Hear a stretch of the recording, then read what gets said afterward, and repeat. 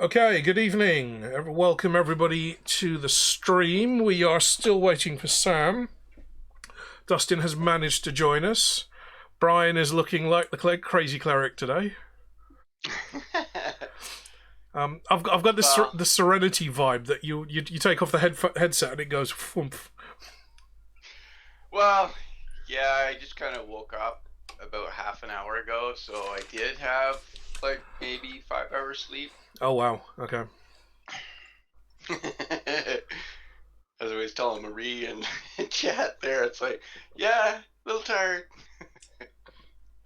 So we are playing without Eric today. He's on week 2 of his vacation. I don't know if he's actually going away. I think he's spending some time doing all the stuff.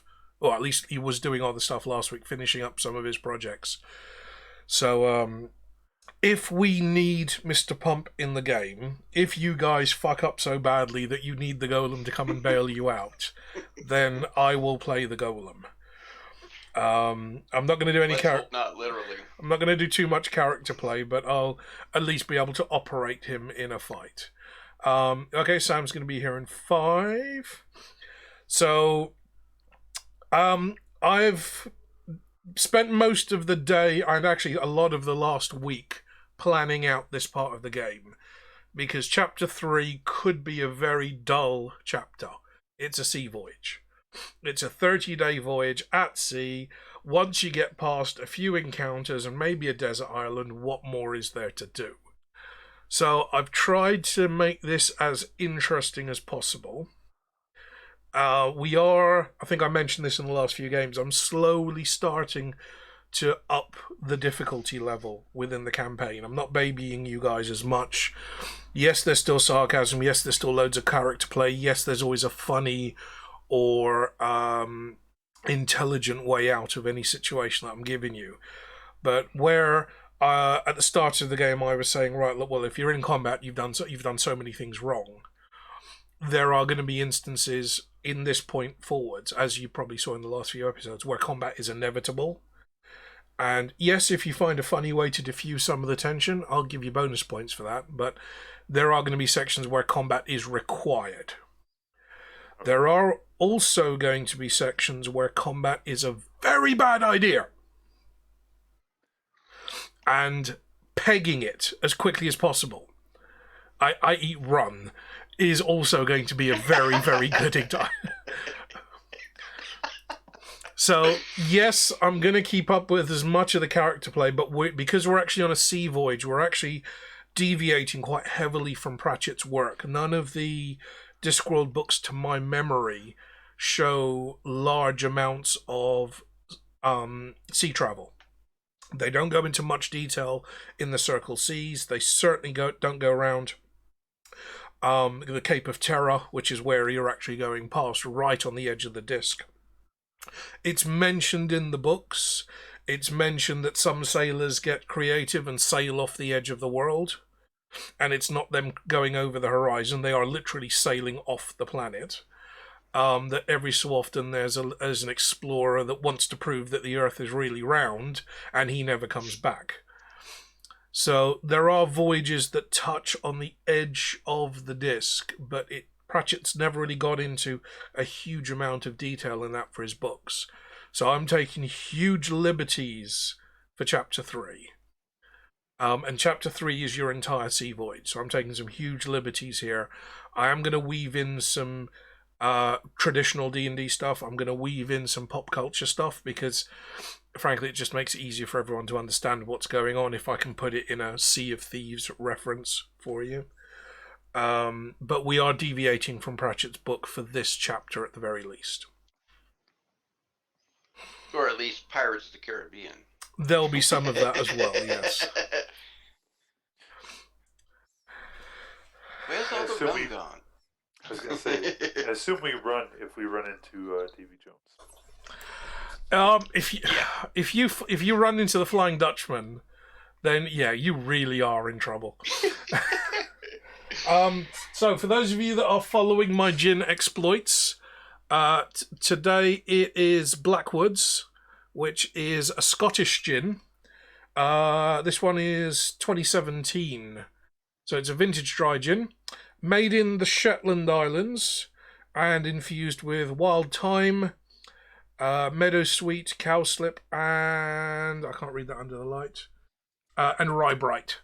So very, very different flavour profile to this tune. Not as sweet and flowery as many London Dries are. This one's got a little bit more bite to it. This is more of a nana gin. Less of a nana gin and more of a manly kind of gin.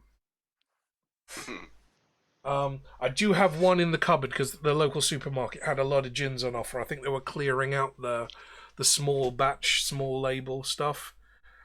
So they were like $20 a bottle, so I bought 3 bottles. hey, I've just been talking about 30 episodes of this game. I need gin.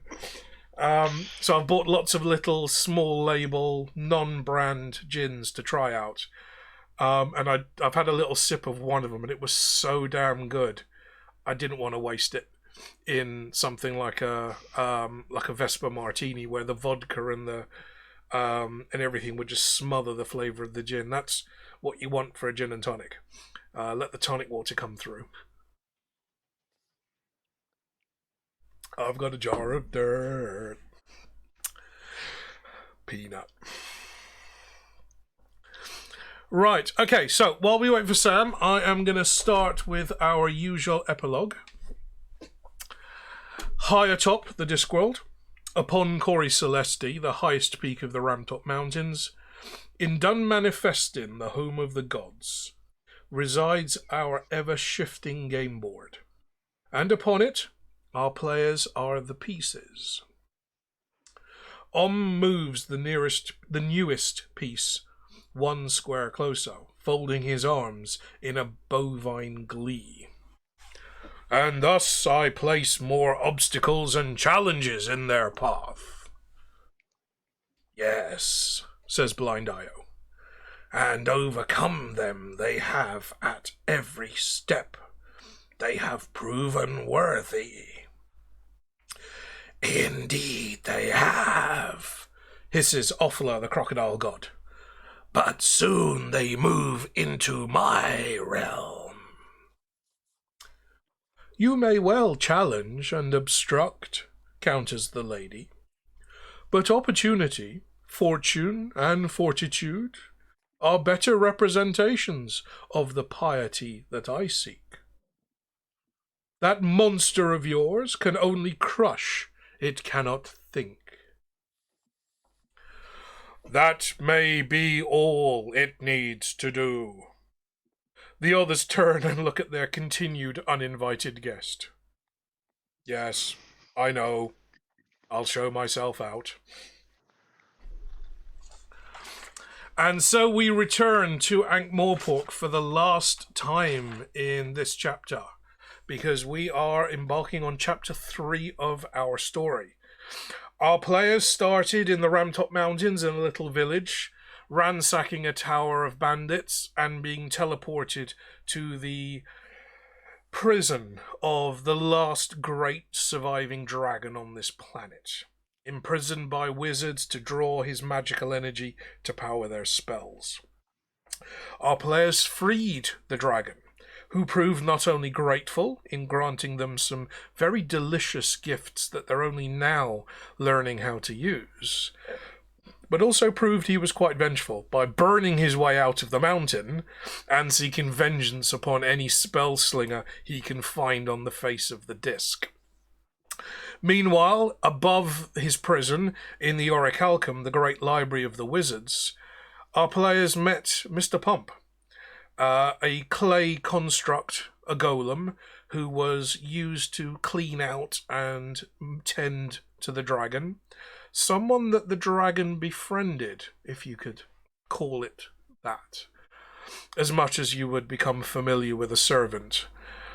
Our players decided to bring Mr. Pump with them, and Mr. Pump has had some epic adventures so far. The journey to Ankh-Morpork by broomstick-powered coach proved brisk. Cabbage power is intensely fossil. No, it's not even a fossil fuel technically. And And Ankh-Morpork, which was chapter 2 of our game, gave our players plenty of opportunity to do some research, to find out more about these dragons, to meet many of the characters and caricatures and culture that you'll find in the largest city on the disc. And just like a cheese that's been left out in the sun for too long, Ankh-Morpork is full of life. Our players have ventured beneath cathedral catacombs. What was initially a menial job turned into something quite spectacular, as they found the last king of Ankh-Morpork and his evil, his evil man-at-arms that became a very powerful lich in order to gain power over the kingdom. They found a couple of interesting artifacts while they were down there in amongst the lich's lair. And as such, they determined that they needed to make a voyage to the Dragonwatch Islands, far out onto the rim of the Discworld, and at least a 30-day journey. In our last episode, our players managed to secure passage on a ship, chartering the ship specifically for this purpose, and Captain Trent has agreed to put the Obtuse Triangle and his crew into harm's way to make this journey. He carries no cargo because he does not expect to be coming back from this. But if he does, this voyage will be legendary, and he will never have to pay for a drink for the rest of his life. His crew were paid in advance to give them the opportunity to enjoy the spoils of this job while they were still alive, send money back home to family, and on the dawn tide, they were to set sail. So when we last left the party, they were living it up quite large in one of the local wharfside taverns. Mr. Pump, our golem, was arm wrestling some of the burlier crewmates who seemed to take a rather large amount of Dutch courage. Our ranger was quietly in the corner, just watching and maintaining an even eye over all the proceedings. Our ranger sees much and knows much, but talks very little. Our cleric, who could not take his liquor, and holding his chainmail armor up in his fingers like a can-can skirt, was dancing on the bar. And our rogue was sitting up on the chandelier with the librarian, shelling peanuts and discovering a couple of interesting things that so far only the ranger is aware of. So, it is the morning after. Dawn is starting to break. You can hear, you've all pretty much passed out where you sat or stood or fell in the tavern. The floor is littered with the bodies of snoring, manly sailors. The smell is considerable. The rogue is still up in the chandeliers, just slumped in between the candles of the chandelier. Just a wizard stuff's got a knob on the end, a knob on the end. There she is. Good evening, Sam. You are still muted. Hi. That's more like it. Hey. Yep. Okay. My internet didn't like me there for a second, but it's cool. I'm back. It is dawn. It is the morning after a very revelous night before. You are all, well, you're mostly all nursing intense hangovers. Apart from the ranger, who didn't drink that much, who's just kind of fallen asleep with his arms folded at the table that he was at. And apart from Mr. Pump, because nobody knows what a golem drinks anyway. I mean, honestly, what would that look like?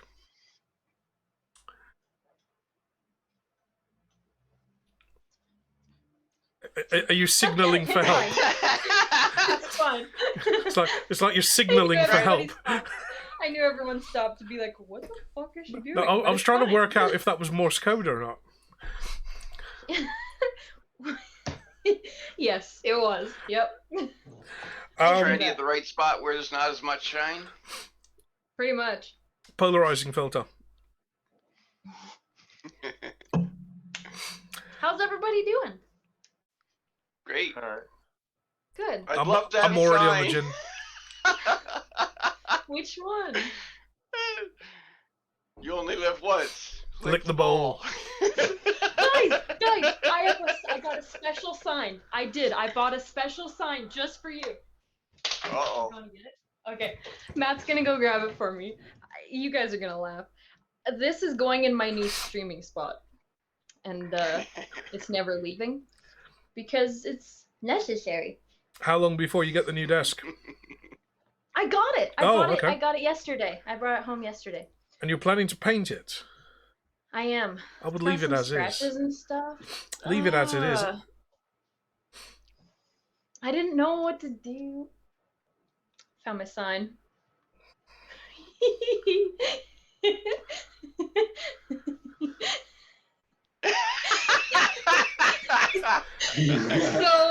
So this is the sign that I'm gonna have up. Next chilling. to the Wi-Fi router. Yeah, next to the Wi-Fi router. You found that in a shop, or you found that at the side of the road? I found it at the dollar store. Because that's what they have at the dollar store in Canada. I'm gonna have to. Yeah, we're gonna have to get some stickers printed. Moose Internet caution. I know. I have to put this somewhere though. Oh, that. See, if only it wasn't my stream, I could have that as an emote. Hey, I can get more emotes actually because of the new follower thing. So I have 5 more slots that I can do. I can make a Moose Internet one. For $2. Oh, that's the point. Brian, can you put the donate link for Sam's up in the chat again? Again, I'm going to embarrass Sam by saying this, guys, but for everybody in my chat that's supporting by either watching or donating bits or subbing, right now we have somebody else in the party that needs that money more, and that's our Silver Streak here. She's still got a very large legal bill to settle. We're trying to come up with as many fundraising ideas as we can. Including I'm planning to auction off a custom piece of jewelry during her 1,000 follower stream. So we're still trying to work out the mechanics of how that's going to work. But if you do want to donate, chuck her a $5, chuck her a $10. If every one of her followers just donated $10, that would smash the entire bill overnight. So every little bit that you can spare, save your bitties, do a donate, because that way she gets 100% of that donation. Twitch is not taking a cut of that. Personally, I've cancelled all my other subscriptions to all other broadcasters for the time being, and all that money's getting funneled elsewhere because some people need it more than others. So if you're considering donating to my stream, by all means do so. Anything that gets donated to my stream is going to her as well.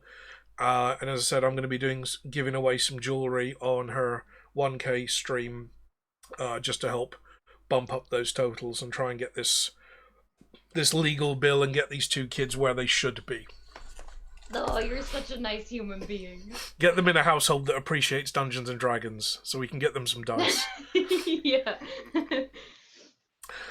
Okay, it is the morning after. You're all kind of groggily waking up.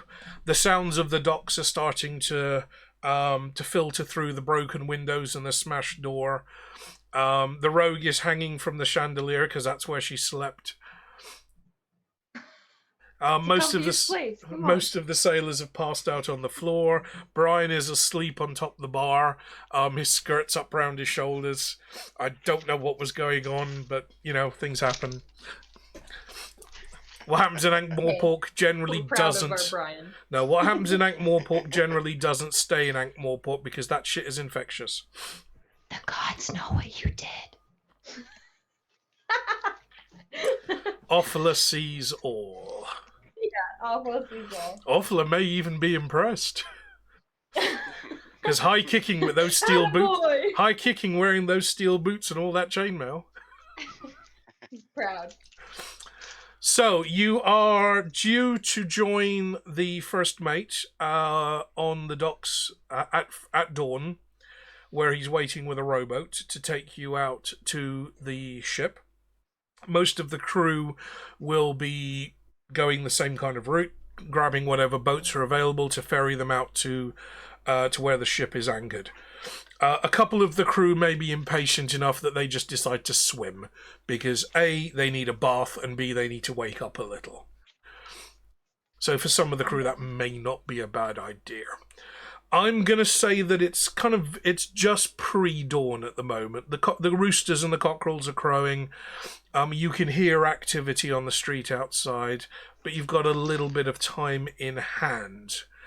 I'm going to give you 30 minutes that you can do with as you will, to prepare yourselves, to get some last-minute shopping in the duty-free, maybe even to grab yourself some breakfast. Although the more you eat, the more you're likely to bring back up later once you're on the boat. So do bear that one in mind. I don't believe any of you have particularly... It may be good to have actually something in your stomach to bring up. I really hate the dry heaves. Oh, I know. We know who's going to be swabbing the decks later.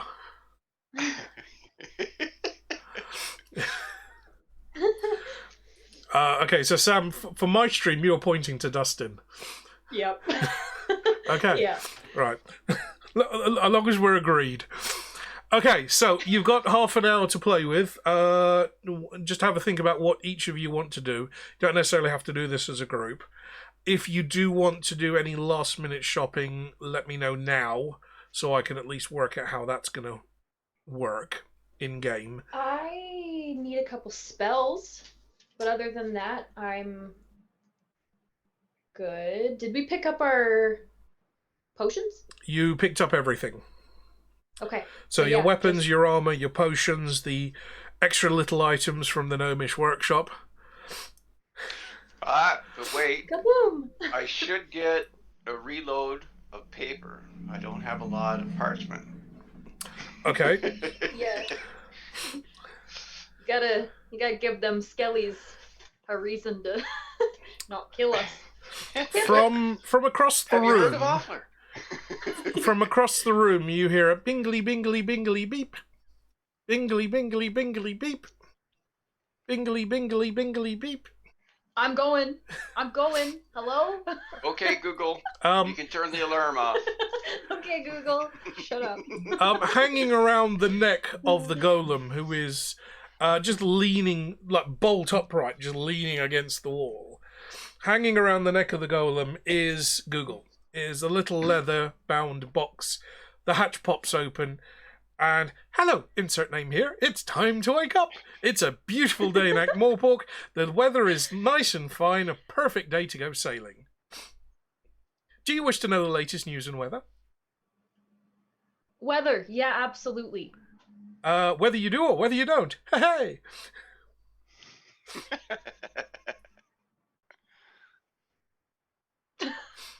Jeebus. Okay, let's go get break. Okay, so you can't see any trace of any of the staff in the tavern.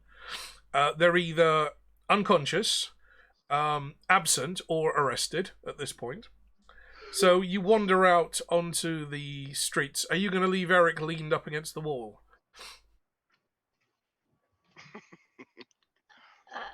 No.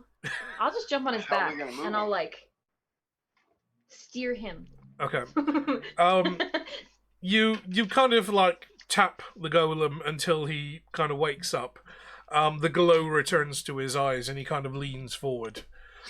And you proceed out of the bar. You can see that the first mate is still slumped at one of the barrel-shaped tables outside the tavern, so you're definitely not going to be late. Not yet. And you proceed down the wharf and follow the smells of food. It doesn't that take... I'm good at. I'll lead the way. It doesn't take you long to find just a small corner next to the wharf with various food vendors setting up their wares on little stalls. You've got little gas burners with what look like Oriental-style woks, and they're cooking up various lovely-smelling foods.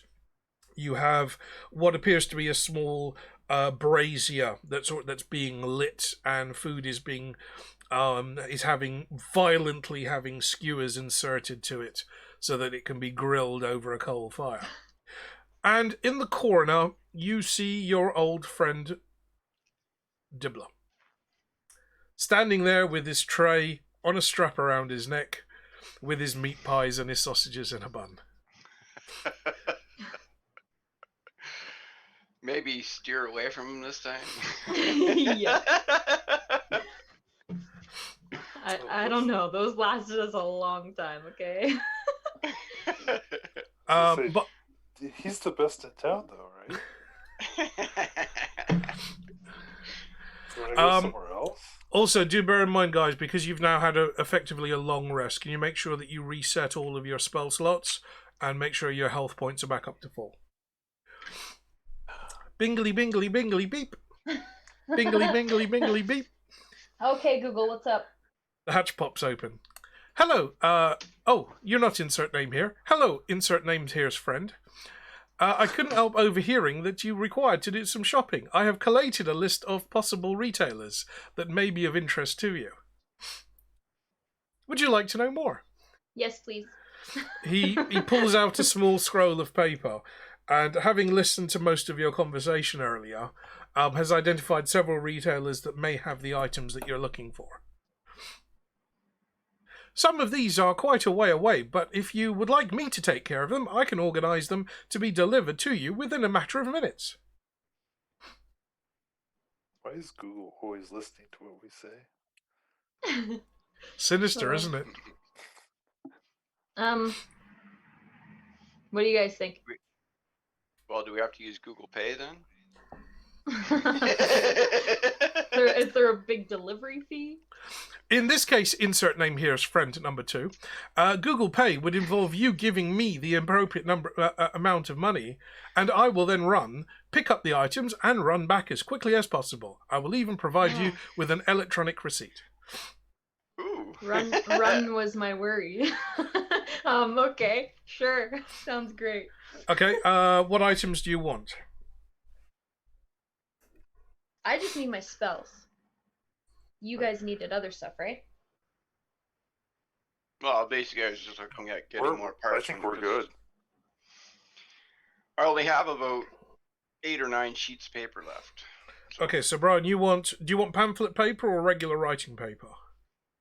Pamphlet paper. Okay, so how many sheets do you want? Probably go with 50. Okay, let's call that 2 silver. Okay. Paper's not particularly expensive. Can someone teach Google data protection principles? Yeah, Marie, I don't think the EU has established DMCA protocols in the Discworld this far back. Although, to be fair, you could torture the imp to basically reveal all his cookies, couldn't you? That would be terrible. Sam, what spells are you after?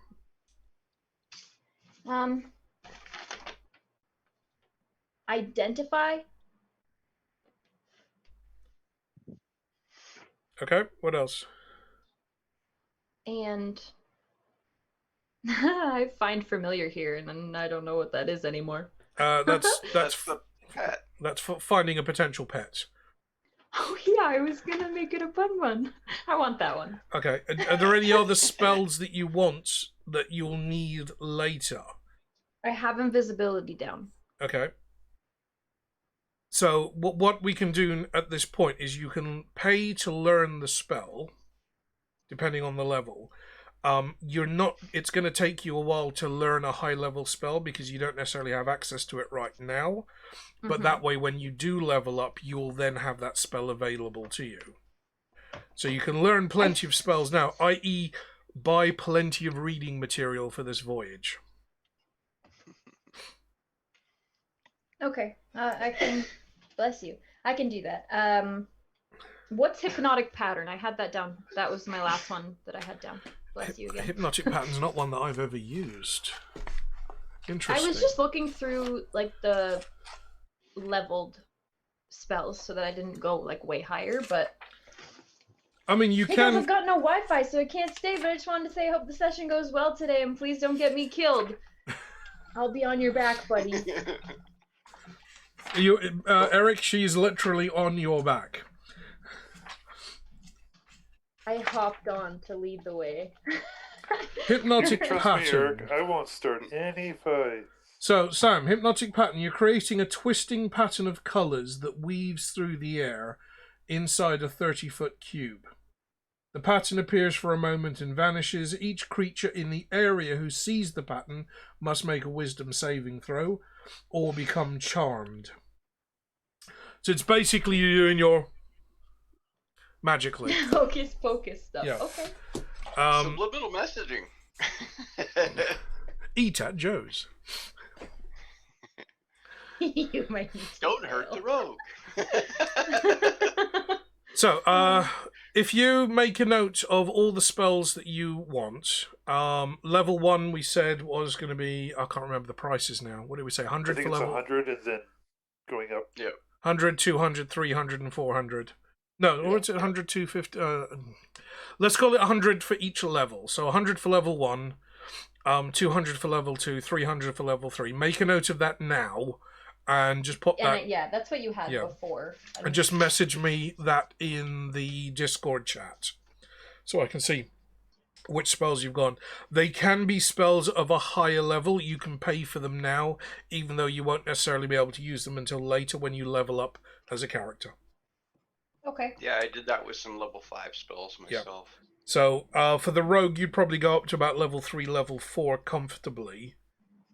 Anything beyond that may not be worth it at this point in time. And I don't think they were. I think they were low-level spells because I was researching them specifically. Yeah. Now, with cantrips, for example, you can learn as many cantrips as you want. You can only have so many cantrips prepared each day. So you could actually pay, if you've got enough gold, you could go away and pay to learn every single cantrip that exists. And then each morning... Zero. They cost 0. No, there will be a cost for cantrips. There won't be a cost to use them, but there will be a cost to learn them. You've got to pay somebody to teach you them. Mm-hmm. So you can learn... So, go on. Sorry, I was just trying to get away with the leveling. Since level 1 is 100, that's level 0. Yeah, so cantrips I'll charge you 50 gold for. Yeah. So you can learn pretty much every cantrip in the book if you can afford it. And then at the beginning of every day or after each long rest, on your character sheet, you choose, let's say, 4 cantrips that you're going to have prepared for that day. And you can swap those out every morning or after every long rest. So the more you can learn while you have access to the knowledge, the better. Because once you're at sea, you're not going to have a wizard handy to teach you new spells when you level up. So pay for them now. Okay. You'll get them on a scroll, and you're just going to keep practicing and memorizing the scroll, and eventually you'll get the hang of it. As in, like, it's Leviosa, not Leviosa. And eventually you'll get the hang of it, and you'll be able to use that once you level up. So, if you ping me a message in Discord with the spells that you want, work out how much that's going to cost, and then we can send Google off to wake up the wizard. And pick those up, as well as any other items that you want last minute. Okay. Brian, do you want any other items, any other potions or such that you didn't get last time? Potion? Well, I'm not sure, like, really what potions that I would use. Like, basically, I have access to the healing potions from the pouch. Yep. And there should be antidotes in there as well, like clear water for poison. Should. Like that. You didn't spend too much time investigating, so only should. What you do know is as long as you leave the bottle in that magic bathroom of yours, the bottle will refill itself. Yeah. So as long as you drink your potion and put the empty bottle back into your pouch, it will find its way back to the shelf and refill. But until you actually drink them all and test them out, You're not necessarily going to know what they're all going to do, because some of them, remember, weren't labelled. And some of them were in very oddly shaped bottles, or if you remember, there was one that was in almost a heart-shaped bottle that was pink and slightly sparkly and iridescent inside. So who knows what that might do? That could be fun. It's a happy potion. Dustin, was there anything you wanted to pick up that we didn't cover last week? No, I think I'm all set. Okay. So you hand your shopping list to the little imp. Okay, insert name here's friends. I will be back shortly. We have a list of available retailers within the immediate vicinity, and I should be able to deliver these to you within the next few moments. There is a literal streak of blue-green light as the imp tears off at near light speed through the city of Ankh-Morpork. Yes, Eric, you have a good rest of your vacation. We will try not to kill your character unnecessarily.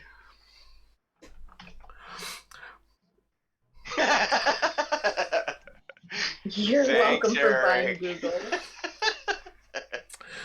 In one of the later... Yes, insert's name here. In one, Yeah. in one of the later guards books, I think it's Men at Arms, Mr. Commander Vimes has the gooseberry, which is like a blackberry. It was the 90s, of course. And that little thing came in very, very handy. So if you haven't read that book, it might be worth reading that book just to see what the gooseberry can do.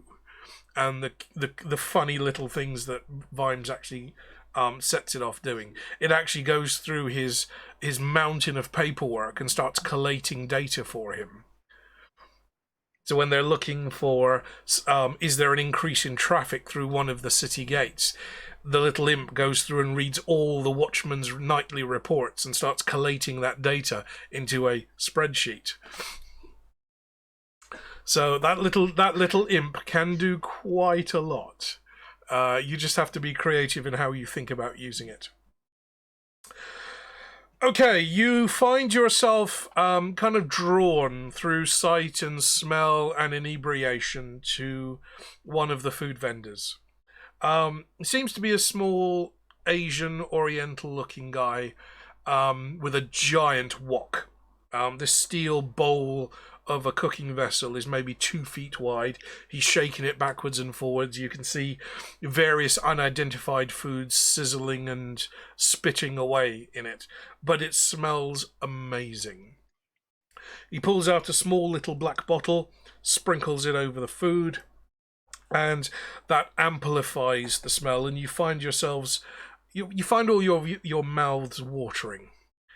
Even the golem is looking at this longingly. Although whether he wants to eat the steel pan or not, we don't know.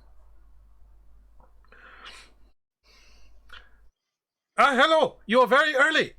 Food not ready yet. 2 minutes. All right, we await.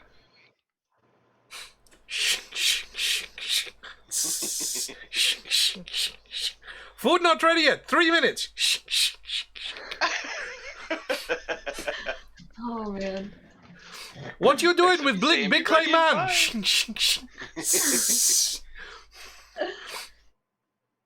He look like walking statue. He's our good buddy. What does he eat? I don't think I have it. We gotta ask him what he wants. I don't think I don't know what he eats wants. anything. He eats rocks. Now, if Chew on this. he was a rock troll, trolls in D&D are the actual creatures made out of rock, usually igneous rock. But if he was a troll, then yes, he would actually eat rocks. Troll beer, for example, is a mix of molten metals and lava with various sulfurs and salts sprinkled upon it. One of the most popular is called Big Hammer, because that's what it feels like you've been hit by the next morning. Golems, however, because of their makeup and that they're effectively a magical construct, have never been seen to be eating. But Mr. Pump is no longer your typical golem. Mr. Pump not only has the ability of free will, which you gave him, but he has developed intelligent thought, and he's also developed a certain amount of emotion over the last few episodes, as some of his actions have had consequences. Just a couple. Shink, shink, shink, shink, shink. Do you have Bun Bun? Bun Bun? No. We have chicken. We have thing that looks like chicken. We have thing that looks like pork. No Bun Bun. Too hard to catch. Not enough meat. That's probably a good thing. I think you would have traumatized him heavily. The little Asian man turns around, grabs a handful of something, throws it up into the air like a juggler, and catches it in the wok. Picks up 2 bottles of spices, 2 bottles of sauces, and lifts the pan off the massive gas burner. Hey, pick up plate. Come on, pick up plate. Okay. Yeah, here. I'm going first. It looks fantastic. There's a stack of wooden plates on the bar in front of him, and as you line up next to a plate, he just tips the wok over and serves out 4 portions. It looks like noodles with some vegetables, with maybe some unidentifiable proteins. There looks like there may be something egg related. In fact, it looks like probably one of the best stir fries you've ever seen, because none of you have ever seen a stir fry before.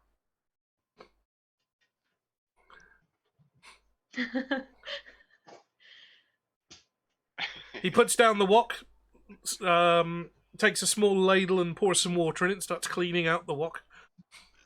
Right, you want chopsticks or you want fuck? How about fuck? Chopsticks. There's a small little, like a wooden jar with chopsticks in it. If you want fuck, you go Madam Butterfly. She round the corner. She great seamstress. He's just cleaning out the wok while he's doing. You, as a group, you kind of grab your plates, you sit down on one of the nearby benches, and you begin to eat. The food is wholesome. It's very filling. It's filled with flavors that you've never tasted before, any of you. Flavors of the East, flavors of the Withershins, flavors of the Turnwise, flavors of the Hub, and flavors of the Rim. And this gives you a little taste of what you may expect on your long voyage. Because the one thing you can guarantee on is that as a crew that's sailing the Circle Seas, they've been to every port, they've tasted everything they can. Is Sam's internet connection playing up? Yeah, a little bit. They've tasted everything that the Circle Seas has to offer, all different kinds of cuisines, from Klatch through to Thebes, all the way down to 4X. And you can guarantee that whatever cook they have aboard that ship, he's going to be very good at what he does. So with your meal, being it an extensive meal even for breakfast, the grease is just soaking up what's left of the hangover, coating the inside of your stomach beautifully. Can you all gain 1 inspiration point? I thought you were going to say pound. Ooh, I'm at 2. Oh, shit. So I got 2 instances of, oh crap, that I can recover. I need to refill my potion. So, yeah, for those of you that didn't catch this early, our gin of choice today, my potion maker's choice, is Blackwood's gin. This is from the Shetland Islands in Scotland, made from local herbs. Not your sweet, flowery Nana gin that you may be familiar with. This one's got a bit more bite to it, a little bit more savoury. How do you add an inspiration point? On your character sheet, you should have a box for it. Right at the top. Just beside your stats. So just above, Inspiration! just above It's proficiency. empty. Now, what inspiration gives you the ability to do is, if you want to use it, you have to tell me before you roll your dice. So if you roll your dice and you say, right, well, I'm going to use my inspiration point, that gives you the ability to re-roll a dice. So if you're doing a skill check, and you don't think you're going to pass that skill check, you tell me, well, I'll allow you to roll your dice first. If it's a particularly bad roll, you can say, right, I'm going to use my inspiration point, and you can re-roll that dice. But you have to tell me that you're using your inspiration point before the final outcome of the dice is decided. Now, there's a lot of discussion about what that actually means. If you roll the dice and you see a 10, that's not the final outcome of the dice. You still got to add on all your bonuses, like your +2s and your +5s and all that. So if the dice is rolled and it's stopped, I'll allow you to re-roll it. If you've rolled your dice and you've got a 12 and you really needed a 16, but you've already told me you've got a 12, then that's too late to use that inspiration. But inspiration allows you to re-roll a dice. That could be a combat roll, that could be one of your skill saves, that could be a damage dice if you're rolling dice for damage. You can use your inspiration at any point, but you need to let me know before the final outcome of the dice is determined. Now that works better on the table in person, where everybody else can add up what's on your dice before you can. In game, there's not really many ways I can enforce it, but try and let me know ahead of time that you want to use your inspiration if you're going to use it. They don't get handed out very often. It's not a game thing, it's a DM reward, so to speak. So if you have them, they're very powerful things to use. They don't always work in your favor. So if you re-roll and it comes out lower, that's the one that you're stuck with now, even if it's a lower value. But that's what inspiration gives you the ability to do. It allows you to re-roll a dice under whatever circumstances you choose. Blind Eye, this is why we need a bard in the game. That's why we need a bard, to sing an inspiring song so all of our characters go into battle or go into the toilet with at least a +1 inspiration. Hey, after the food you guys have been eating the last couple of days, I mean, any amount of fiber is going to help. So you've got Blind Eye in the background singing, a little less conversation, a little more action, please. Okay. All this low-fiber food ain't satisfactioning me. Right, you make your way back to towards the docks and the tavern that you were drinking in, or that you were at least found in. And as you were approaching the tavern, you see that blue-green streak come whizzing through the streets of the city and pops back into the box. The hatch pops open again. Hello, insert name here's friends. I have the items that you were looking for. He proceeds to hand out the items. Good. He also hands over a receipt. I'll take that. Yay! So Sam, you are going in for 700. Yes. There wasn't any other items that you were looking for, was it? No potions or anything else? It's just those spells. So No, mark. Yeah, I already mark. grabbed my potions and everything. Yeah. So mark those spells onto your slots at those levels. You don't necessarily have access to them yet, but mark them onto your sheet. The imp presents you the bill, and he presents you with a receipt, and he presents you with change. Ooh, fancy Google. This didn't cost you 700. This cost you 6. Hello, insert's name here's friend number 1. Because I am Google, I was able to secure you a discount through bulk purchasing and other items. There was a redeemable discount voucher, and the wizard was only too happy to accept this once I spent 15 minutes trying to wake him up. Oh, You okay. use the discount code? I'll take it. I'll take it. Wow. The hatch on the little Google box closes and the imp disappears. After a few moments, you hear snoring. I wanted to pet him on the head. Well, we gotta take him with us. He's chained around the neck of the golem. I don't think you've got any choice. Steal it. So, as you're approaching the wharf side, you can see you've got the cobblestone streets that lead right up to the harbour wall. You can see the wooden jetties stretching out into the harbour for the smaller ships. And way, way out in the bay, you can see the obtuse triangle moored up. You can see already there is activity aboard the deck. And now that you're seeing the ship in the daylight, you notice something a little bit different about this boat. Can you all roll perception checks for me, please?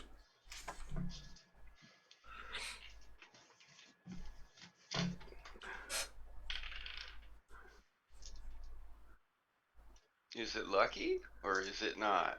I'm not sure. Oh. Okay. I got a 15. I got a 15 as well.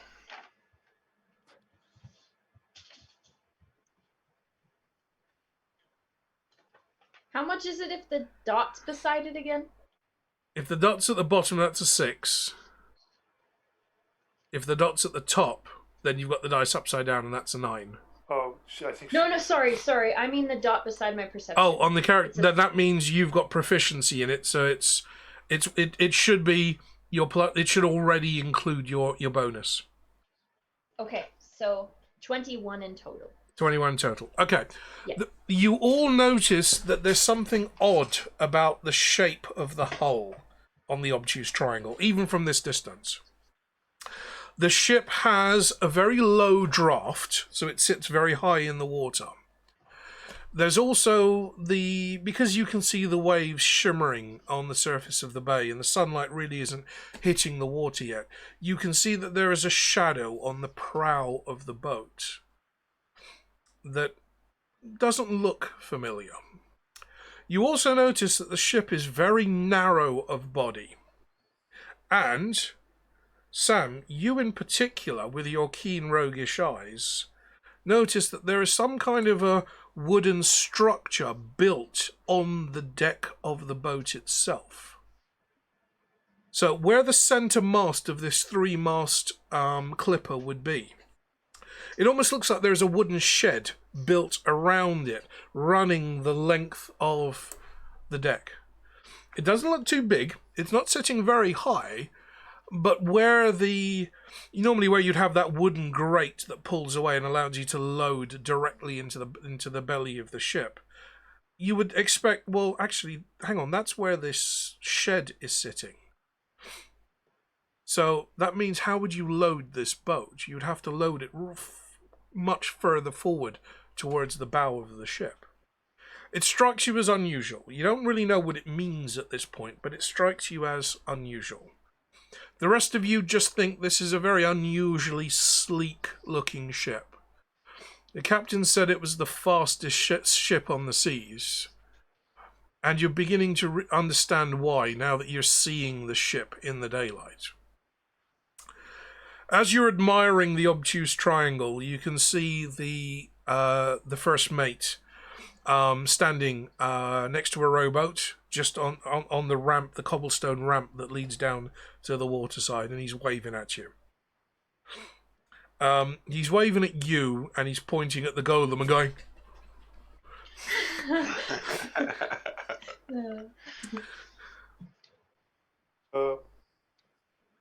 I assume the golem is going to have to walk and climb up. You wander up to the first mate, and he basically says that there's no rowboat on this disc that's going to take the weight of that rocky monstrosity. The golem is going to have to walk out, unless they have the boat towed into the harbour, and they use the loading cranes to load the golem into the hold. The golem's going to have to walk out and climb up the anchor chain. Okay, I think we can have him walk. But one of us should probably take Google first. I volunteer as tribute. Hey, you didn't say one. You said one of us should take Google, not I'm taking Google. So I Mr. Pump volunteer. lifts the gnomish chain that has turned the little Google box into, frankly, a medallion of some sort, and lays it round the neck and shoulders of the rogue. Sam, you feel the weight push of this chain almost pushing you down into the rocks. This was not a thin jewellery chain. This is the kind of chain you basically use to chain horses up to stop them escaping. Cool. It's all the gnomes had at the time, and Mr. Pump really wasn't bothered. It looks gangster.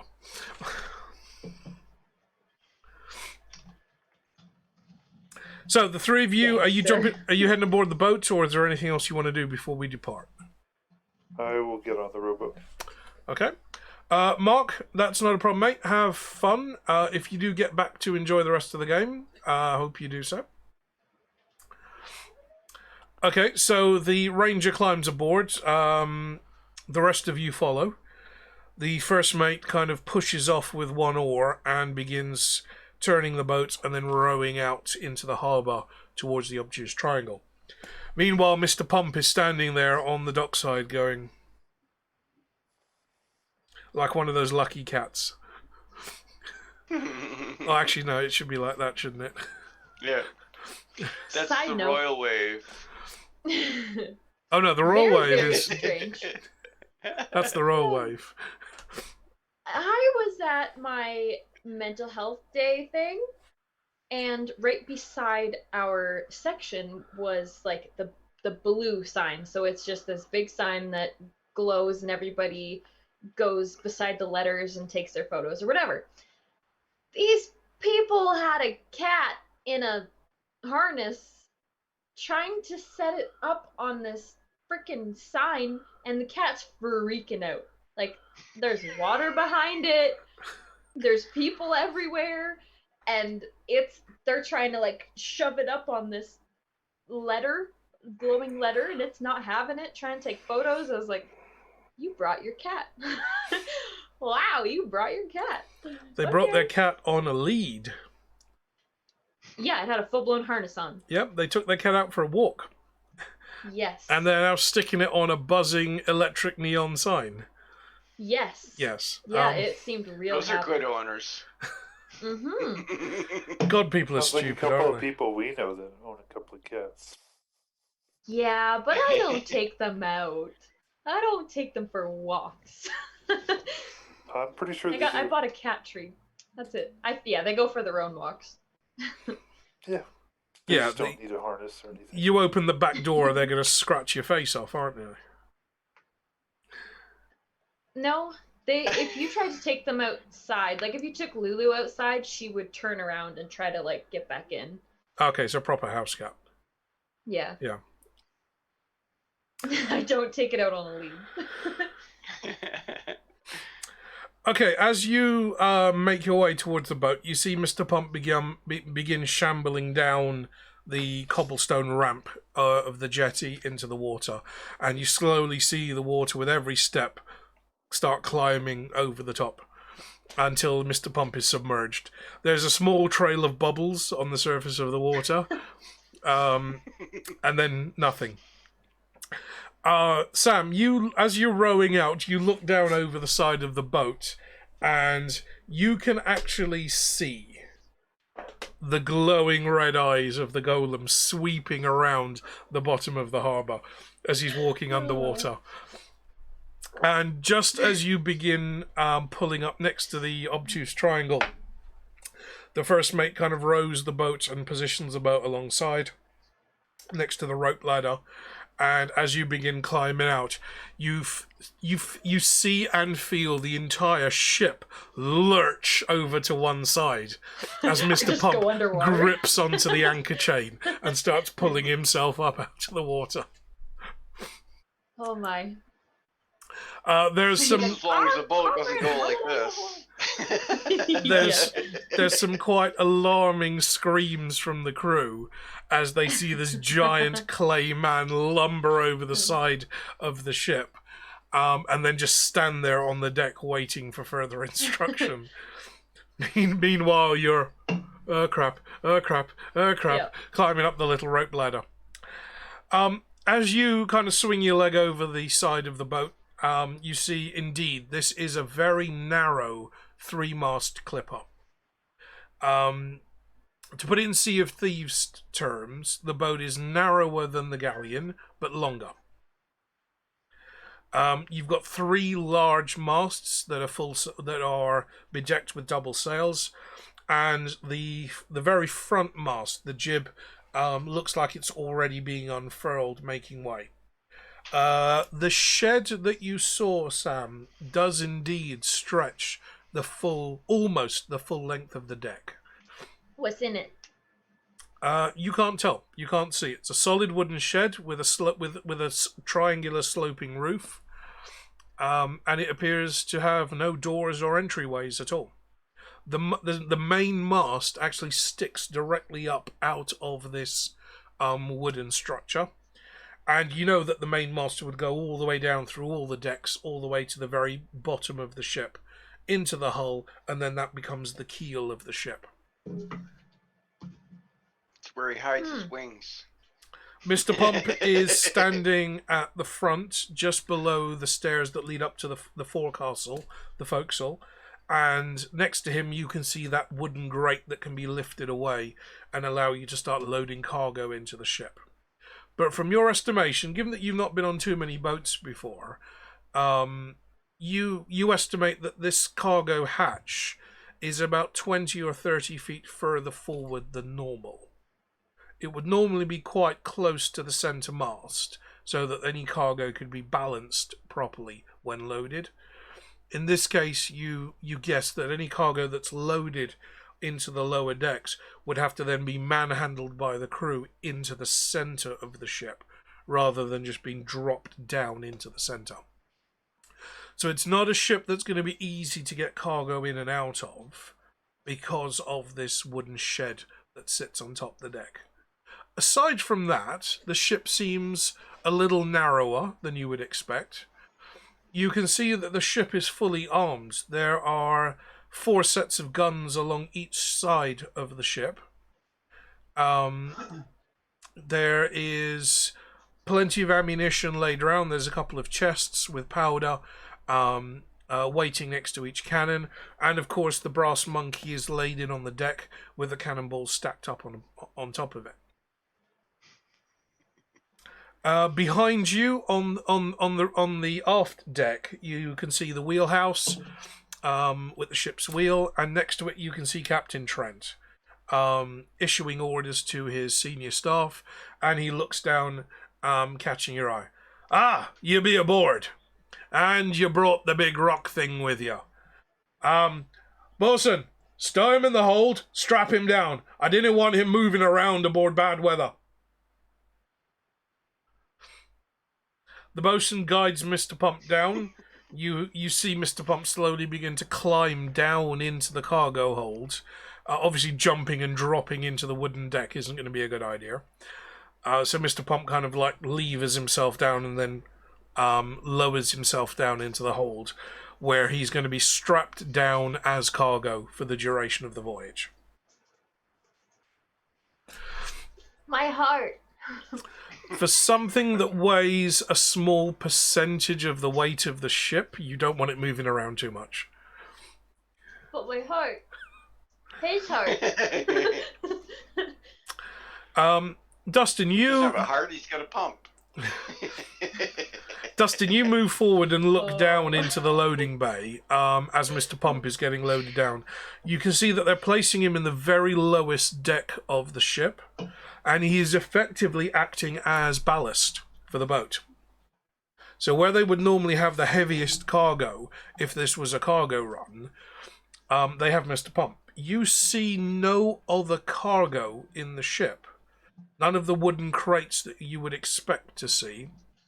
Instead, you just see empty decks and barrels with provisions. I guess you'll see that later. I know. I hope so. After the bosun has finished securing the cargo, he pops his head over the hatch. He says, "Are you coming or what?" Uh-huh. You kind of make your way over. Dustin, you're already there. You see that there's a narrow set of stairs leading down to the lower deck, just in front of the forecastle. And the first mate shows you to the guest cabins. These would actually be the mates' quarters. So you're going to be bunking together. There are actually 4 hammocks set up in this small room. It's not a particularly big room, maybe 10 feet by 15 feet, right at the back of the ship. So you're actually underneath the captain's stateroom. So you're right at the rear of the ship, on the first deck, right at the back of the ship, directly underneath the captain. The quarters are pretty sparse, as you would expect on board a working ship, but there are beds laid up, or they're basically racks, bunks that are held up against each wall. There's a small table. You can see that there is a small closet in the corner, probably for the head, and there's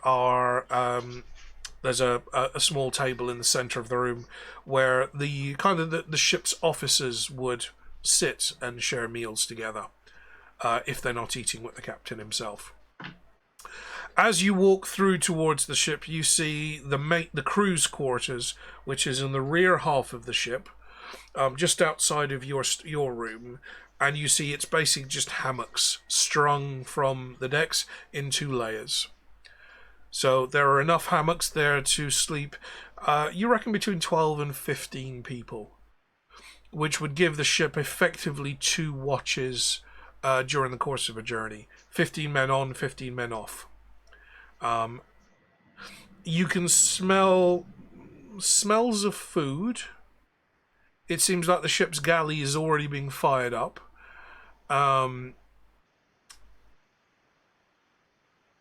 There's plenty of food barrels strapped against the side of the hull, strapped down with cargo netting, but as the ranger noticed earlier, there are no wooden crates that you would expect traditional cargo to be carried in.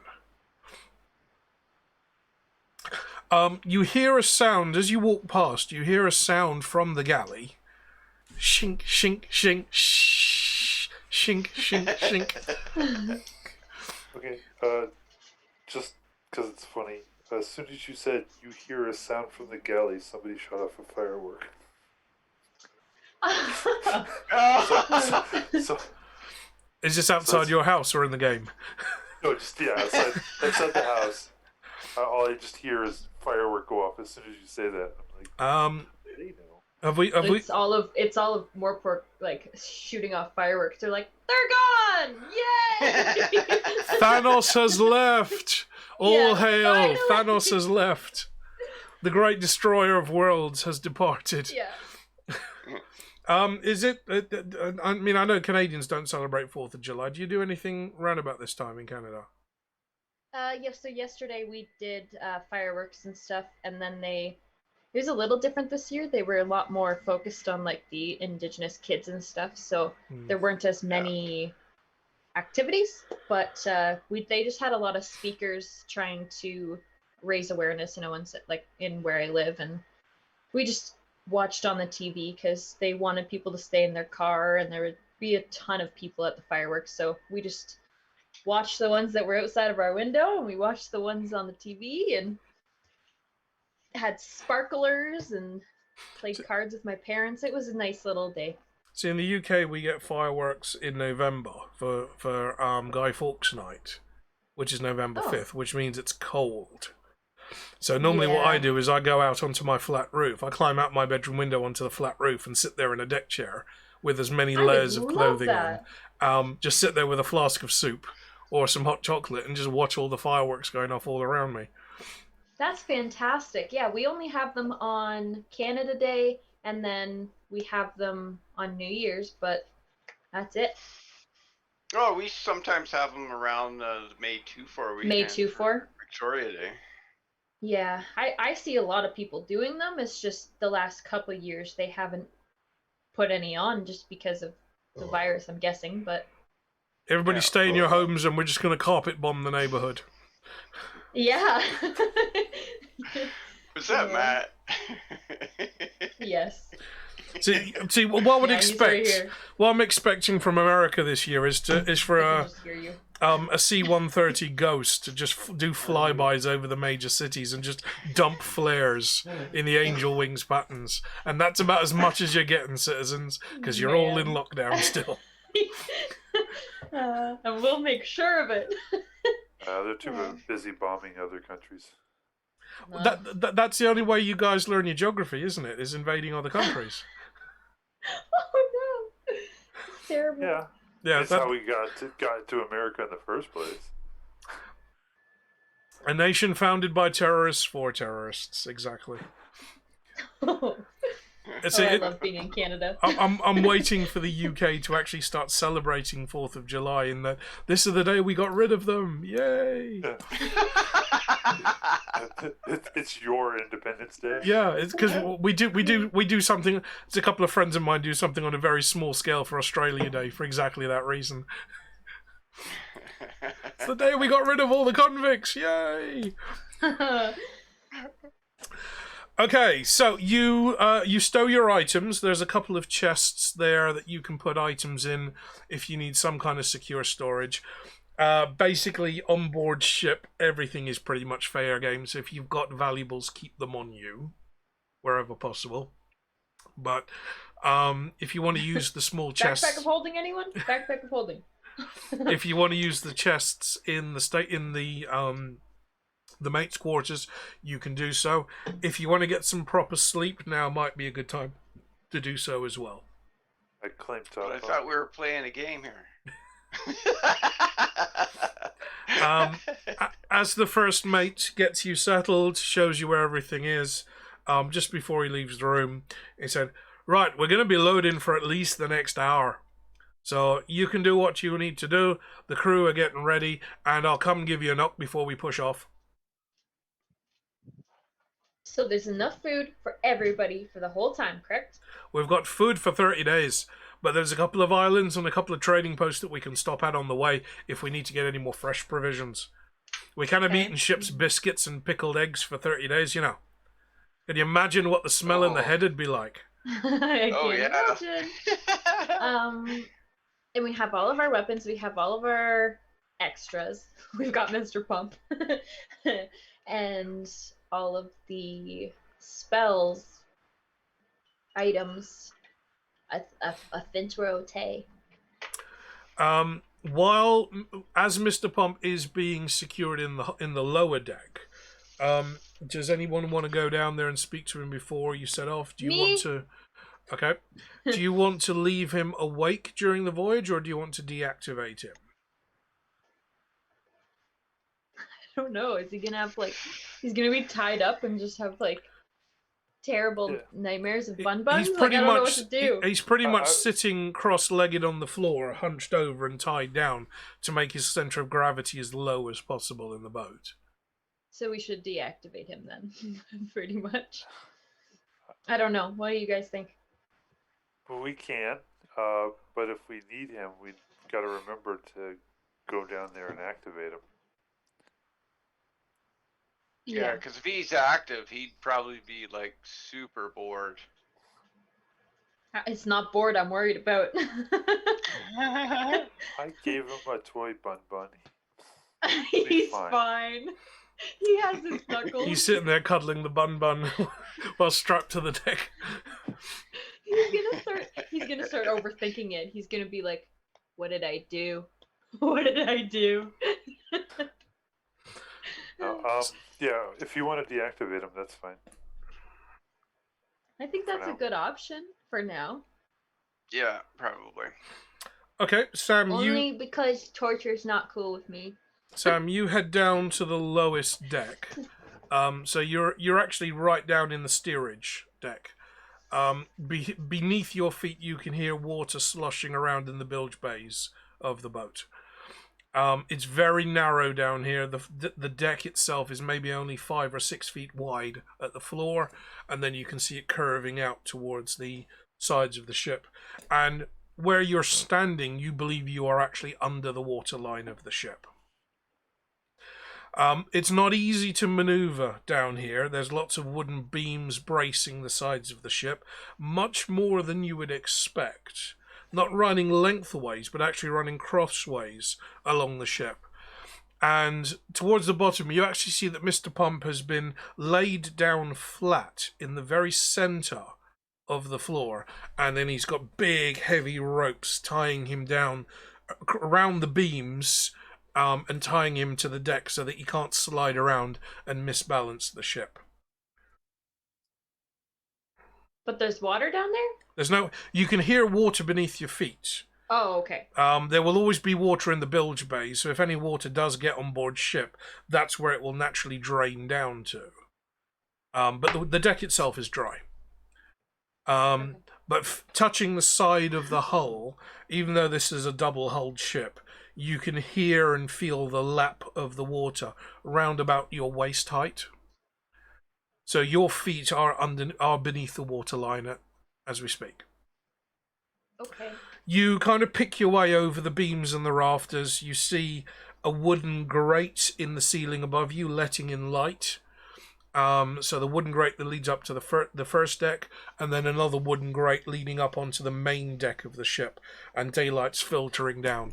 So Mr. Pump is kind of strapped down under this cross-hatched beam of morning sun.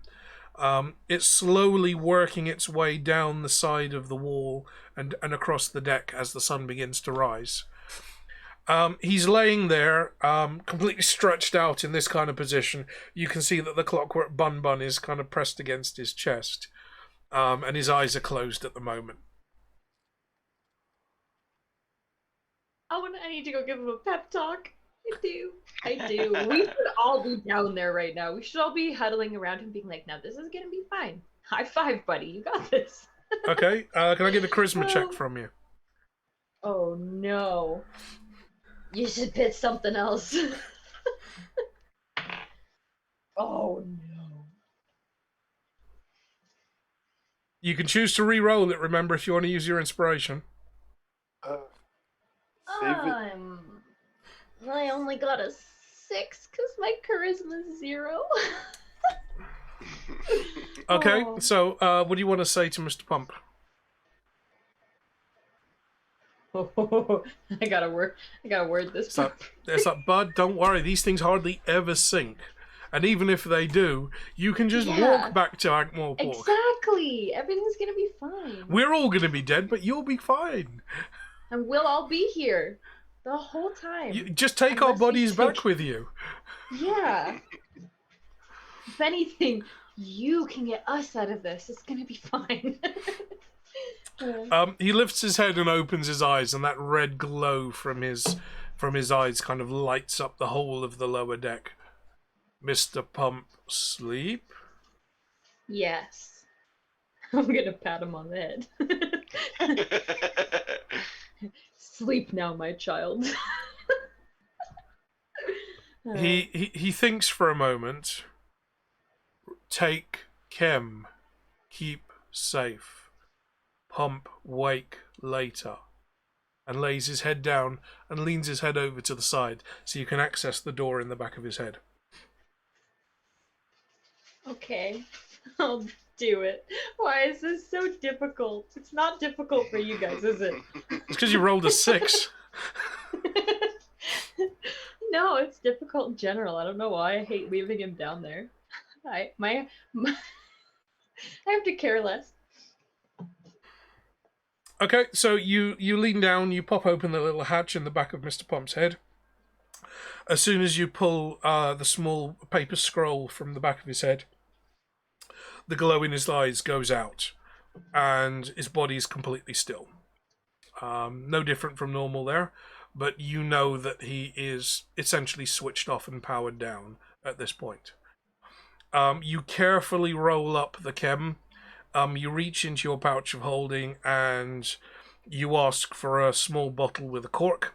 One zips to your hand and you roll up the chem and insert it into the bottle, corking it to make sure that it remains watertight no matter what happens, and you restow it in your bag of holding.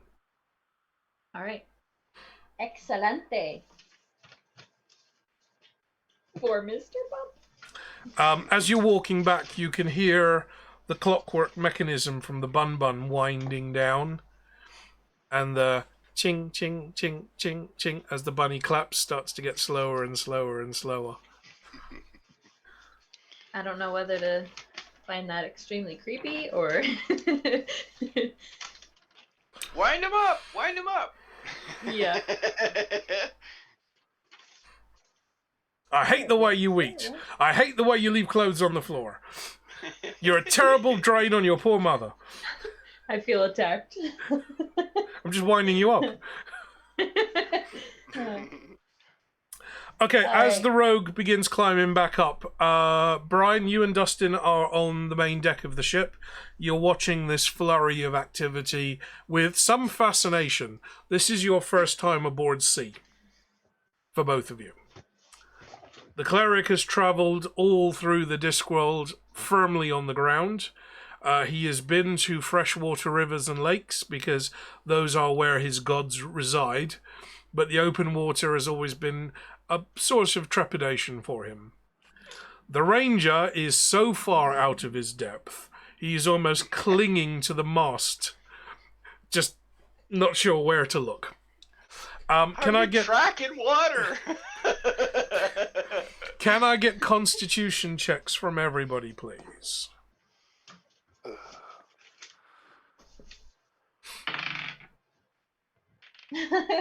Oh no. I'm just gonna switch dice now, okay?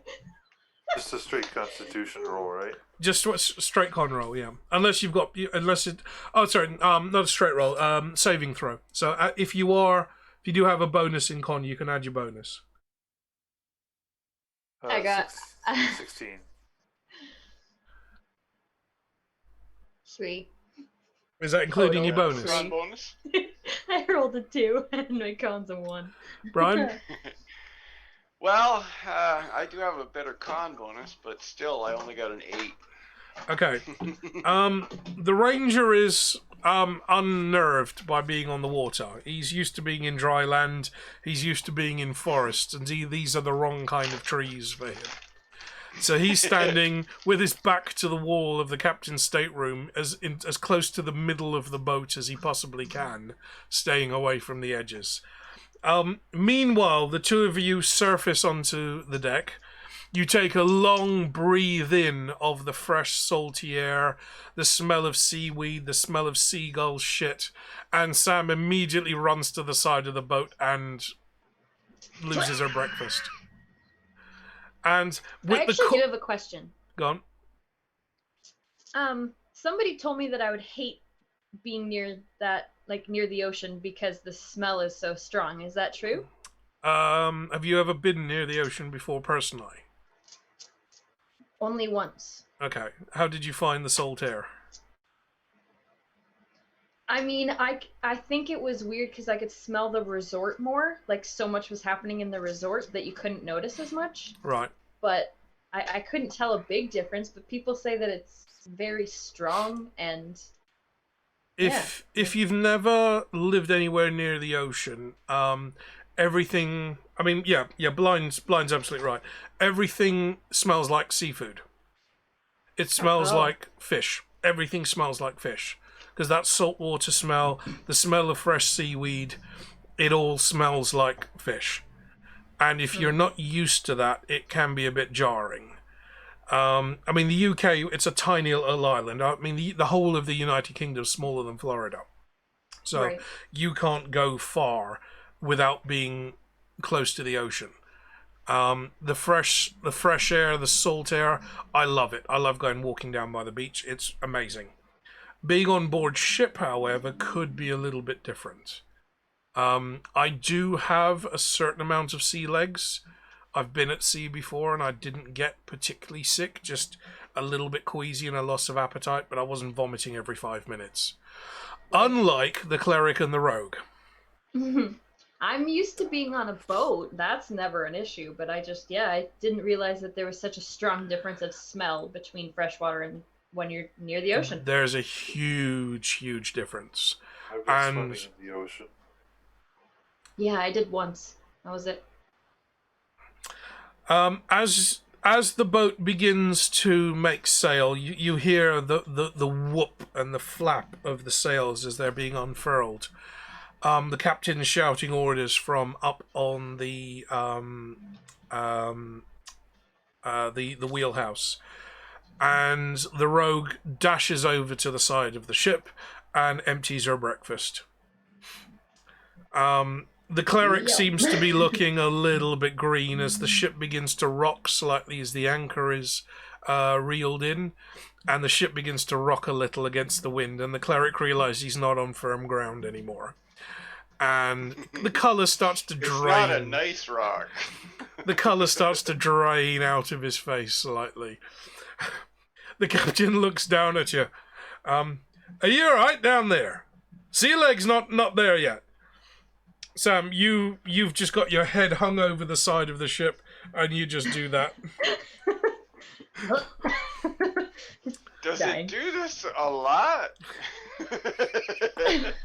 You get used to it after a while, you know. Could take a couple of days, could take a couple of weeks.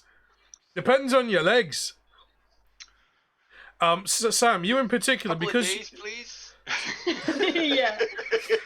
Sam, because you are an elf, you are forest folk. You generally don't go anywhere near the water. You're not afraid of it, but you just generally don't go near to open water. You live up in trees. There are not many branches for you to jump between here, and not many soft bushes to land in if you miss a footfall. So this is going to be particularly hard on the rogue, especially if she's only got a +1. So you feel a sudden lurch as the ship suddenly jerks forward once the anchor clears the bottom of the harbour floor.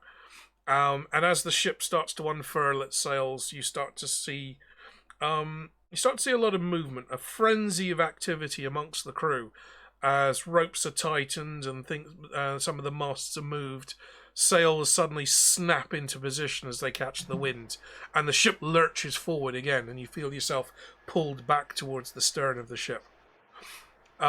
You spare a gentle thought for Mr. Pump, and you're glad that he's well strapped down in the hold of the ship, and that what cleaning up after a golem's vomit can't be particularly pleasant, whatever that might look like. I was just going to say, I don't know if it would look the same. It takes about 5 minutes for the ship to circle out of the harbour. It's got to kind of pick its way through some of the other sailing traffic. But you notice again that this boat is much faster than it appears. The way it catches the wind, the way it rides in the water is very different from any other sailing ship that you see around you. Most of them have the big bulbous hulls that sit really low in the water, either from carrying heavy cargo or from carrying heavy armaments. This ship seems to almost skim across the surface. And as you leave, you see the sun rising fully over the edge of the disc, lighting up the sea in front of you. With just shimmering, just on the tips of every wave, you see gold shimmering back you as you look out towards the edge of the disc, and you set sail upon the circle seas. Yay! Are you man the I'm so harpoon? excited. Yes, yes. And with that, we are going to take us a short break because we're about an hour and a half in. I'm going to refresh my drink because I need more gin. And we'll be back. Everyone in chat, we shall be back in about 10 minutes.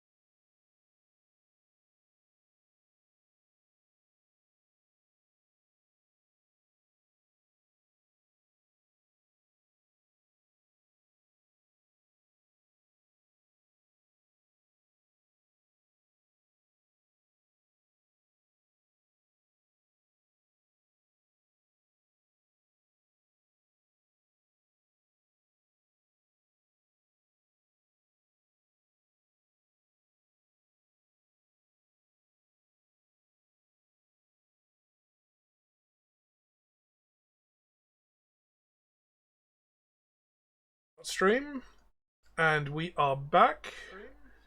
Missing our AKs and our Russian granny babushkas. We do not have AK, but we have better. We have the vodka. I shall smash all of it. No, I'd die. I would die. Just lean over and just smash the bottle on the side of the boat and watch it bounce off. Matt was just like, let me know if I need to step in here. Okay, I'm watching the level there, so you got it just where the bottle starts to go straight. So that's where it's starting. You don't need to babysit. I just need you to help. If I drank the whole thing, you would need to babysit. If I drank half this, you would need to babysit. Ask him how comfortable he feels stepping in if you pass out. I opened the bottle. I opened this bottle this evening. Stepping in if I pass out. Yeah, you. You just gotta roll a bunch of dice. Yeah. This was a brand new bottle. This was a brand new bottle. I'm a third of the way through it. Today? Yeah. Like 2 hours ago, this was a brand new bottle. Oh shit. So. Well, I can't drink like you, man. I can take one drink. I can take one shot of this, and I'll be like, woo. That's why you mix it. That's why you mix it with the whiskey so it slips down and you don't realize you're drinking the alcohol. Oh. Mix it with cinnamon. Okay. I mix it up. Okay, so the basic layout of the obtuse triangle. You've got the main deck, which is where you're standing. You've got 4 guns running down the left-hand side or the port side and the starboard side each. Towards the front of you, there are 3 masts that run along the length of the boat. So it's a standard clipper, very narrow hull and very light in the draft, so it doesn't sit heavy in the water. Directly in front of you is the forecastle, where the foremast is. The jib extends all the way out along the beam of the ship, and you can see that there are 2 harpoon guns mounted facing out into the corners. You've got steps leading down to the main deck from there. Behind you, directly behind you, you've got the door to the captain's stateroom, and then either side of the door, you've got steps leading up to the stern castle, which is where the wheelhouse is. So you can see the second mate is on the ship's wheel, guiding the ship out of port, and there is a flat deck behind you with the rear mast mounted coming out of that. Also on this deck, on either side of the captain's quarters, there are going to be storage rooms. There's going to be a small medical facility on this level, and there's going to be the captain's berth in the very back. Also at the very, very back of the ship, you've got the captain's head, which is directly above your own. Your quarters are on the first deck, which is normally the cargo deck. Starting at the back of the ship, you've got the quarters there, the aft berthing quarters, which is where the senior crew officers are berthed, and that's where you are currently sleeping. You've also got access to the aft berthing head there as well. Moving forward a little bit, you've got some of the crew quarters, which is basically just open deck space with hammocks strung between the beams. And then you've got stairs going up to the main deck. Moving through a narrow corridor, you've got 2 rooms either side of you. One of those is the armory, which is where all the weapons, the powder, and basically the ship's magazine is stored. The other side of that is the galley, which is where the cook is going to be stationed, and most of the provisions are going to be set up. Moving forward towards the main mast, again, we're still on the cargo deck here. Moving forward towards the main mast, you've got the main cargo area, which at the moment is just stocked with barrels of dried and preserved food for the journey. There's no other cargo on board this ship. You've got the grating hole in the ceiling above you. You've got the grating hole in the floor where you can look down and keep an eye on Mr. Pump. And at the same time, that lets light all the way through to the very bottom of the ship. You've got some stairs leading up as you move towards the front of the ship. You've got a double set of stairs leading up to the main deck, and then again up to the forecastle. And then right at the very front of the ship, right over the prow of the ship, you've got the forward crew berthing as well. So there's more hammocks set up right at the very front of the ship. Going down to the steerage deck, which is where Mr. Pump was secured as ballast in the very, very lowest level of the ship. He's sitting under those gratings that are letting light down, so he's closer to the front mast. He's halfway between the mid mast and the front mast of the ship. At the very, very back of the ship, there's going to be a steerage hold, and there's also going to be the brig for the ship as well. So that's right down by where the rudder would be. So that tends to be the coldest part of the ship because you're semi-submerged in the water at that point.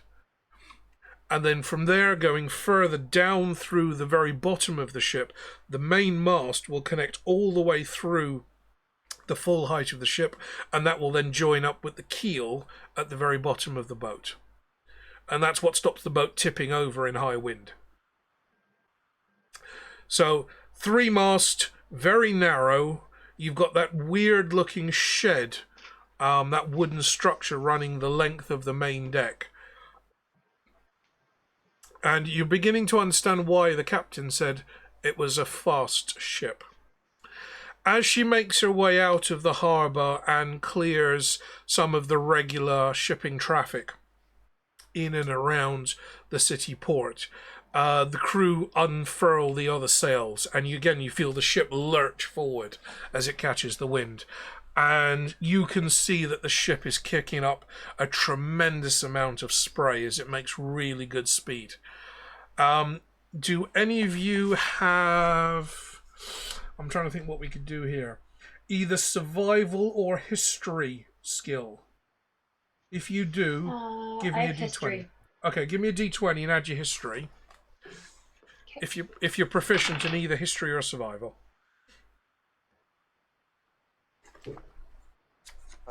Yeah, I have history. Or survival. I only got 12 in total. Okay. I rolled that again.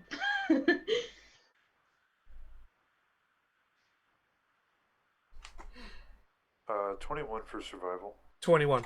Okay, Sam, you're watching the waves just to kind of estimate how fast you're moving, but given that the waves are moving one way and you're moving the other, it's not making much sense to you at the moment. Dustin, you're over towards the side of the ship, and you can see that one of the crewmen is dangling a line into the water and counting knots tied in this rope as it unspools into the water. And he turns around, whispers to one of the senior crew that they're making 25 knots. As you look down into the water, you're up towards the front of the ship when this is happening. As you look down into the water, you can see that the bow of the ship is lifting almost clear of the water on every wave. So rather than the boat bobbing up and down, it's ploughing through the waves. And normally there's still a little bit of a rise as it hits the crest of each wave. But the front of the ship almost seems to be lifting out of the water. And the very front of the bow, you can see something protruding underneath the waterline. And it looks like some form of spike or ram at the very bottom that would normally be hidden under the waterline of the ship. Now, if this ship has a bow spike, you're beginning to wonder if this ship is really kitted out for cargo, or if they're more akin to pirates than anything else. Because if you're going to ram a ship, you want to ram a ship where you've got a bow spike fitted to your boat. Because that's going to hold them underneath the waterline long before the front jib and beam strike the upper decks of the ship. The fact that the boat is almost lifting out of the water as it's moving is particularly curious to you, and you make note of that. It's something that you might want to talk to the captain about a little bit later. After about 30 minutes in open water, you feel the boat tack hard to port, as you clear the regular commercial traffic in and around the city, and you start moving out into full open water. The color of the water changes. That light blue kind of with a deep brown muddy undertone disappears as the seabed drops away and you're off the continental shelf. And when you look down into the water, this is all of you, you look down into the water, it is black. All you can see beneath those waves is nothing but blackness. And Ugh, freaks me out. It starts to hit home just how deep some of this water might be. Being close to the coast when you know there's a seabed close by is one thing. Being in the harbour where the draft of the harbour is only maybe 30 or 40 feet deep, you can swim that comfortably. That's another thing. But once you're out to sea, you don't know how deep that water is, and it is black. What little light penetrates gets sucked up beneath them. Steezy Slayer, I think you're new to the room. I should have said hello earlier. Welcome here. At this moment that he knew he fucked up. It's at this moment he realized he should have gone first class. Yeah. Actually, Slayer's a pretty good streamer himself. I was thinking that, but I wasn't sure. Yeah, if he he's was in good at it or not. my stream a lot, and he's a grand old time. Well, welcome here, Steezy. Final Fantasy. Welcome. Dustin, you head back towards the Stern Castle, where the captain's standing with his spyglass, just scanning the horizon. Sam, you and Brian are just kind of hanging out on the forecastle, hoping that keeping an eye on the horizon will help to steady your stomachs a little.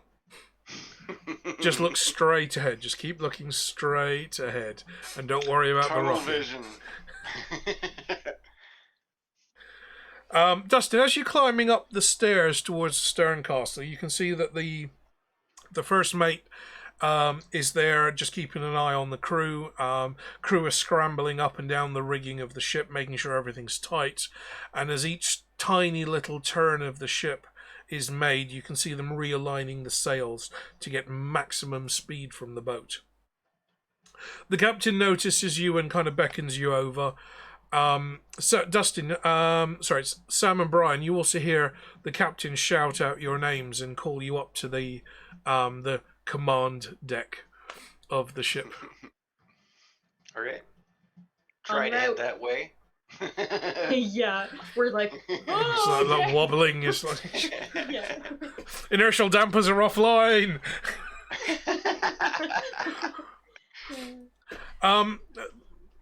The captain gathers you round just as the crew are kind of barking orders. The second mate is on the helm. He's watching the ship's compass as he sets his course.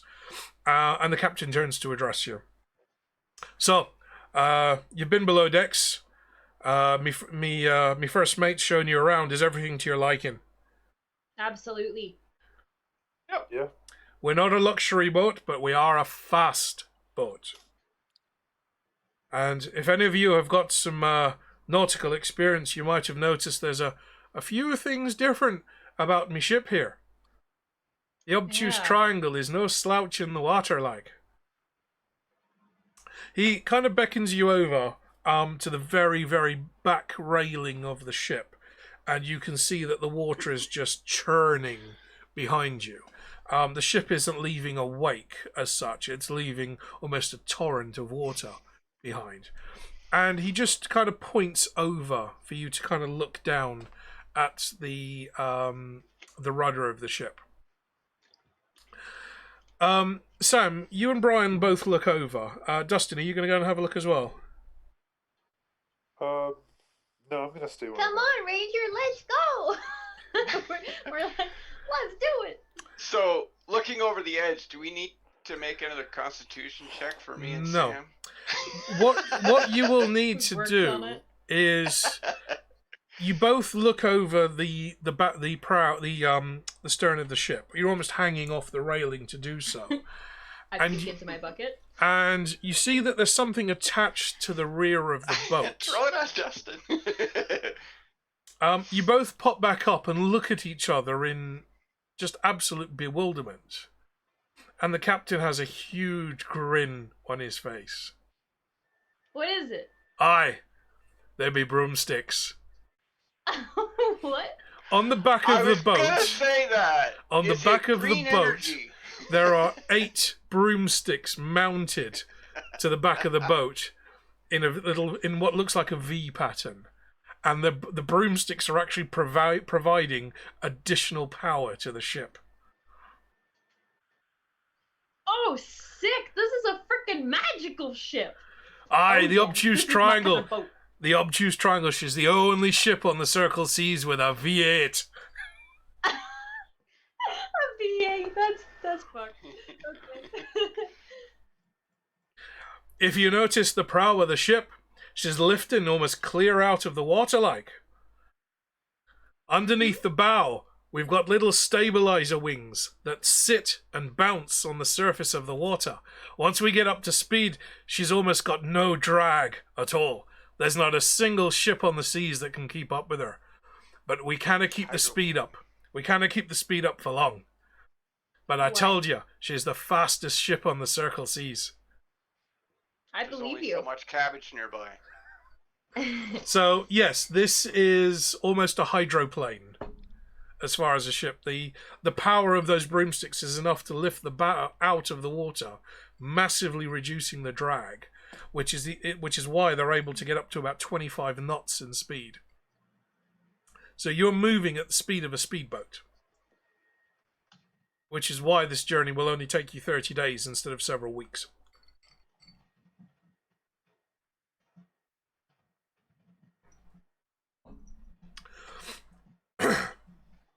On the Oh.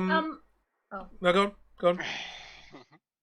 I was gonna ask, what do you think we're going to encounter? Because you have quite the little ramming thing under there. Ah, I see you saw the Widowmaker.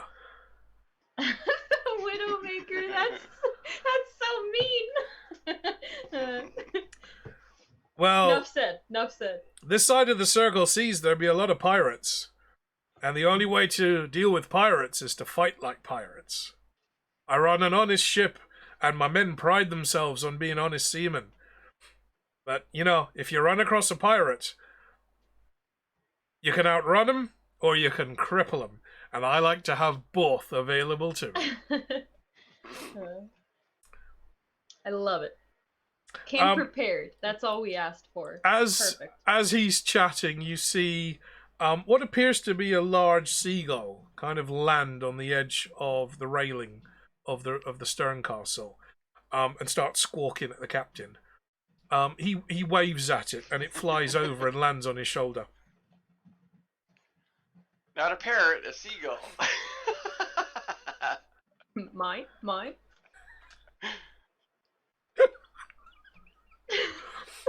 So yeah, this seagull's sitting on the captain's shoulder. Mate. I'm gonna smack it. I know it. I'm gonna get pissed. I'm gonna be like, you know what? I'm feeling too sick for your shit. I'm gonna smack it. He and leans. then the captain will throw me up. He kind of heads back towards a large open chart table that's up on the stern castle, and you can see there's a map of the Circle Seas laid out and weighed down with 4 big rocks. He points to Ankh-Morpork itself, and you can see where the Circle Seas are. I'm going to see if I can pull this up on my screen for at least the stream. So Yeah, I love that map. You guys I can should see print it where out, we actually. are. So for the stream, we have left Ankh-Morpork.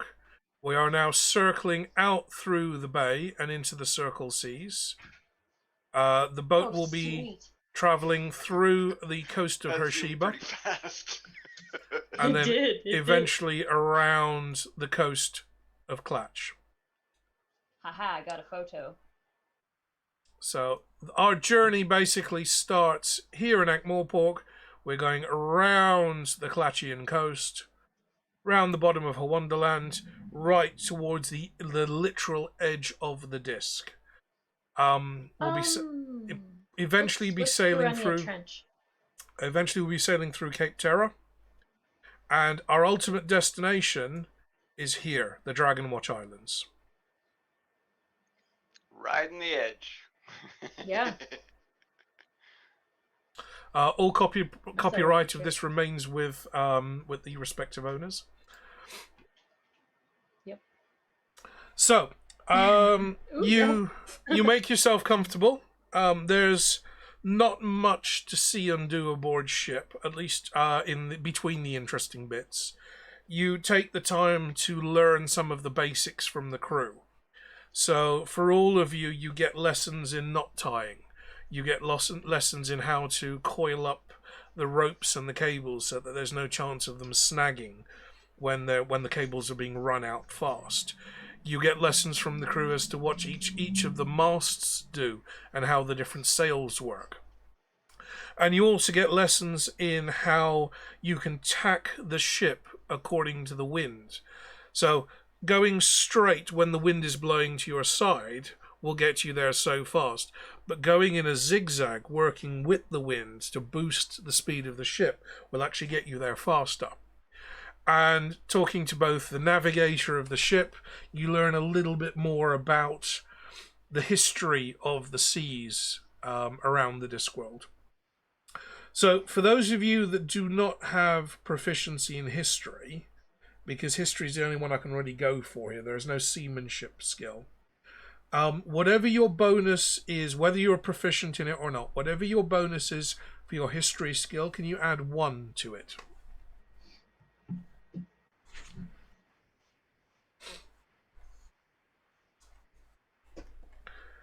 So just a +1 for history now? So whatever it was, add another 1 to it. Yes. Good, that'll make my crappy rolls better. That's the idea. In the meantime, so now it's a +3. in the meantime, the rogue has decided that she's testing out both her abilities and also some of the features of her new armor that she purchased. In the fact that she's got a severe dex bonus on this armor set. And you are climbing up the rigging with the other crewmen. You're heading up towards the crow's nests. You're watching the crewmen as they're just walking along the beams of the mast, holding on to nothing, like watching monkeys walk through trees, as if it's the most common thing in the world. No safety lines, no handholds, just walking across a wooden beam as the ship sways in the wind. And you're enjoying it. Dustin, you found your way up to the crow's nest. You've got a fantastic view of the horizon in all directions. You can see small islands out towards the starboard side of the boat as you skirt that small island archipelago heading towards the south around the Klatchian coast. And you see the coastline on your port side, you see that begin to change. You lose the kind of greenery and the forests of the hublands, and you start to see more sparse vegetation, more rocky landscapes, and the landscapes almost begin to dry out. By the second and third days of the voyage, can I get constitution checks from everybody again?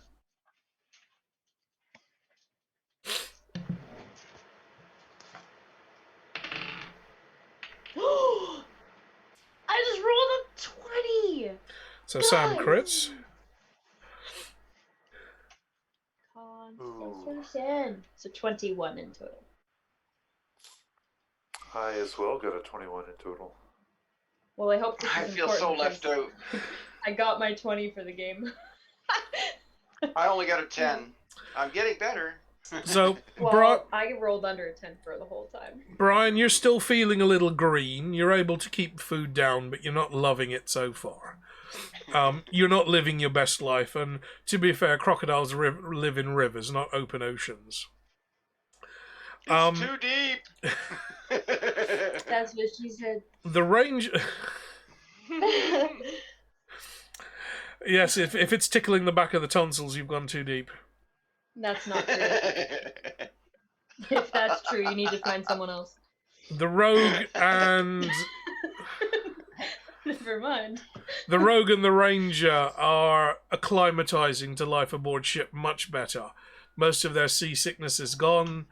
They're starting to help out around the ship with some of the other crew, learning the different jobs aboard ship, and you're starting to make friends amongst the men. You're spending most of your meal times kind of singing songs with the crew and telling tall tales and stories about your adventures. You stop short of mentioning anything to do with dragons, which is probably wise. But certainly your adventures underneath the cathedral and dealing with some of the Thieves' Guild is certainly attracting applause and attention from the other members of the crew. One of the crew is telling a story about the first time he set sail on the open water. And he tells a short story about some advice that his father gave him. Out at sea, if you hear a beautiful woman singing, turn the ship around at once. You understand? Even if it means sailing back into a storm. My father, Aryek of Hiddensjal, he gave me this advice on my first journey. Thankfully, I've never had to use it. Well, speaking of storms, I'm hoping I can keep my connection because I just heard some thunder. So if my signal goes dead, you'll know that there was a power flicker. Either that or Offla was mispleased.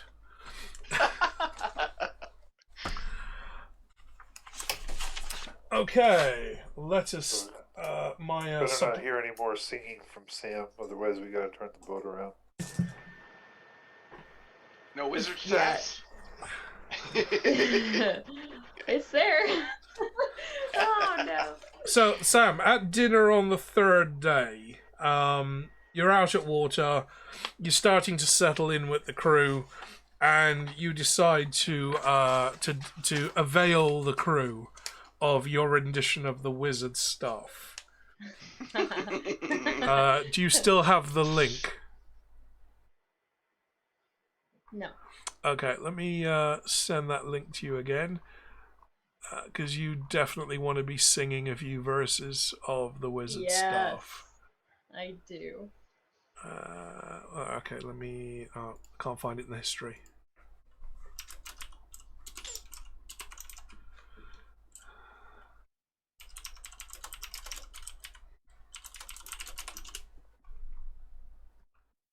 Do I mean a wizard's sleeve? No, I don't mean a wizard's sleeve. That's something entirely different.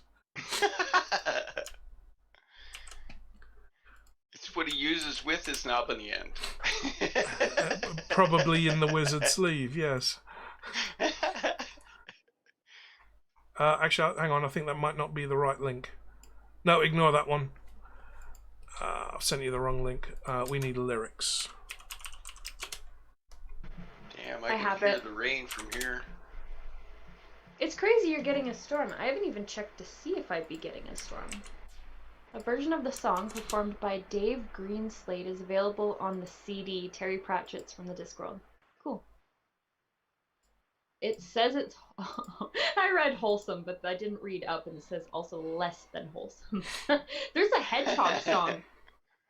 Oh, yes, there's a hedgehog song. Yes. Maniog has taken a shine to it, and she will happily belt it out to the night sky along with the also less than wholesome hedgehog song. I'm gonna find this hedgehog song. You start singing the wizard stuff, and I'll search for the hedgehog song. Oh, I'm trying to... Hey, Scott made it. Hey! Who's gonna get it first? Who's gonna get it first? You. I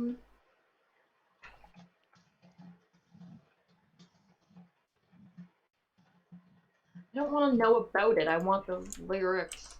Sending you now. now I find it. I got it.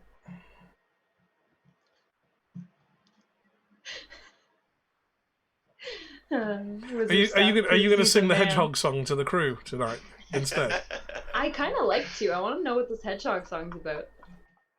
Do you? Yeah. Go on. Seriously, Brian, you're gonna have to soundbite all of this. Wait, what? Yeah. That's not English. What the fuck? Use Google Translate. I've sent you the link, Sam. I've sent you the link. So I've surpassed you, Sam. Why? Now What? I'm Scott's favorite now. That's okay. I'm okay with that. What we need is more gin.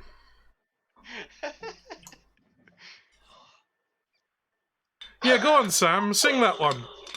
Go on. Sing that one. That was your idea. Oh no. I know the hedgehog We song. are not safe. We are not safe. We are not safe, guys. We are not safe.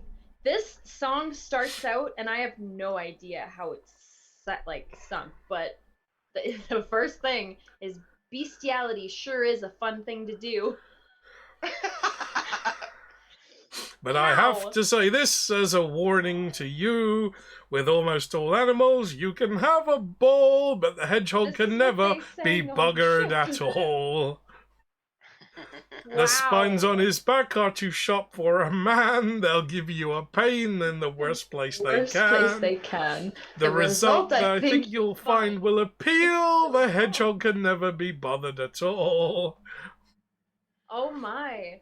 I love this hedgehog song. Mounting a horse can often be fun. An elephant too, though he weighs a ton. Even a mouse, though his hole is quite small. But the hedgehog can never be buggered at all. No, look at two paragraphs down. With the cow. Yeah, the cow. Screwing a cow while she goes moo moo will be entertaining to both her and you. Or you might try a tiger if you have enough gall, but the hedgehog can never be buggered at all. Yeah, this is gonna be a good one. A fish is refreshing, although a bit wet, and a cat or a dog can be more than a pet. Even a giraffe, despite being so tall, but the hedgehog can never be buggered at all. Oh, it's a very, very long song. There's like 15 verses. There's a lot of verses in that. Well, that's Nanny Og for you. Nuts. You met Nanny Og, remember? The witch with the Yeah, I did potions meet and the Nanny bouncing Og. bosoms. She wasn't very nice. Not to us, anyways. No, she knew you were coming. was that She already had that planned out. She's slightly prescient. She's a witch after all. She knows everything. She does. So, She's a witch, burn her! the three of you kind of settle into the kind of routines aboard ship. You're learning different parts of the sailing mechanics. You're learning about the ship itself. You're learning about navigation, and by the third day, you're kind of in sync with the sleep cycles of the rest of the crew. So you're waking up relatively early for the day shift and going to bed just as the sun is setting. The last few hours of your day, even though the days are hard and you're working quite strenuously with the rest of the crewmen, you still find enough time at the end of the day to grab a tankard of rum and sing along with the crew as you're served meals. The ship's cook, indeed, is a master in cookery. Shink, shink, shink, shink, shink. Yeah. 2 minutes, give me 2 minutes. Oh, the accent you had there. Dinner's ready, 3 minutes. The little Asian cook that you saw in the alley around the side of the tavern is indeed the ship's cook. We're not talking about a cat with an eye patch in this one. So he's actually able to produce some fantastic food with the stores that he has on board. He's mostly working with dry ingredients, rehydrating mushrooms, other dried vegetables, noodles, and it keeps the crew happy. Life on board most pirate ships would be deemed as a democracy, but on board a privateer vessel, it is very much a hierarchy. And this is a crew that enjoy being commanded by the people they're commanded. They enjoy the food, they enjoy the work. The captain takes very, very good care of them, and they know they have one of the best ships on the seas. And for that reason, they've had nothing to grumble about. You don't hear the usual complaining from the odd member of the ship about rations being tight or conditions being too cramped. The captain takes very, very good care of his men. Also, all the crew are incredibly thankful for all the money that you've paid them in advance. They've been able to buy some nice items. A couple of the crew have brought themselves some instruments to start playing, to learn how to play during the voyage. One of the crewmen, who's a bit of an artist, has bought some quite high quality oil pastels, and he's starting to set up a little easel on the bow of the ship and draw, basically try and paint the sunsets on his little squares of canvas. Life aboard ship is good. It takes you a couple of days to begin sleeping well. With the rocking of the ship and the creaking of the wood beams, it always sounds like the ship's going to fall apart at any moment. But those are just the natural sounds of a wooden vessel as it moves on the water, and the wood kind of flexes and bends and creaks as it does. On the morning of the 4th day, just after you've had your breakfast, Dustin, you're up in the crow's nest. You seem to like being up high with a good view. You see you hear a loud, low, rumbling, sonorous sound come from all around you. Kind of like a sound. You can feel it vibrating through the boat. And Ook will. Really big bee. just as you turn to scan the horizon, you see a blowspout of water just shoot up into the air, maybe 20 or 30 feet away from the starboard side of the boat. And this huge whale just breaks the water. The boat has slowed down to a steady 12 knots. The broomsticks need time to cool down. They can't run the broomsticks for too long. So you're sailing at a very steady speed. The weather is fine. You've got a very light wind behind you. And this huge whale has just broken through the surface of the water beside the ship. The whale is easily multiple times the size of your boat. And you see an eye just kind of winking at you and looking at you from the side of the whale's head as it rolls over to see what's going on. This eye is maybe 3-4 meters across. It's huge. You've never seen a creature this big, not even compared to the great dragon that you freed. And it's quite happy to just sit there and look at you as it kind of floats along beside you. You hear the slapping of the water of its tail as the tail breaks the surface, and it keeps pace with the boat. All right, everyone do the wave emote. As you look down into the water, alongside this great whale, a smaller whale breaks the surface. It looks like a young calf swimming alongside its mother. And it too starts splashing its fins in the water, making a bit of noise, and the rest of the pod surface further out to sea. And you count 7 or maybe 8 whales. All of them adults, except this one little calf. The calf alone is the size of your boat. And you hear the sound.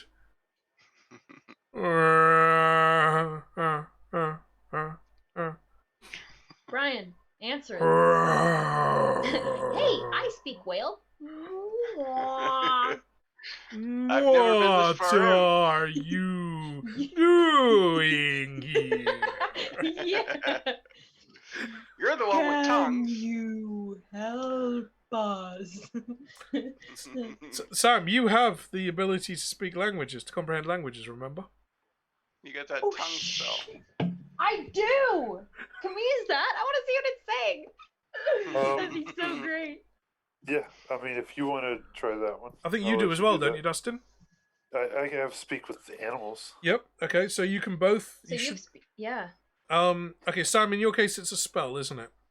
Yeah, mine's comprehend languages spell. Okay. Are you both going to be? Are you both going to be using this ability? I'm gonna let Sam Yeah. use hers because we'd both be using a spell. Okay. Yeah. So if she wants to do it. Yeah, I want to do it. I want to see what they're saying. It could be nothing. You hear the first thing you hear is the excitable chatter of the calf, saying, "Food, food, play, play," and then you hear the long, sonorous growl of the mother. Don't be silly, lad. Don't be silly. These are land creatures. They are just here. We are their friends. They leave us alone. We leave them alone. That conversation takes 10 minutes. Okay. Further out to sea, you hear the groans and the whistles of the larger males as they come back from some of their hunting parties. And you hear them kind of chattering amongst themselves about shoals of fish several miles off the coast from where you are. You hear word of a storm moving in from the edge of the rim. You hear the whales talking about gossip amongst the other dolphins and the orcas that are swimming around, and how on how Wilson's dolphin just keeps making a mess and he won't clean up after it. And it's just general chatter that you'd expect from a family. And just as that conversation takes about half an hour to decipher. And just as you are getting to the end of that, and you're kind of giggling away to yourself as all this is happening, you look down at the prow of the ship and you see some porpoises start breaking the water, racing alongside next to the ship. The captain leans over and sees you staring down at the bow, so he leans over and takes a look. He said, "Ah, lads, them porpoises be back. Should we give them a race like?"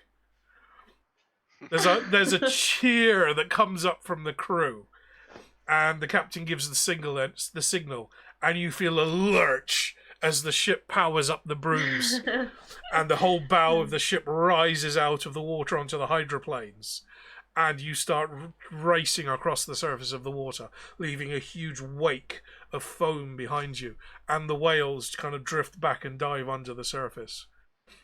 Sam, as you're looking over the edge of the ship, you can see the dolphins starting just diving up and breaking the water either side of the bow, and you're starting to outpace them. Your comprehend language is lost for an hour, and you can hear the dolphins chattering away under the water. Push it.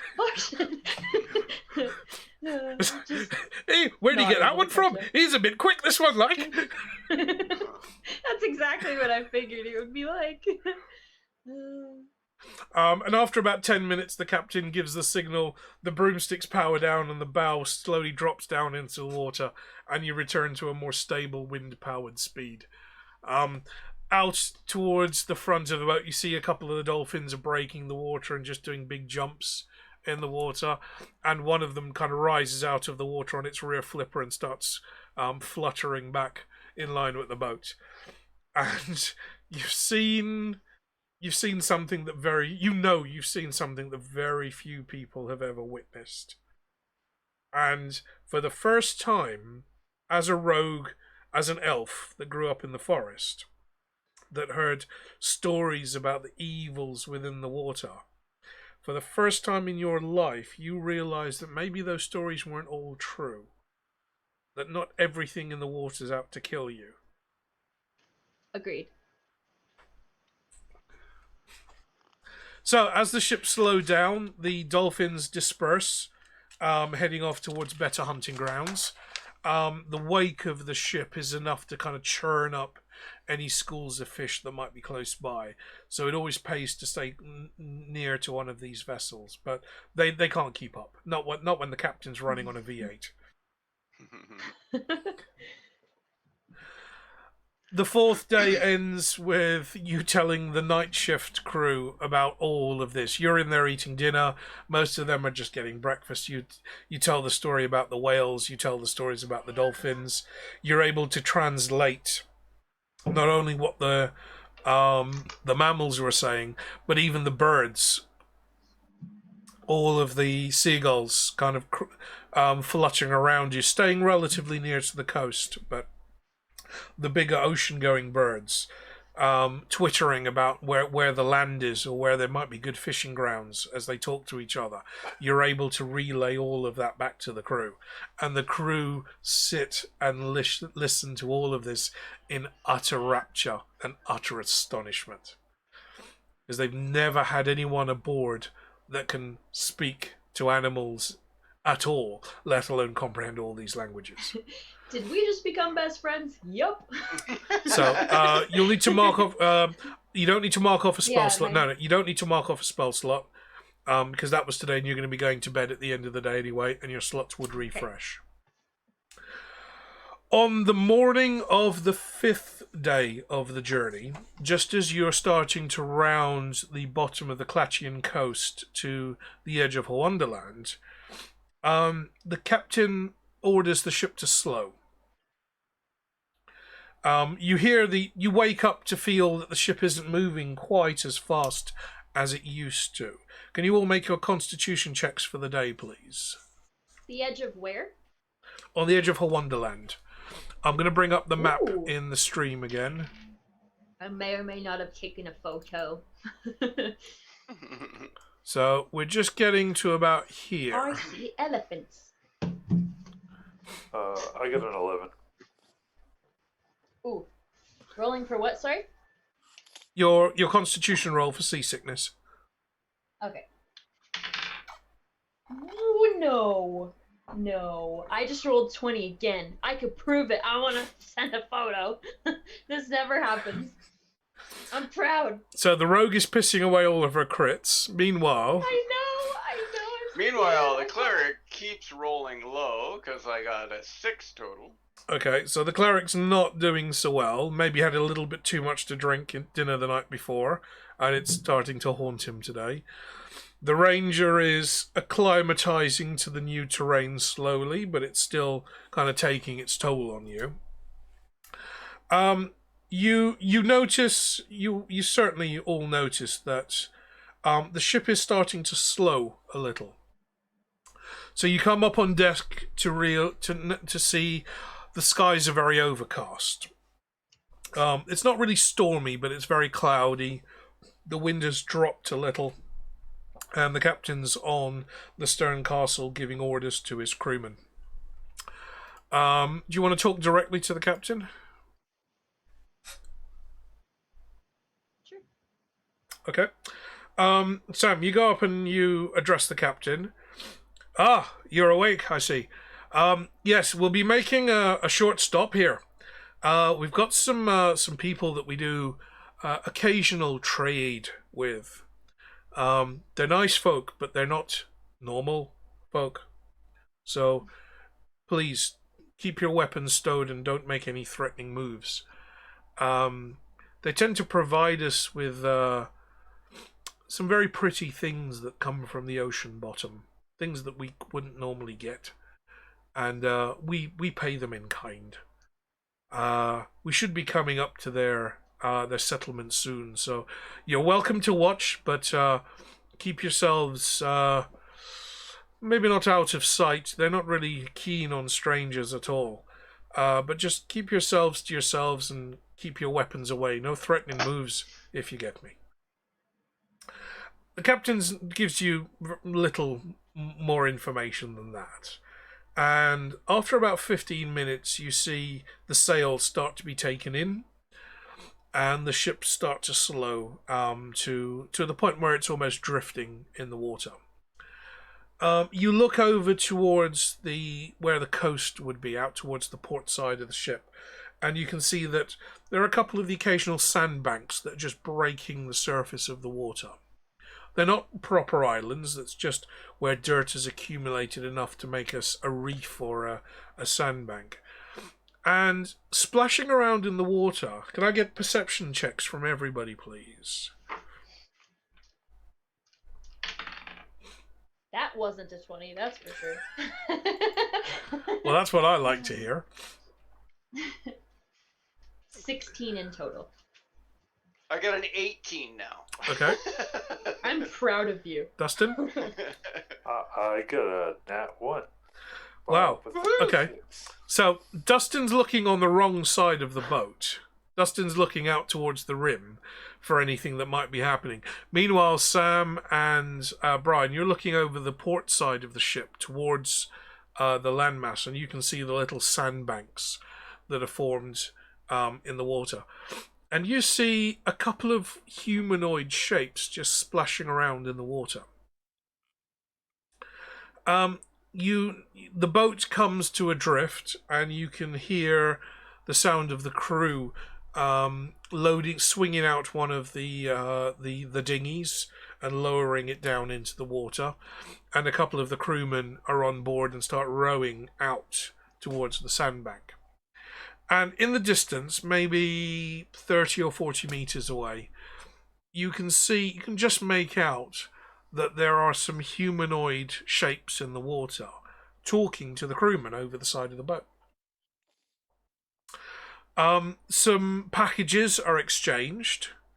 The crew lift over what looks like a sack of items. They lift that over the boat and hand it to one of the people in the water. And likewise, a small, looks like almost like a fishing net, but very finely woven net of items is handed up to the crew. And as these humanoid people disperse, you see them dive back into the water, and the splash of a fish's tail breaks the water as they dive down. The captain comes up to you as he's watching the proceedings as well. Yes, we be trading with the merfolk. They give us pearls, they give us beautiful things from the bottom of the sea, and all they ask for is iron. Blades, scissors, combs, simple things for us, but things that they can't make for themselves. We tend to keep the new crew away from them. Only the experienced men go out on that boat, because one wrong word and you can turn them against you. But we always have a few riches brought back aboard the ship, and it's good for the men's morale to see that there are actually good creatures out there in the ocean. It's not all death and gloom out on the water. Stow yourselves. As soon as the boat comes back, we'll be making full sail. The captain stalks off and starts issuing orders to his crew again. And as the rowboat comes back alongside the ship, is hooked in and starts being hoisted back up alongside, you see like a net sack handed off to one of the crew members. And it seems to be filled with pearls. Pearls the size of tennis balls. From the giant oysters that live hundreds of feet below you in the deep, deep parts of the ocean. Pearls the size of footballs, soccer balls, this big. White and blue and pink and the deepest black and purple. And there are 3 bags of these unloaded by the crew. Those net sacks? I have actually wondered about that, though. Just how there was no diving gear, there was nothing like that. So when that was actually created and people started searching what they could, just imagine all of the stuff that they could finally find, and it would be a crazy discovery. Well, when diving suits and diving bells were first created, and we're talking about mid-1800s now, when they were able to dive down at least a couple of 100 feet, Exactly. The big problem was light, is that you can't see anything when you're down there. Yeah. You can't take light down with you, and it's only in the last 2 decades have we got submersibles that can go down and illuminate the floor. Yes, illuminate. So unless you can see in the dark, like the rogue can, because, Sam, you're an elf, remember? You've got dark vision. Unless you can see in the dark, it doesn't matter how deep you dive, unless you're diving in the clearest, purest, transparent water, it's so hard for light to even penetrate more than 50 or 60 feet of water, let alone the kind of depths that you are sailing across, which are nearly a mile deep. And if you want those giant oysters that are the size of a small hatchback, that produce pearls the size of a soccer ball, you're going to have to be at least a mile or two down before you're getting anything like that. And in this world, at least, because I'm taking some liberties here, this kind of stuff is not discussed in any of Pratchett's books. This is all me doing this bit now. In this world, at least, there are only the merfolk or the fish folk that are going to be able to bring up gems or treasures of that kind of value. Any ships that might be sunk in the region, the merfolk will pick clean. They're not going to eat the bodies of the sailors. That's not what they do. But any items that they can salvage and and things like simple things like scissors that they can't make for themselves, they will trade for. Simple things like blades, like simple knife blades, just simple steel that they have no ability to work themselves because they can't create fire in the water. They can't forge in the water. So very simple forged items like hammers and chisels that they can use to build their communities, or just everyday items. Those are the things they will trade for, because pearls are like stones on the ground for them. Exactly, for them. They're literally picking up rocks off the beach and trading them for precious items as far as they're concerned, and vice versa. So the merfolk, at least, from what you saw, it was only the women that were dealing with the sailors directly. You did see some other merfolk out a little bit further off, and they were carrying what looked like tridents or spears, and they were kind of standing guard a little bit further away. So both male and female merfolk, and they do have the upper torso of a beautiful woman and then the lower body of a fish, and you saw those iridescent blues and greens and purple scales as they dived down, and those fins broke the water and they headed back down into the water. So again, something that you've never seen before. Sorry, I'm still a little tired. I know. It's just, okay. Right. You relay the story to the crew over dinner that night. Many of the crew are relative newcomers to the ship. Everybody that was on deck during the day shift saw this all taking place, and they were watching completely enamored with what was going on. But the rest of the crew are deliberately kept away from this kind of trade, because it's a very valuable trade that the captain has here. And he doesn't want any missteps or misdeeds of the crew, of the younger, more inexperienced crew, to potentially taint this relationship going forwards. So you have a grand old evening telling tall stories. You sing some songs. A couple more verses of the Hedgehog song are invented, and you discover some new, potentially new and creative uses of the wizard staff before the end of that day.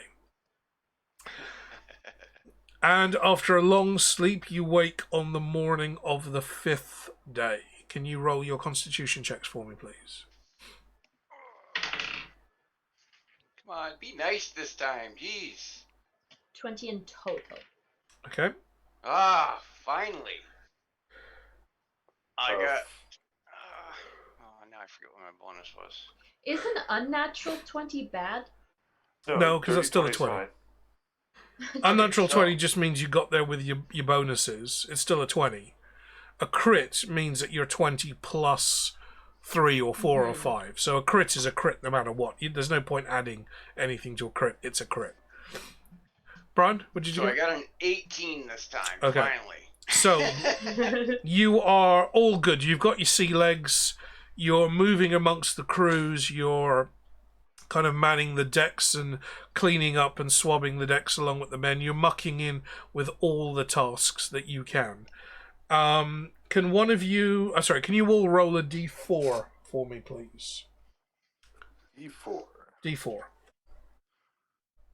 It's weird that switching my dice has literally changed my rolls. That's And normal. I don't get it. I don't get it. That's why people switch dice and have more than one set. For sure. Yeah. Uh, Yeah, I because got I a- was rolling Lady my Luck. crap. I Lady switched Luck and is it showing her powers in the area now. Apparently. So, Brian, you was- got a said 4, did you? D4 this Yep, time? that's a d4. No, I Okay. rolled a 3. You roll a 3. I rolled a I rolled a 3 as 3. well. You all roll a 3. Can you all roll again, please? I need a highest roll. Well, wasn't mine. I got a 1 that time. Did I win this time? I got a 2. Did I win? No, it's alright. I got a 4. Okay. Okay. Dustin, on day 5, you decide to head down into the hold to check on Mr. Pump. You've kind of all I been... thought about that so much. Because none of you have remembered up to now, have you? No, I was just saying I've thought about that a He's lot. And been like, deactivated, he's sleeping, I don't need to check. He's sleeping, I don't need to check. You decide to head down into the lower cargo deck just to make sure that he's still correctly strapped down. And as you kind of weave your way in between the beams and the struts and the braces, you see the golem sleeping, tied to the deck with his arms there, and you can see just the bunny ears from the bun that you bought him, sticking out from between his fingers. That went a little rough there, Sam. Yeah. I don't know what, like, it tastes weird. Like, it doesn't taste like normal vodka, and it's a little strange. The kid's been nicking a bit and filling it up with water. Let's fucking hope not. Hell, I was no, doing. it was up. I was doing that when I Was was it? like 12. Maybe Matt's Really? doing that. I highly doubt it. He's not a vodka person. He hates it. He's a whiskey person. Vodka makes me violent. I always get into a fight if I'm drinking vodka. Gin makes me quite happy. Tequila makes me hyper. I go absolutely doolally if I'm drinking tequila. Whiskey makes me really mellow. And if I'm in a bad mood, I'll get in a worse mood after whiskey. I get really depressed if I'm drinking whiskey. So I tend to stay away from whiskey. But gin keeps me in my happy place. I like gin. I like the effect that gin has on me. I've actually had that issue before. Like when I've been drinking whiskey or vodka, just like here, it's fine. But I had vodka smashes when I was doing my mental health day. And I had 1.5. And that night, I was so fucking sad. I don't know what it was. I don't understand why, but I was like that the next morning. Yeah. And every time I thought about it, I was like, it was that booze. It's like there's no other explanation. All spirits have impurities in them, but it's just how the spirit's manufactured. They've all got impurities in them. Those impurities affect you in different ways. If I'm drinking red wine, for example, I'm usually quite mellow, I'm quite chatty. Not as much as I am when I'm drinking gin. White wine just gives me just rotten heartburn. That's just like drinking stomach acid as far as I'm concerned. But every alcohol affects people differently, and that's part of learning where your tolerance is to try lots of different things and see what works for you. I will drink whiskey. If I'm in a mellow mood, I will drink whiskey and I'll sit down and read a book. And I'll enjoy that just book. Kind of like, yeah.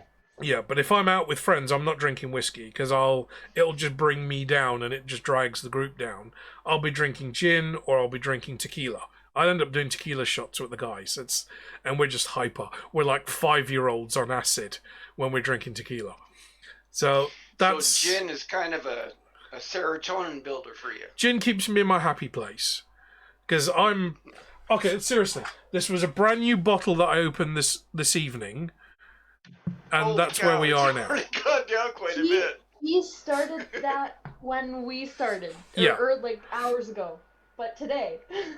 So, I'd be dead. yeah, gin keeps me in my happy place. Whiskey makes me too morose and too mellow, and I kind of get depressed when I'm on whiskey. So, yeah, it's just about learning what works for you as a person and what works with your body chemistry. And Tequila. that's why I'm a rum drinker. Not a lot works. Rum. What is rum? Rum makes me chatty, but not as much as gin does. Rum, because I buy really good quality rum, because I buy the stuff that's made back home where I was born. That's very pure rum. There's not so much crap in it as you would get with a bottle of Bacardi, for example. So that stuff is... Yeah, you were cracking stuff. You were actually away because I showed Sam my 8-year-old Bacardi rum. Okay. Yeah. Amber rum. Really smooth. So rum, I kind of get a bit chatty. Tequila, I just get giggly and hyper. I'm like a schoolgirl out on a night out. I just get giggly and crazy. So if you want to see me dancing in a club, Can we make sure it's not too loud? Can we make sure it's not super loud because they could hear the ding ding? it's like, honey, shut the fuck up.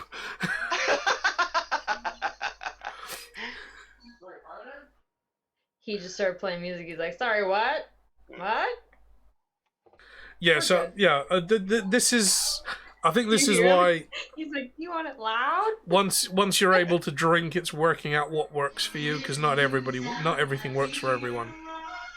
Yeah.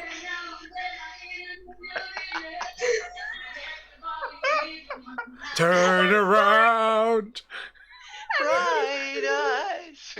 Every now and then I feel a little bit stronger. Turn around, there's a hedgehog. Every now and then I get a little bit spiny and I don't know which holes to stick it in.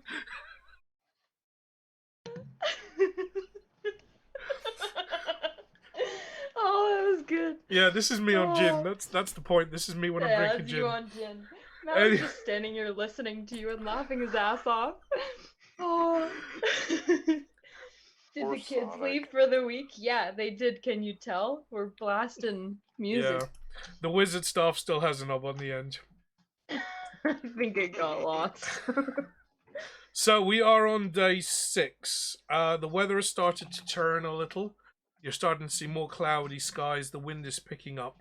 It's not storm weather, but it's not the beautiful blue skies that you've had so far. Just as you circle the rimwood edge of a wonderland. You have a very uneventful day. You're just kind of keeping lookout. You're again still learning from the crew about how the ship works.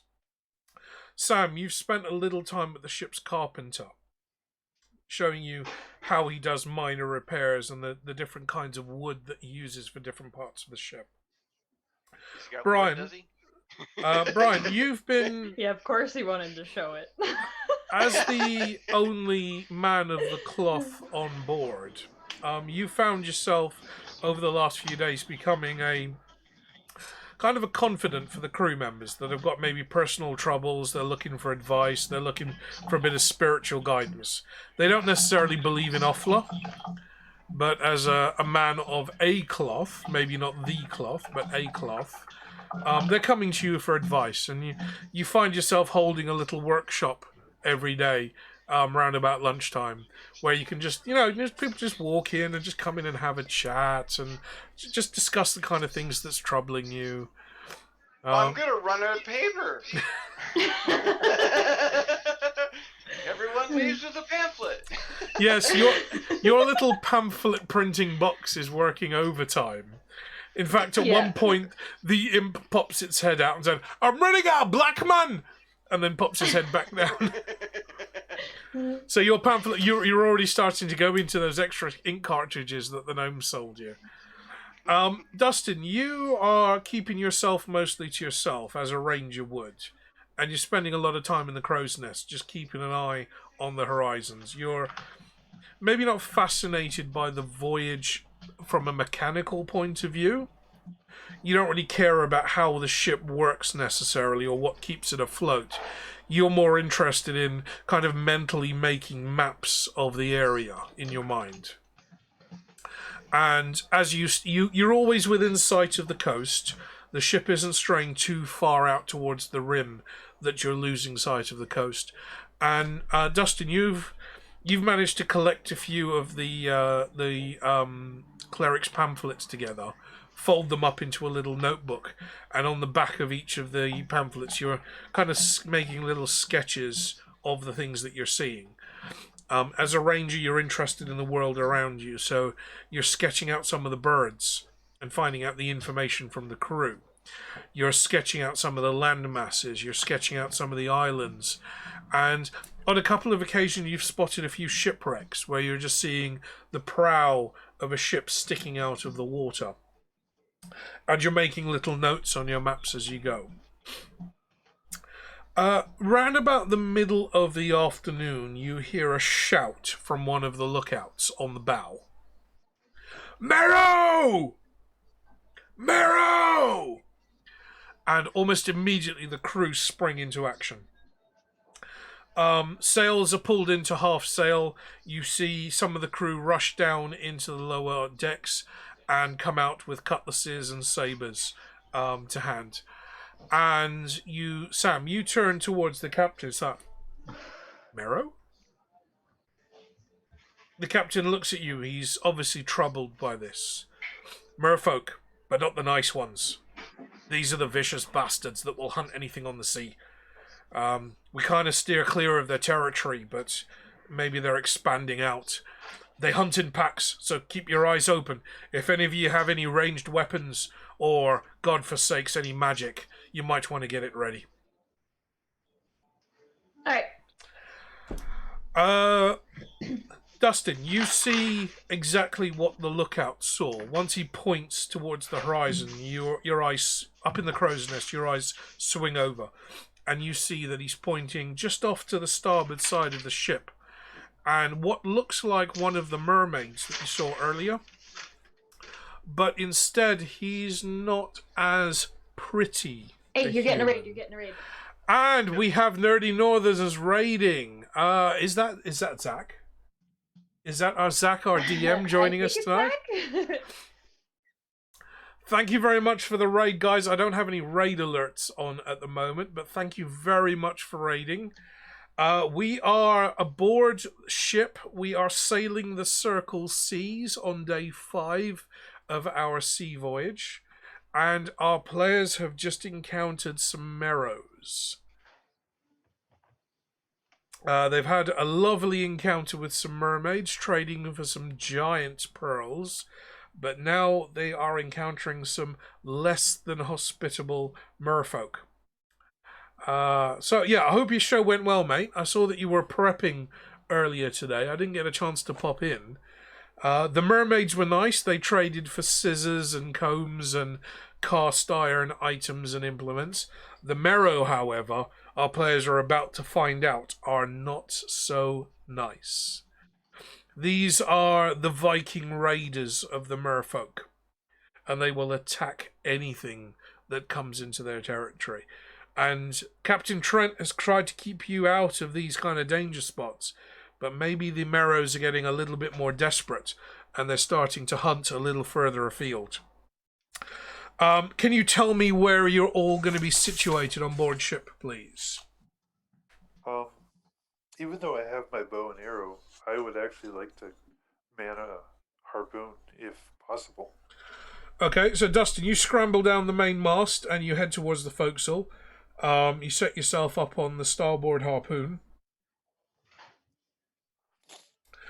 You've got your bow at the ready, slung over your shoulder.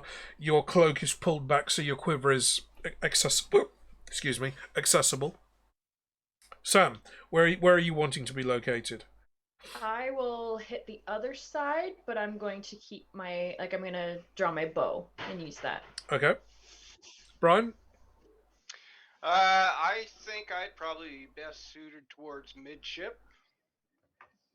So if I need to go any direction, like aft or forward.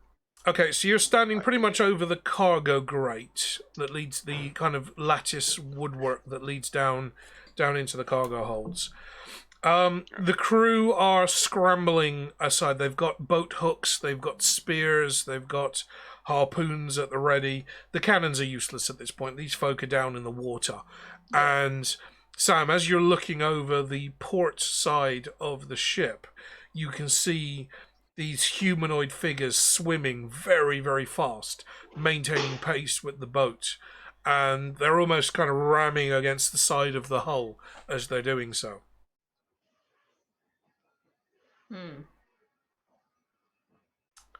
I don't want the hull to be in danger. So is that, I mean, I guess we have a carpenter, so we don't have to necessarily worry about that part as much, like the damage of the boat? Or do we still need to be wary of that? Well, the captain and the carpenter are always going to be worried about the condition of the ship, but if it's Yeah. just scrapes and scratches on the outside of the hull, that's not anything to worry about. The carpenter's more going to be coming into his own if you're in a full-on sea battle and there's cannonballs flying around and he's got to replace whole chunks of wood. So this is not something for him to worry about.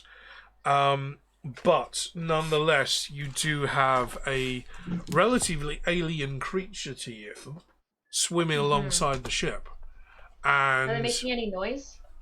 they're speaking in their own kind of weird aquatic language. Maybe I should cast Comprehend Languages then, so we can see what their next moves are going to be. Okay. You mark off that spell slot on your character sheet. Yeah. You do that, and through the gurgling, bubbling sounds from the water, you can hear the words "drive them." From the other side of the ship, you hear "slow them." And as you look over to the right-hand side of the ship towards the other corner of the bow where the ranger is, you see a spear come flying up out of the water. Dustin, can you make a dexterity saving throw, please?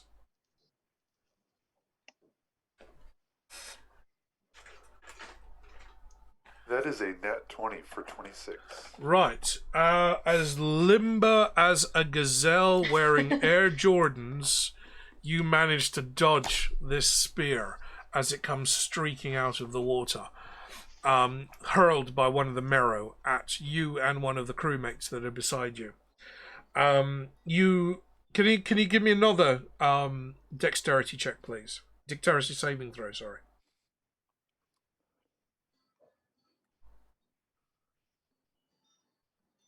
That's going to be an 18 this time. Okay, with an 18, you catch the spear as it spins past the face of one of the crew, and you duck out of the way. You reach up and you manage to grab it out of the air. And it's a very narrow-looking trident. So not a square trident with 3 prongs. This is a much more sleek trident. It almost looks like an arrowhead, but with 3 prongs coming off of it. Something like you would look if you've ever been spearfishing, for example. It appears to be on a rope. And as you catch it, you wind the rope around your hands and give it a tug. And you see down off the side of the bow, one of the Merrows just being pulled clear of the water. And for the first time, you can actually see what you're dealing with. So for those of you that are watching, I'm going to hold up the monster manual so you can see exactly what you're dealing with. Oh. Wow. So kind of like mermaids, but just not as nice as the mermaids. Not as pretty. Or like eels. Yeah, they do look like eels. So yeah, Eels? humanoid torso, maybe the head of a moray eel, and the body and the tail of a fish or an eel in its own right. Okay, can you all roll for initiative, please? Now that I've just used up my good rolls. Hey, I thought I was only going to get 1 nat 20 in the entire game, and I didn't, so that's a good sign. Right, I'm going to have all the marrow rolling on one attack roll, which is a 19. Oh, great. You said it was Constitution? Initiative. No, Just straight initiative. D20 plus your proficiency.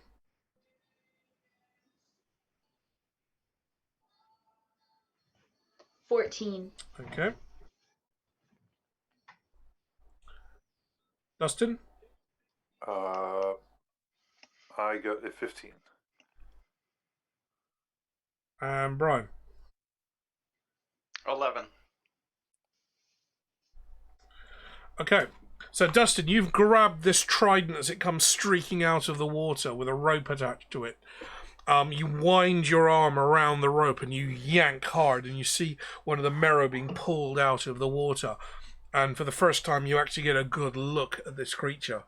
It's about 10 to 12 feet long, the head of an eel, the body of a human, and then the tail of an eel with that long dorsal fin running all the way up to the tip of the tail. As you look down, you see the others are armed similarly with spears and tridents. What do you want to do? You're up first. Just a real quick question. With the initiative, that's the bonus is your dex, not isn't it? Not proficiency. Sorry, is yeah, it- you've got your you've got your initiative bonus, which is your proficiency and your dex. Oh. So on your character sheet, you should have your proficiency at the top there. Yeah, I think That changes my number significantly. I think it's just your dex. I don't think It you is have just your dex. proficiency. Sorry, that's my bad. Yeah, so it's just D20 plus your dex. Okay, so then I just got a 10. I got 18 That's instead. 11. Okay. Yeah, I thought that would. I figured that would move. Doesn't affect mine. Mine stays the same. Yep. Yeah. But- It changes mine pretty significantly. Okay. Well, the marrow have had their first attack. Dustin, what are you going to do? Would Sam go first, or do you want me to go? No, ahead you're on just because 15. it's- Yeah. She ended up with a higher number. That's She what I was did, saying. but you've got the rope in your hand at the moment. Okay. Yeah. I just want to make sure. Yeah. Let's see. I planned on using the harpoon, but now that I've got this weapon in my hand, all of a sudden, I'm gonna try throwing it right back at this creature. Okay, give me a ranged attack. D20 plus dex.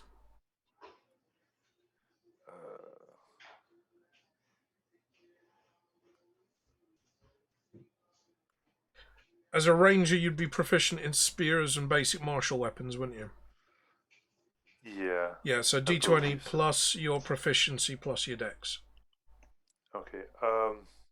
I rolled a 19, so that's 19 plus 3 plus 3, so that's 25. Okay, that's definitely a hit. You lance that spear straight back down into the water, skewering one of the marrow. Let's give you a roll for damage. So you are rolling 2d6 plus 4. 2d6 plus 4. Okay.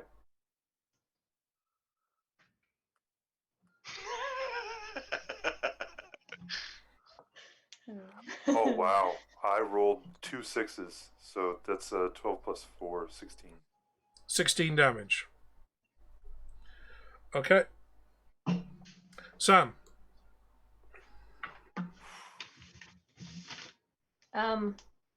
Over your side of the boat, you can see two of these these kind of evil mermaids keeping pace with the prow of the boat. You can see that they're both carrying tridents or spears. They're just below the surface of the water, so you can take a shot with your bow, but you're going to have to give plenty of lead. Okay.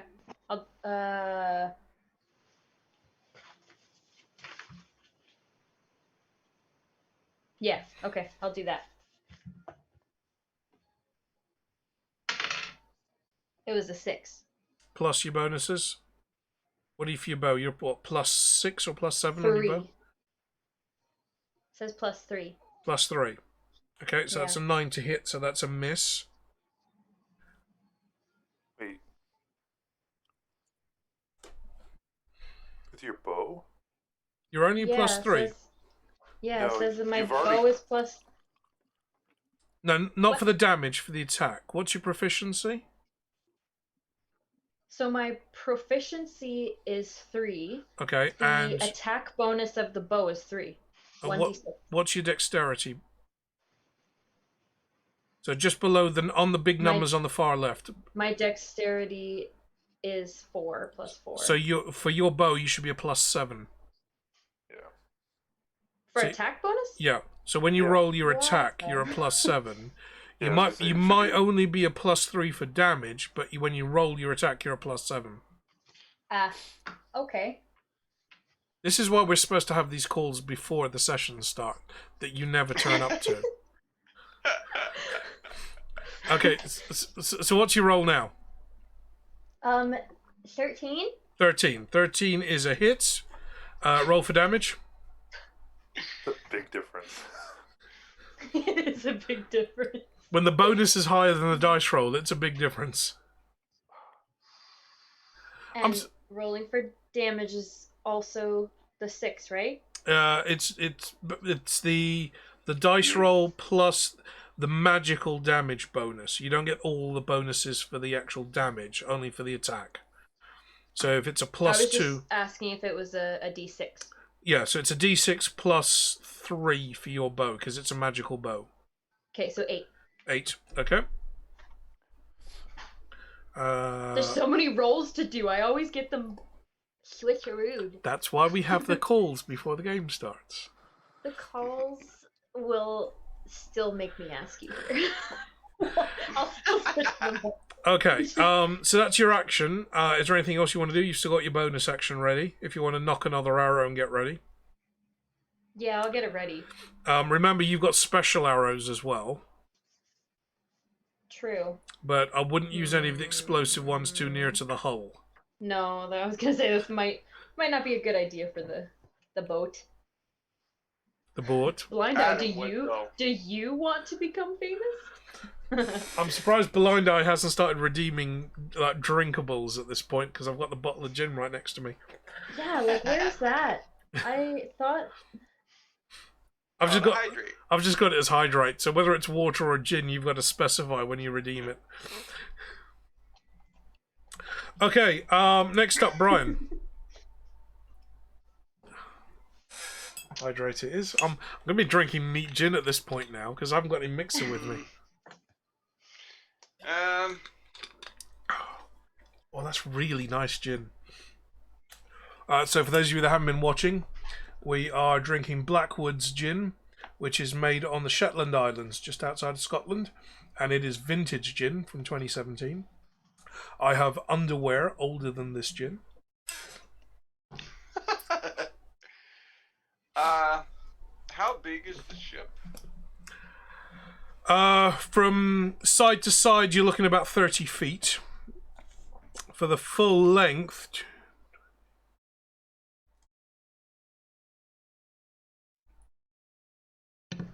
the hull, you're looking about 130 feet. If including the boom, that's probably about another 10 feet on top of it. So 30 by, say, 120. Do not thunderwave on the deck of this ship, please. Thunderclap. Sam's breaking the seal. There we go.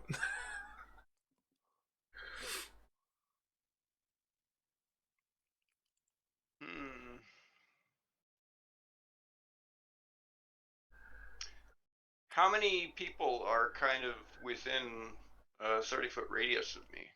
Of you, it's pretty much most of the crew. You've got about 10 crew members on the deck, with varying things from boat hooks to harpoons to spears.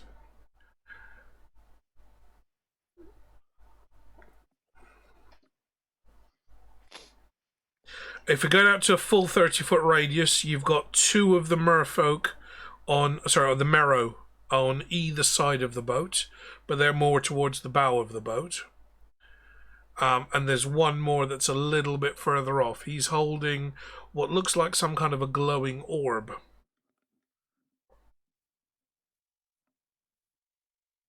He's got a glowing orb. Yeah, he's not swimming alongside the boat. He's a little bit out to sea, and he's just kind of sitting out of the water, and he's holding a glowing orb.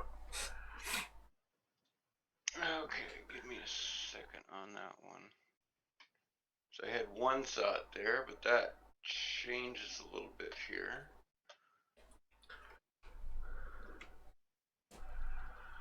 So while Brian calculates that, Zach, how was your DM session today? I know you've kind of caught a few bits and pieces of some of my sessions in the past. I'm having the joy of doing a lengthy sea voyage, and how we can make that as interesting as possible. 30 I have days things of nothing planned. happening would have been great. I have things planned. They may involve rubber duckies.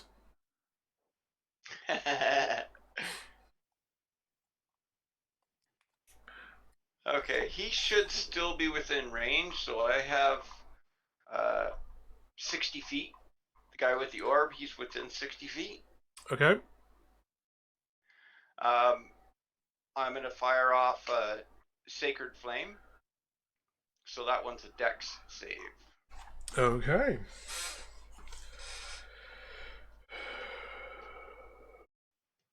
Interesting choice. He rolled a 4. All right.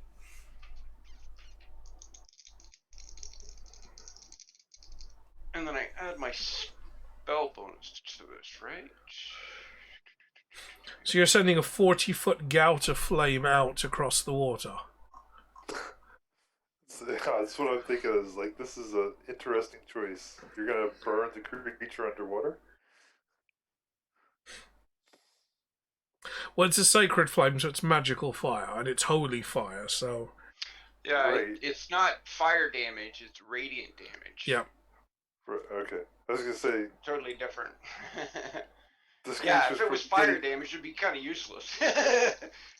Well, not just that, but this creature's probably not used to getting burned.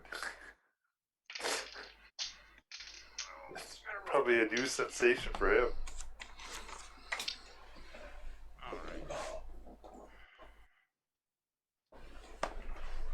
Drop to my bookmark.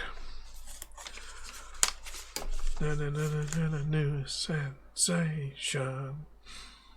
God, who was that? Was that Thompson Twins? I don't know. I just know I accidentally got the song stuck in my head by saying that.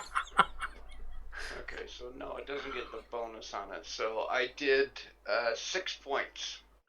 6 points of damage. Yep. Okay. Anything else you want to do? You've still got your movement and your bonus action.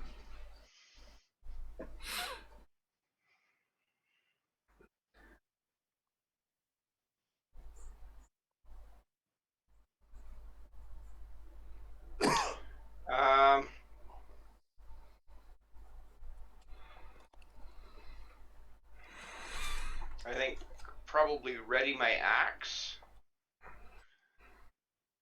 And for the free action, I could say orb off the... You said I was on the port side or the starboard? Starboard side. So orb off the starboard side. Okay. Bear in mind, and this is a discussion that you and I have had, Brian, if you're going to be using your axe, you're not going to be aboard ship to make use of its special feature. Right. You're going to have to be striking the water with the axe to make that work. And if the ship is moving, that's going to complicate things a little. Okay, just bear that in mind. Okay, it's never ending. It's the Merrow folk now. Starting on the starboard side of the ship near Dustin. The one that threw the spear at you, Dustin, is going to grab another spear and take another attempt at that.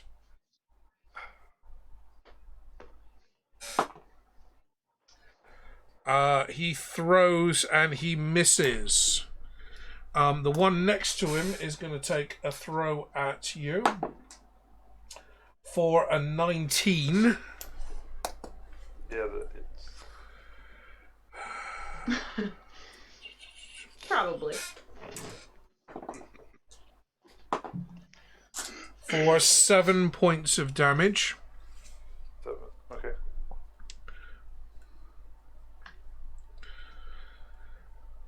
Sam, your side of the ship, you've got 2 Mero trying to keep up with the boat. One's going to hurl a spear at the crewman standing next to you for a 20. So he strikes one of the ship's crew.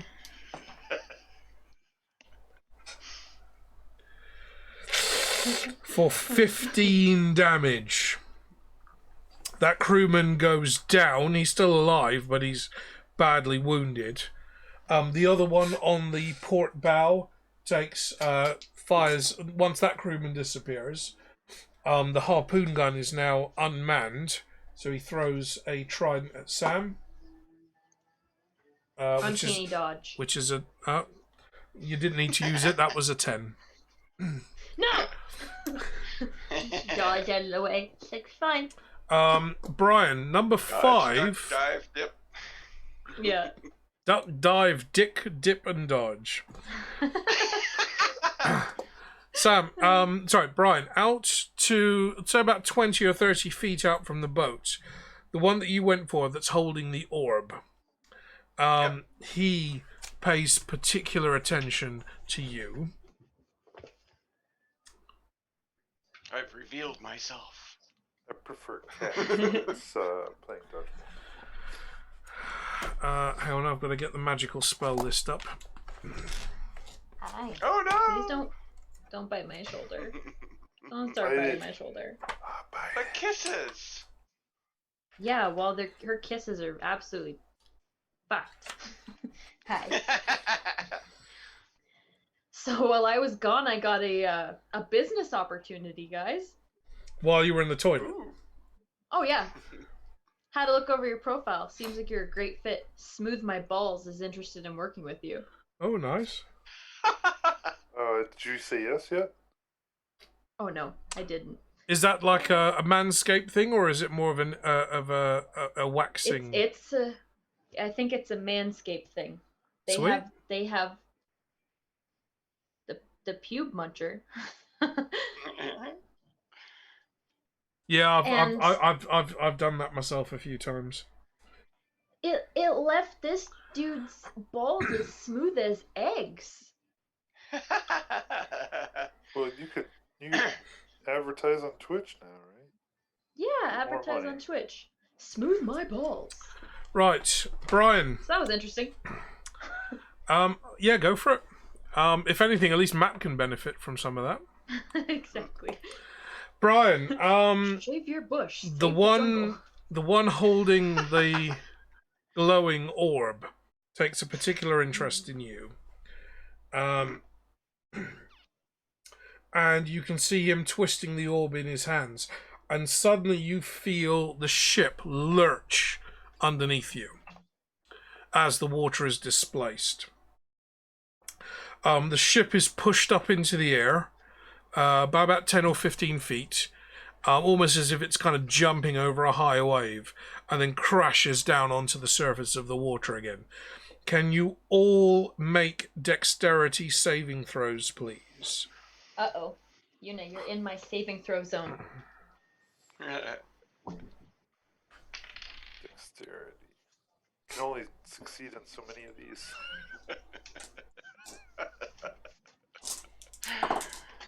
What are you laughing at? Well, let's put it this way. I didn't do an epic fail. Oh, so 2. Yeah. No! So I got 4. Reroll. Yep. You're lucky. Mhm. I have No, I friends that wasn't. automatically make that a crit fail if you drop the dice. Yeah, Terrifying. it's- Yeah, well, I got a 10 in total, and I've got a fantastic amount of dexterity in my saving throws. Okay. What was your dice roll, Sam? Was that a 4? A 3. 3. Okay. Dustin? Yeah, I got a, let me double check this. Yes, I got a 24. Okay. Brian, you are, as the ship kind of jumps out of the water, and then crashes back down onto the waves, you're knocked off your feet. Sam, you just about manage to hang on to the railings of the ship as it does this, and you stay upright. Dustin, you ride the wave like a bucking bronco at a girly bar on a Friday night when they're belting out the Pointer Sisters. You wonder if you were an adopted elf at this point. You've ridden this wave out. You haven't had to grab a handhold. You've just kind of surfed it out. You're hanging 10, and you're righteous to the rest of the crew, most of whom have actually hit the deck along with the cleric. So, Brian, you are prone. The rest of you are still in the fight. Okay, Dustin, it's your go. Alright, I am going to... There's still 2 by me, is that correct? There's 2 beside you, and you've still got the harpoon gun next to you. Okay, They're not your dice. how close are the 2 to each other? Within a couple of feet of each other. They're keeping pace together. Okay, I want to use a bonus action, for, Hail of Thorns. Okay. And, if I hit a creature, then thorns sprout out of the air, and the creature and anything within 5 feet would need to make a dex save. But that's only if I hit. So you're intending to ensnare them. Your face is gonna turn all red, Sam. So, I know. Okay. but Because she with just that, scratched me, so I'm I gonna did it. use the harpoon gun. I just have to use the ranged weapon. Okay, so you're going to use the harpoon gun rather than your bow.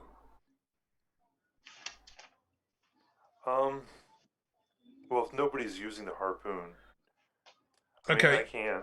You can, but your attack roll will be dex only. You've got no proficiency with a harpoon gun. Okay, then I guess it'd probably be best to I would use your bow. Stick to your bow, and Ow! if you're going to be using Hail of Thorns, so mark off your spell slot Okay. and roll your attack.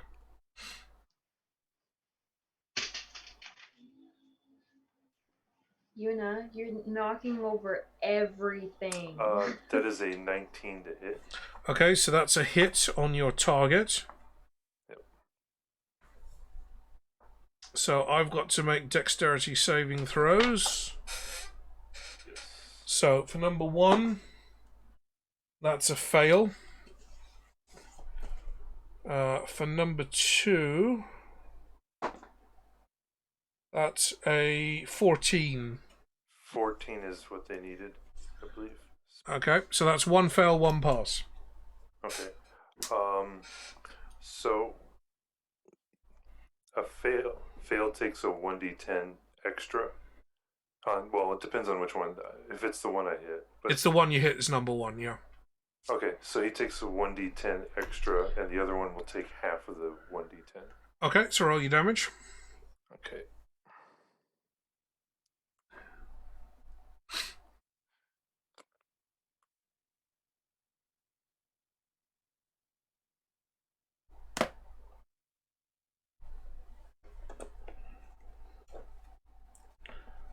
Okay. I rolled a 7 and then a 4 for the Hail of Thorns.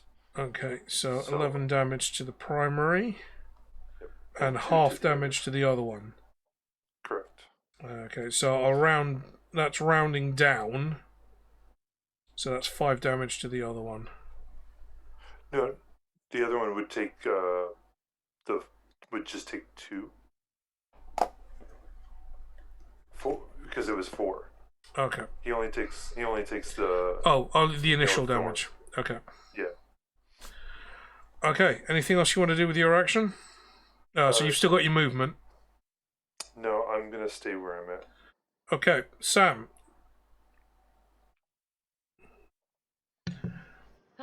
You've got two still swimming at the side of you. They've hurled another trident at you and taken down one of the crewmen that was manning the harpoon gun.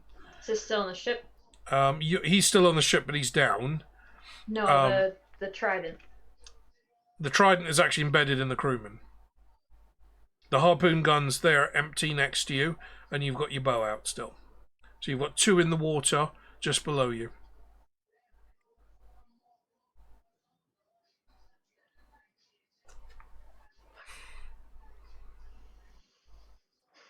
I don't have any good spells, and I guess I'm just gonna do another attack with the bow. Yeah.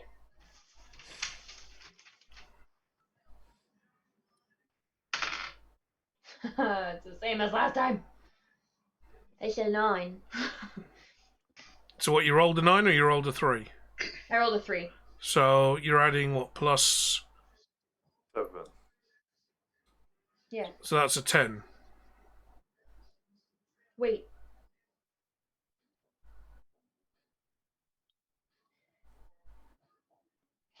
You said we have to add dex to that. You add your dex, then you add your But proficiency. it's the dex on the very left, right? Not the saving dex. Yeah. So it's plus 3. So it's plus 3 dex. Is it plus 3 dex? plus 4. Plus 4 dex. Then you've got to add your proficiency with the weapon, so that's another plus. So it's 10. Plus, yeah. I just didn't do proficiency. Okay. That's all. Then you've got to add on. Is your weapon magical? No.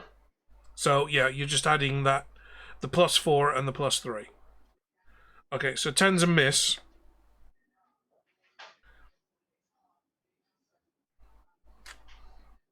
It's 13 though. That's all right. 13. Hang Yeah. on.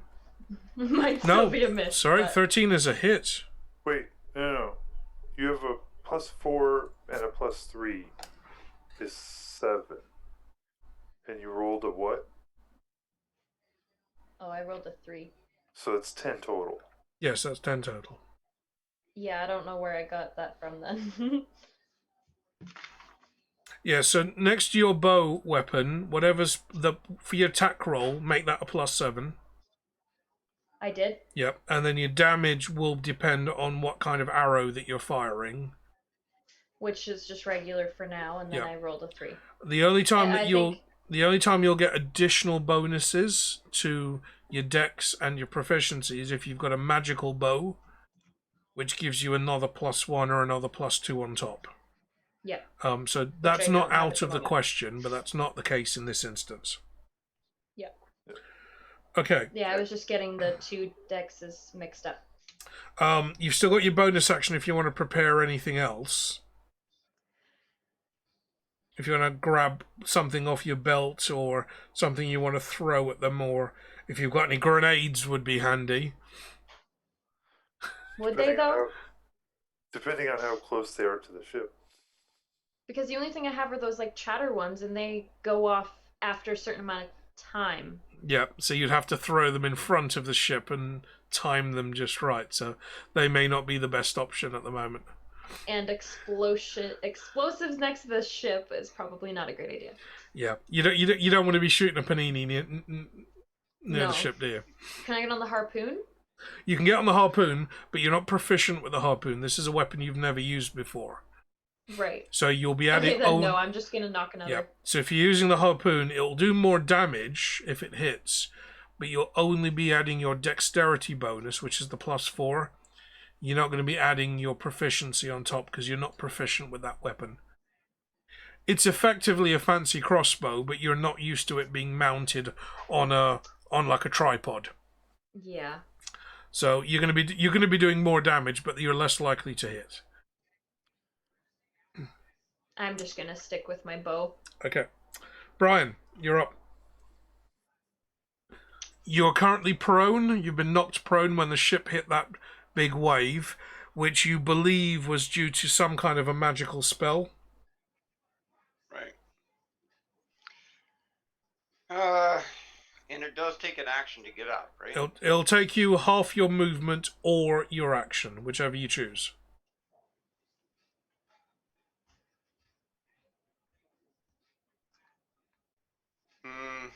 Take half the I'll movement, use because those- take half the movement, because then you get your full action as normal. Okay. Yeah. Especially if you're not planning on moving. Well, yeah, I'm not really planning on moving. So you might as well just use your movement. T-Roy, are you not a D&D player, sir?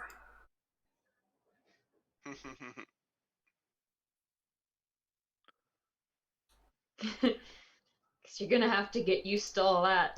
Yeah, it's all the weird dice rolls. We need to get some more redeemed D20s in the chat. Okay. Redeem Yeah, vodka. I'm gonna do the. I'm gonna do Redeem the same vodka. thing. So I will use my sacred flame again. Okay.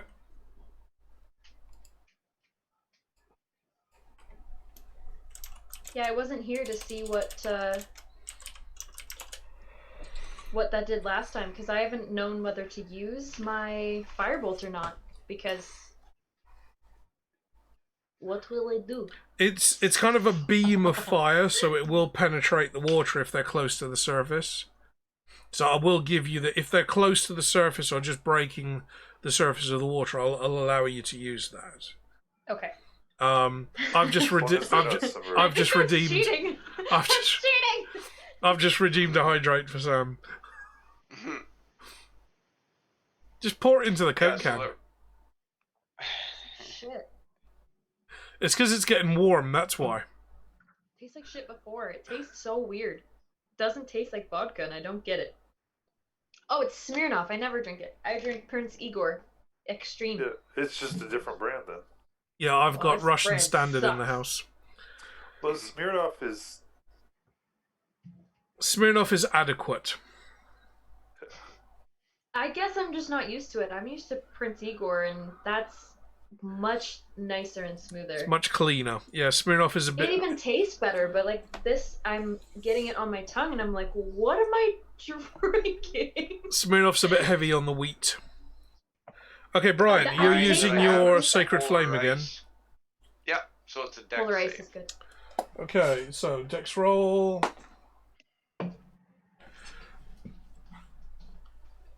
I get a Nina 9. scratched me, and now I'm having an allergic reaction. So is that a save? Stop scratching. I'm trying to scratch around it. That's and my I'm scratching. that's my total roll, a 9. So you failed. So that's a fail.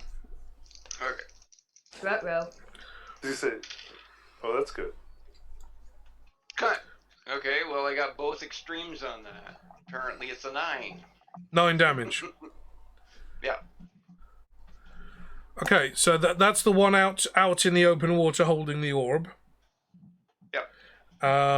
Okay, he drops below the water for a moment, breaking his concentration, and the water beneath the ship seems to settle down momentarily. And you can feel the boat starting to pick up speed again. So you've probably got a good idea of what spell he's using here. Okay, it is the Merrow's turn. So numbers 1 and 2 are on the starboard side of the ship where Dustin is.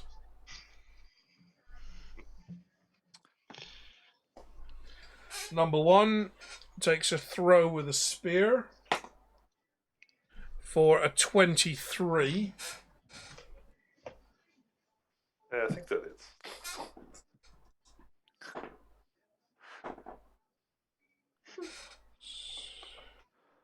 For 11 points of damage. Number 2 does the same. For an 8, so that's a miss. Numbers 3 and 4 are on the port side of the bow near to Sam. They're going to throw their spears and harpoons. For a 13, Sam. What's your armor class? Sounds terrible. What's your armor class?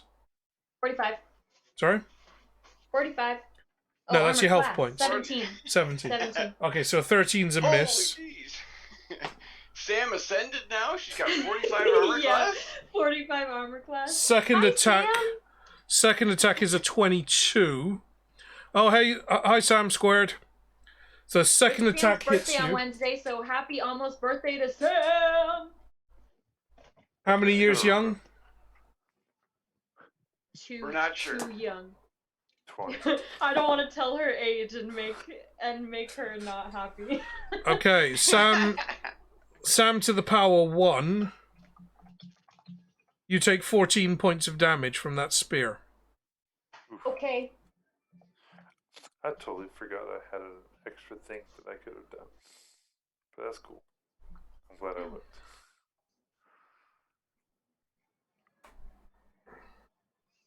Okay, Dustin, your turn. Oh, she's your senior, is she? Oh, she is, but she said it, so I'm not in trouble. Alright, I'm gonna real quick turn to Sam, look around, see how everyone's doing, and see that there's somebody down next to her, Okay.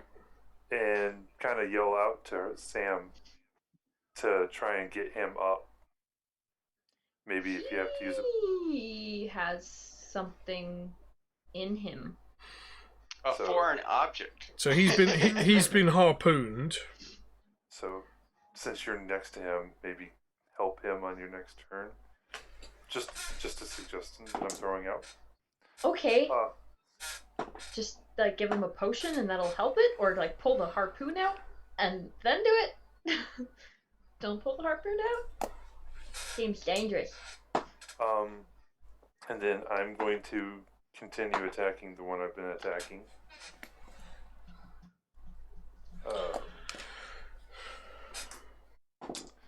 And I'm going to use, again, another arrow. So I'm just rolling the crew attacks.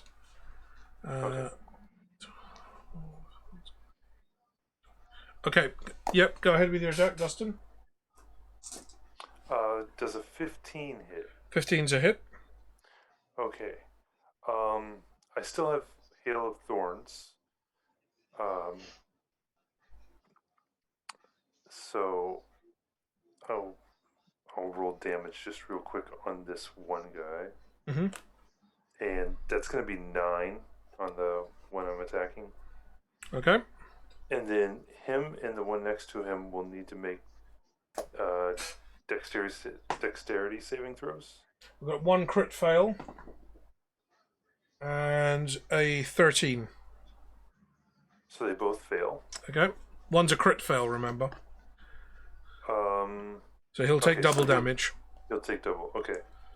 And I only rolled a 2. Okay, so that's 4 damage to the first one. And 2 damage to the other one. Okay. And then I forgot that I have something else that I can do. And that is I have Horde Breaker, which is a special that allows me to attack a creature if it's within 5 feet with the same weapon during the same turn. Mm-hmm. I can apparently do this on each turn. So I can turn to the other one and attack that one with an arrow as well then. Okay, go for it. And that's a nat 1 for an 11. Okay, give me a d4, please. D4, sure thing.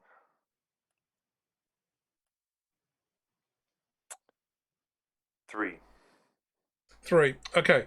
You knock an arrow, you fire, it bounces off the edge of the railing on the ship and ricochets backwards towards the main mast, embedding itself in the mast, luckily not hitting any of the crew. I just rolled a dice for that one. If that had rolled low, you would have taken out one of the crew with that. Oh man. Okay. Okay, Sam, your turn. I'm going to fire my arrow this shot at one of them. No, I'm not. I'm gonna help the guy beside me. I don't know what to do. Okay, so I'm only worried because even if I put a potion on him, he still has a freaking harpoon in his body. okay, so removing the harpoon would be an action. Because you've got your potions on your bandolier and they're immediately accessible, I'll allow that as a bonus action. Okay. So, but that would be your full turn. It would be. That's fine. That's fine. I've missed every time, anyways. Okay, then I will use the action to remove the harpoon. I will use a healing potion on him. Okay. Okay, Brian. I need to get rid of one. So he's submerged now, so he's not a valid target at this point.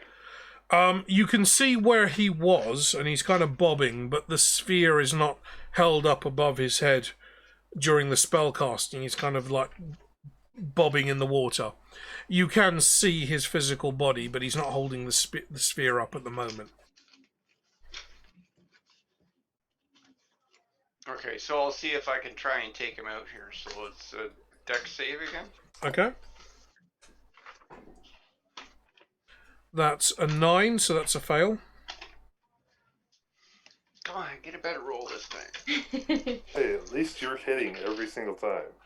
Yeah, I have. Well, I don't think I've because hit he's got one. to save. 7 points. 7 points of damage. It's gonna take like 5 or 10 rounds to actually take him out. It might take longer than that. Okay, we are back to the top of the round, so it's the Marrow. Dustin, numbers 1 and 2 are going to attack you. Okay. Is that ever red? We have... That's the thing. She just jumped off from like when I'm holding her, and the tiniest. I'm just really allergic to animals in general. We have a 22 and a 25, Dustin, so they're both hits. For...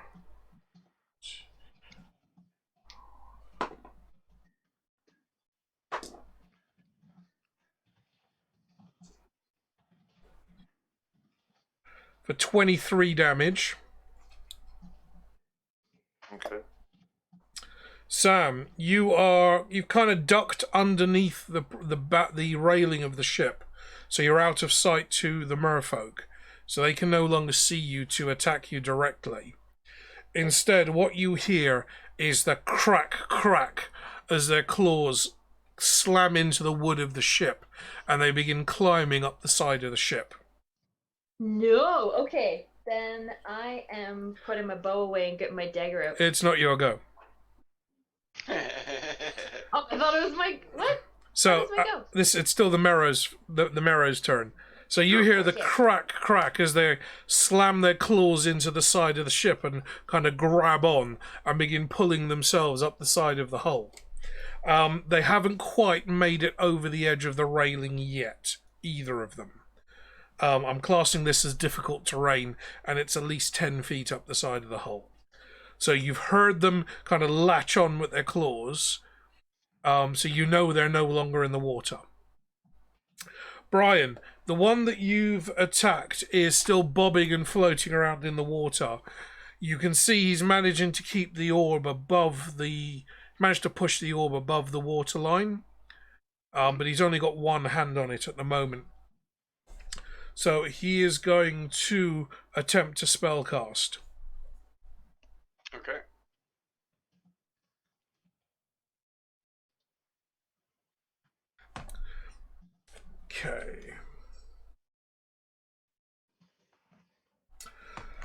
Okay, as he casts his spell, you see the water, where the water would be splashing over the side of the deck as it breaks over each wave.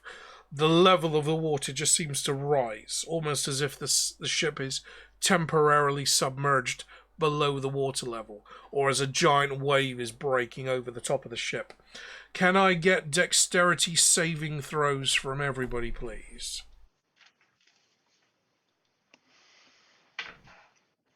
No. Oh. Okay. Well, I got an 8 in total. Thank Okay. goodness I've got +7. You got a I nat feel one. your pain. It's still a got a nat nat 1, one, though. yeah. It's still a nat 1. I know. Yeah. I know. Brian? Well, I got 5 total.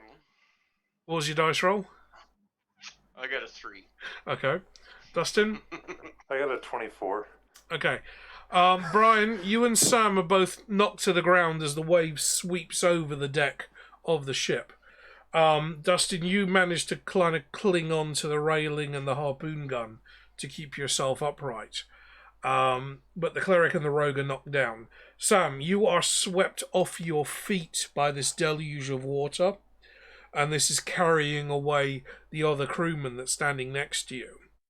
Can I get another dexterity saving throw from you? Just to see if you can grab onto something before being swept off the ship. Yeah. You did the same thing as me, Sam. So we're doing another deck? No.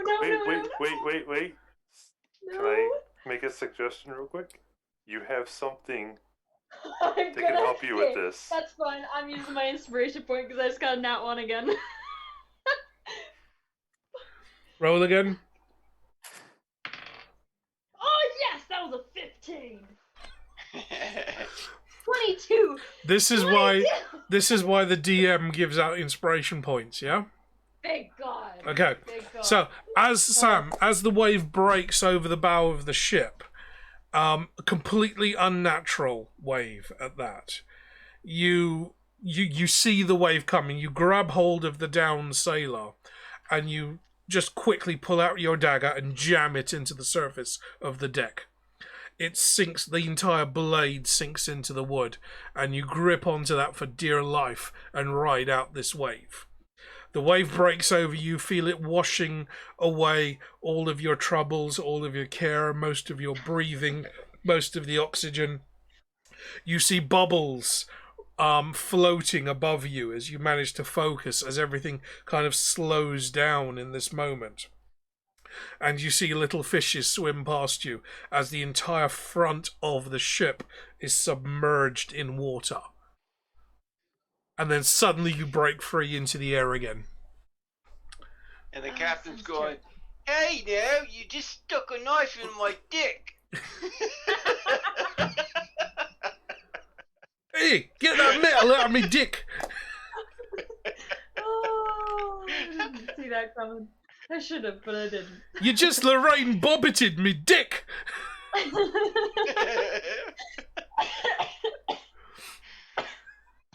Oh man, you guys are funny. Okay, we're back to the top of the round. Dustin, you are just about standing. You've got your bow in hand still. Oh, is Sam first? No, we're going on the standard order. Sam's going to be prone anyway on her turn. Okay, I just wanted to check. I identify with Harry so Potter I am now. still up. I am feeling a little bit of pain here, and so I'm going to actually take a potion of greater healing. Okay, mark that off your sheet. Roll your hit points. Okay.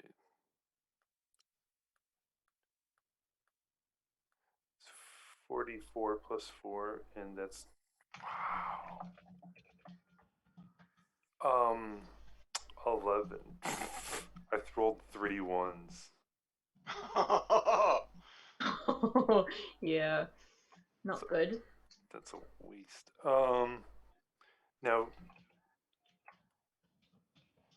oops. So you also have a bandolier, so that counts as your bonus action. You've still got your full action. Right. Okay. With that, I am going to continue firing at this thing. With my bow. And then same one. Realizing this thing's taken so much damage. That's a 20 to hit. Okay, that's a hit. Okay. So I will check the damage on that one. He's going to take 6, because I rolled another 1 for damage. Okay. How do you want to do that one? All right. This guy's like really pissing me off, so I'm just gonna take this arrow and There I've you been go. shooting at him a few times, and I want to make this as painful as possible for him. Full bottle. Full bottle. What was it? 3 hours ago? 4 hours ago? Full bottle. Almost half. It's almost half. Actually, that's a really good idea. Oh yeah. Blind is a great idea. Drink Wonderful potion. idea. I'll have to add that in, Yeah. yeah. Yeah, why not? I'm Okay, just trying so to make this as painful as possible for Dustin, him. you've still got your Hail of Thorns up, haven't you? Yep. So the other guy needs to make a dex saving throw. He gets an 8. He fails. So he's gonna take 1d10, and that's gonna be a 10. Okay. And then once again, I can get a second attack on and use it on this guy. So I'll do that, and that's gonna be a 28 to hit. That's a hit. Okay. Only just, but yeah, 28. That's just squeezing that in. Yeah. And he's gonna take 9 more points of damage. Okay, he's looking pretty battered. I have a question for you.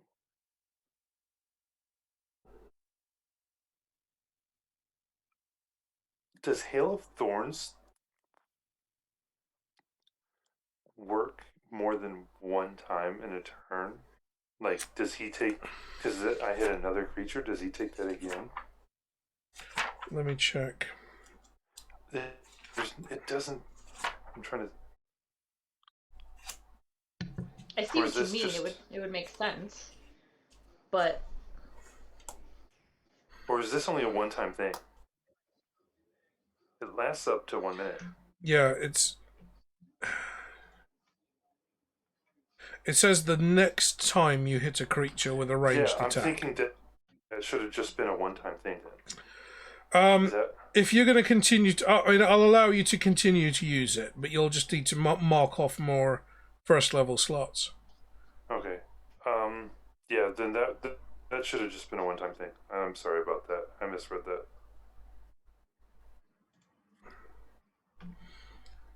Yeah, so if you cast it at higher levels, the damage increases up to 6d10.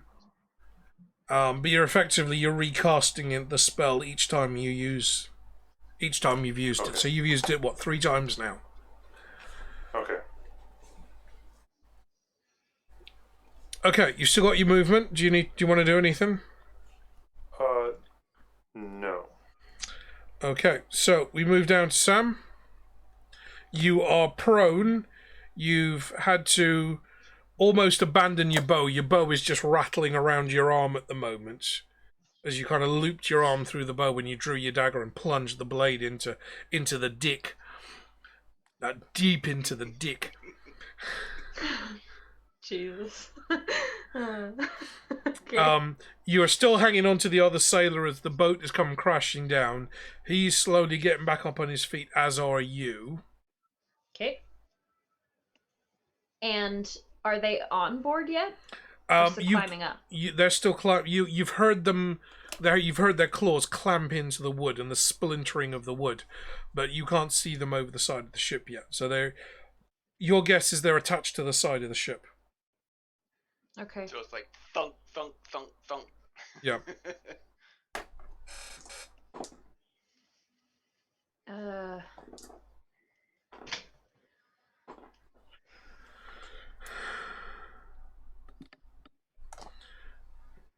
Are there any in my view? Not from where you are. You're gonna have to stand up and move towards the railing to see what's going on. I might move towards where they would enter. Which is pretty much where you Like were if- standing before. Okay, then I'll go back there. Okay. As you look over the edge, you can see that there's one of them barely a couple of feet away from you. You can see that kind of the head of a moray eel and all the spines of the teeth staring up at you as he bares his eel-like fangs. You can see both of his arms are kind of gripped onto the hull, and the long eel tail is just flapping in the air. The other one is a couple of feet below him. Is he so pretty. is he They're close? so appealing. There's one of you. One of them is very close to you. He's barely 2 or 3 feet away. So I still have my dagger, I'm guessing. You've still got your dagger, and your bow's kind of looped around your elbow at the moment. I'm gonna try to hit him with the dagger. If he's that close, I'm gonna reach over and try to hit him with the dagger. Okay. Give me a dexterity saving throw first. Okay. It's only a 10. Okay, and your attack roll.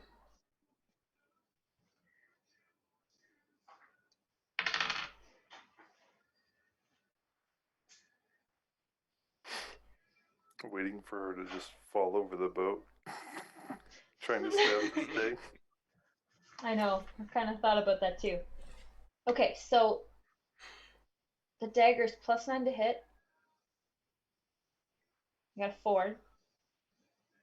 So that's a 13, so that's a hit.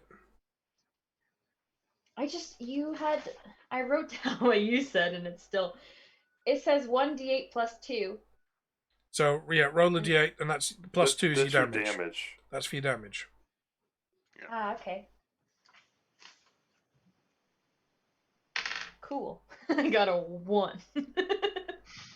So, 3 So three. damage. Yay. Okay. Okay, anything you want to do with your bonus action?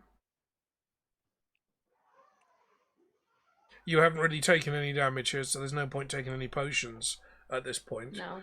You are kind of leaned right over the railing of the bow. I know, like, the only thing and I was going to plunging say is the blade in. like, leaning back away from there. That would be my only thing that Okay. I would go for. Okay, so you kind of stand back up and pull yourself back away from the edge of the boat. Okay, Brian.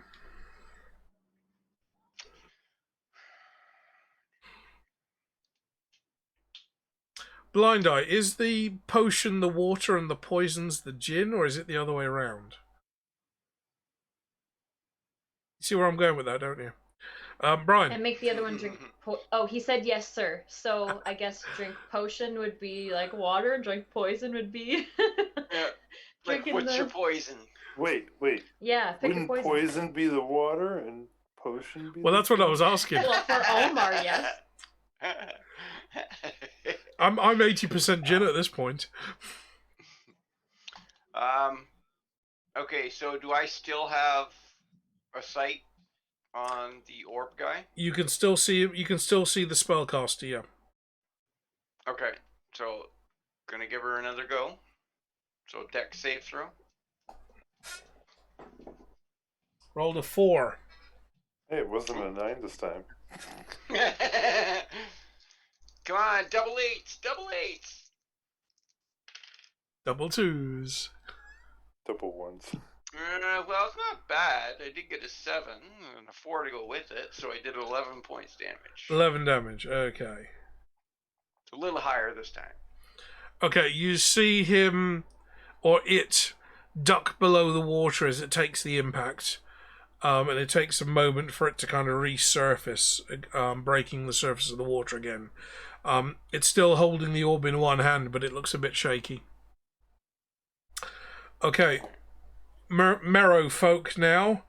Dustin, you've got one left on your side, which rolls a 15 to hit. I believe that hits.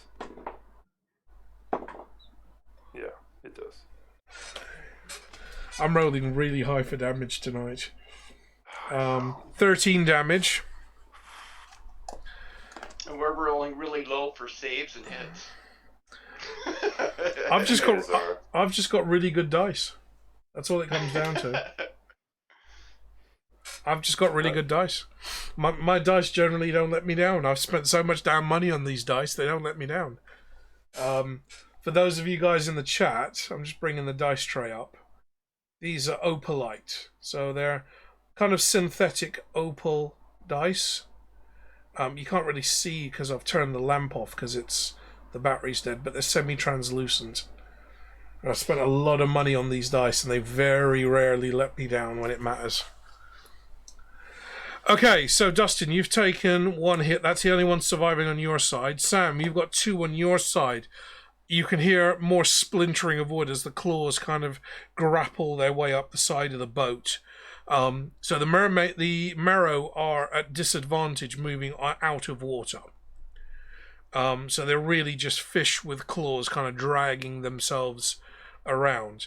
You see one crest over the railing of the forecastle, and in one hand he has a spear which he hurls towards you, which is a 21 to hit. For 12 points of damage.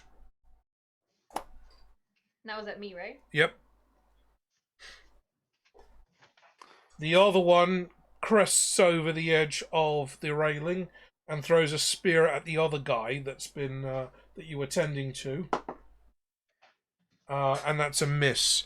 The harpoon kind of embeds in the wooden deck next to you, or between the two of you.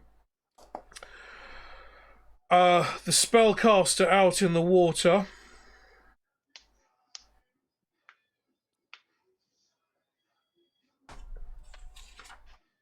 Probably targeting me. The spellcaster in the water. You feel, Brian, you in particular, you feel almost as if the water's parted underneath the boat, and the boat suddenly drops down into open air. Mm. You feel like you're falling 10 or 15 or 20 feet because your feet are now, all of you, your feet are now leaving the surface of the deck as the whole ship falls. Now, normally you would expect this to be in really stormy seas as the ship drops out from underneath your feet, but it feels as if the water has just parted and moved away underneath the boat. Can you all roll dexterity saving throws, please? Yes. So there is a redeem there too. Okay, we've got a redeem. So this is a half damage on the event that's just happened. So let me get a d20 up. We've got a 5. So the players have failed that. So they're going to take full damage to this one. Because when the boat stops, they're going to have to stop hard against the surface of the deck. So I need dexterity saving throws from everyone. I got a 20. Okay, come on, Blue. I only got 12. Yay, there we go. I got 18. Okay, so you're all above 10. So you'll take half damage from impacting the deck. You're impacting my dick. You're slamming hard into my dick. That's what she said. Gonna slam you and slap your head with my dick. You know, I did see a TikTok of a female version of that too. Probably doesn't work as well, does Oh, it? Oh, Yeah. I'm sure it works just fine. She was talking about her cave. Well, that's Dustin's thing, isn't it? Spelunking. Okay. And she was out in the bush. You know? It gets pretty crazy out in the bush. You take half damage because you all succeeded, so all take 5 points of damage, impacting my dick as it hits hard underneath you. You get hit hard from below with my dick I am unconscious. for 5 points of damage. I made. Who said we takes half? Whose fault is that? Because I completely succeeded every deck save with 20 or higher. I made this thing look perfect, Oh. and I went unconscious because of this. Because you got hit in the ass with a dick. Nice redeem, blind. Very nice redeem. The tiniest little violin. 5 points. I only had 3 left. Aww. I mean, So- you realize I've used a greater healing potion. I've taken like well over 50 damage in this fight. Yeah, I don't have much left. I'm gonna have to take some. So Dustin gets it hard in the ass from the dick. Sam and Brian, you just managed to ride out the dick and only take half damage. Okay, it's the top of the round. Dustin, you are unconscious. You need to roll a death saving throw, please. 20. An 11. Okay, so that's one pass. Sam, you Yep. are on the ground. You've basically you're flat on the dick, having been knocked to your feet by the sheer impact of the dick. Yep. I'll allow you to use your movement if you want to get up, but you've got two marrow that are kind of crawling over the edge of the guardrail on the side of the ship. You've got 2 targets in front of you. Half of your movement. And I'm beside. You're beside the other crewman. Beside that guy. He's on the floor as well. Half of your movement to stand up I'll allow if you want to move in close and use your attack. Because you've still got your dagger in your hand.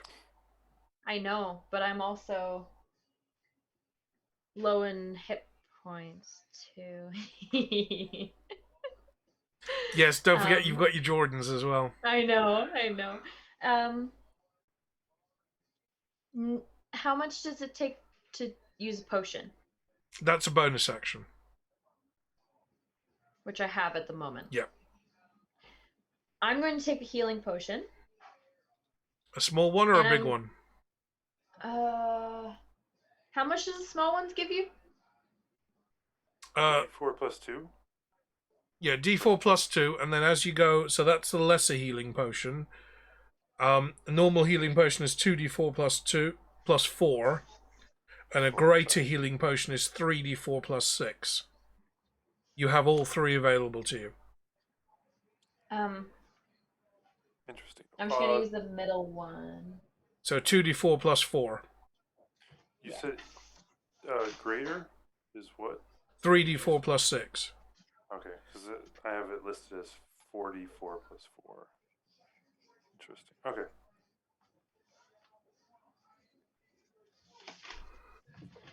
Why can't... Where did it go? What the heck? My dice are leaving my sight. I heard Unit knock some around. Well, I was gone? No, like when she was Yeah, getting she was off playing after with the... scratching you. Oh, was she? Because I heard them rattle. Am I just up in my sleep? No, heck no, I'm not. Okay, well, It's a little pyramid one. just gonna grab another one. So what the frick? Oh, I know. All of them are there, but that one. I don't know why. You rolled it That one? already. I know I did. That's why I'm like, where did it go? It's fine. So 2d4 plus as long as you 4. don't find it in the litter box. Yeah, did she eat your 4, die? 7, plus... Plus 4, so that's 11 health back. Okay. So, 2d4 plus 4. Okay. So that's 11 health health back, back. and you've still got your attack. So you've got 2 targets in front of you.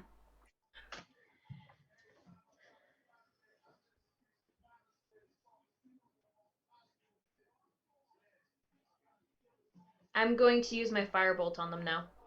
Okay. Which one? What do you mean? Oh, just the one closest to me. Okay, if you cast it at a higher level, I was like, which firebolt? What the fuck do you mean?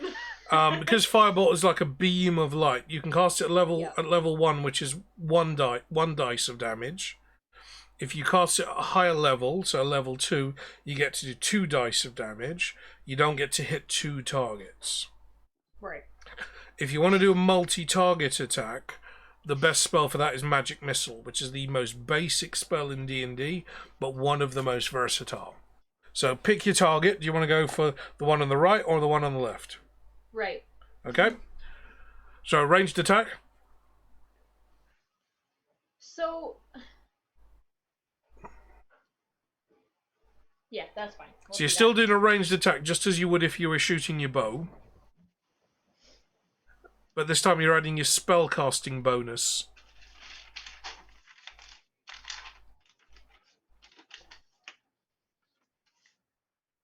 How do I know Should be up at the the top. spell casting?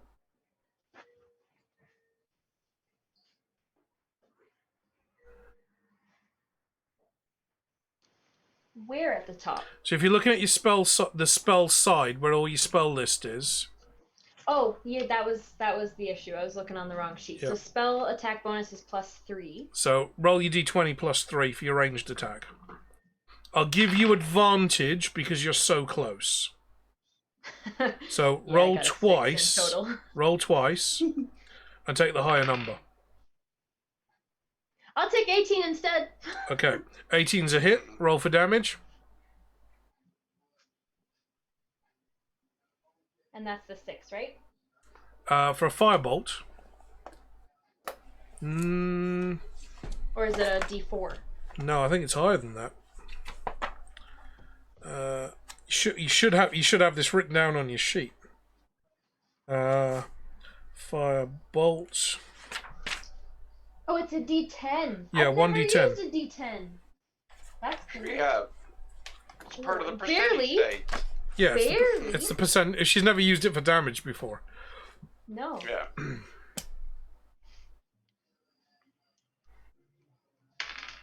Only a 2. Okay. So righty takes 2 points of damage. Ravnos is saying that a firebolt's D8.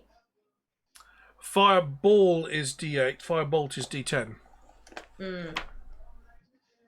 Makes sense. Let me pull it up on the... I've got the manual open in front of me at the minute. So a firebolt is 1d10 fire damage, rising to 2d10, 3d10 at multiple levels. A fireball is d6. So this is 5th edition, remember. So at level 3, a fireball will do 8d6, and then an extra d6 at subsequent levels. Howdy. This is how I did an 18d6 fireball in that game that I played. In the game.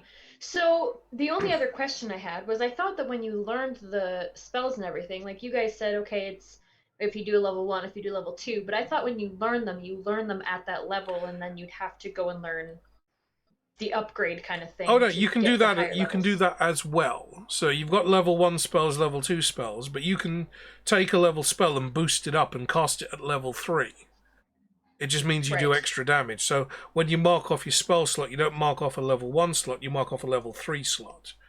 Right. Even though it's a level Okay. 1 spell, you're just boosting it up with more power. You're boosting it. Yeah. So Cool. Magic Missile, for example, at the lowest level is 3 magical missiles. The reason why Magic Missile is always so good is that Magic Missile, you don't have to do the ranged attack. They hit automatically. So they're a guaranteed hit, but they're relatively low damage. If you cast it at level 1, you get 3 individual strikes. But if you cast it at level 2, you get 4 strikes. Cast it at level 3, you get 5 strikes. So a level 1 spell cast at, say, level 5 does a huge amount of damage, and it's a guaranteed hit. You don't Okay. have to roll the d20 to see if you even hit the target. It's a guaranteed hit. Yeah. What are they? D4s for All, damage? they're all d4s, yeah. So, Well, at least I know to try to grab that next. yeah, it's not a powerful spell. It's a level 1 spell. It's one of the most basic, but it's one of the most popular because there's no dice roll to determine if you actually hit your target. It's Yeah. It's one of the few ones that actually just automatically hit. Yeah, so Sam is an arcane trickster, yeah. Yeah. Yeah, D&D Beyond is good for that kind of stuff, but I still like the idea that when you're playing for the first time, play pencil and paper and roll actual dice and do the math, because you learn the game. You learn your bonuses, you learn how the mechanics of the game work. Once you're familiar with the game, then you can use the shortcuts, like D&D Beyond, where it just calculates everything for you. But because this game is so massively homebrewed, and a lot of the weapon attacks are modified by me in game, D&D Beyond doesn't give you all the ability to customize to the nth degree of level that would be necessary for my game. Also, I'm a pencil and paper kind of guy. I mean, look, this is how I play my game: pencil and paper. So, if you're starting out, I always say start with a real set of dice, rolling dice, and a pencil and a character sheet, because that's the old school feel of D&D, and the excitement is there actually rolling dice and doing math. Yeah, like it'd be different if we could all get together and be at the same table and be rolling these dice, but we can't. So it would be nice to have that, like, or real feel. In Sam's case, in 10 or 20 years, when she's been playing every week for 10 years, and rolling dice is just a pain in the backside, click a button and just give me the answer. That's where D&D Beyond comes in. I still tend to push that more for the experienced players.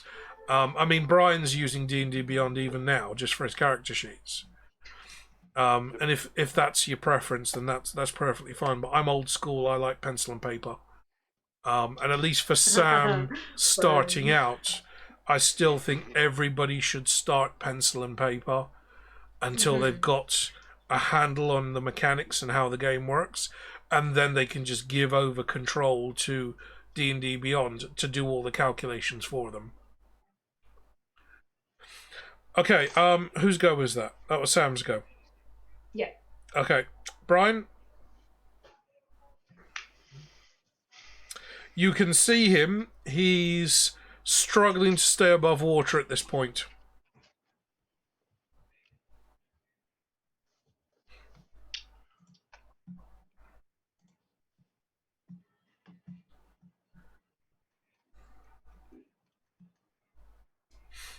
The other thing, Mark, is that random number generators on just from a programming point of view, because I've coded programs that use random number generators. They are never random. They're not entirely random because a computer can't think in random terms. You actually have to force additional math into the dice roll to make it truly random. Because a computer program, based on the number of cycles you're working with, sometimes can spit out the same number 4 or 5 times in a row. Blind. It's just an algorithm that you're using, and you have to force additional mathematics into that code to make it appear more random. Because true randomness can often sometimes throw up the same number 4 or 5 times in a row. And a human doesn't see that as random, and they stop trusting the system. So a random number generator that you see on the internet, even if you just go to Google and do generate random number, it's not. It is a true random number generator, not a modified random number. So you may get the same number 3, 4, 5, 6 times in a row, which to a human doesn't look random. But as far as the computer's concerned, it is random because it's not taking into account the last roll that it gave you. Tough one. Definitely tough one. Brian. Okay. I'm gonna try a slightly different tactic, but it's gonna take a couple of rounds. Oh dear. I'm gonna use, well, like it says, a bonus action to cast Spiritual Weapon. Mm-hmm. But it's telling me that it only moves 20 feet, so it's gonna take like 2 additional rounds to get to him if he's out 60 feet. Okay. So you produce the whip-like crocodile tail of Offla in spectral form, and you send that out across the water. What about your main action? Is it? Well, since I am the healer, I should probably scan the deck Go to on. see how many casualties we're Take looking a at. good long look at me, Dick. It's a nice dick.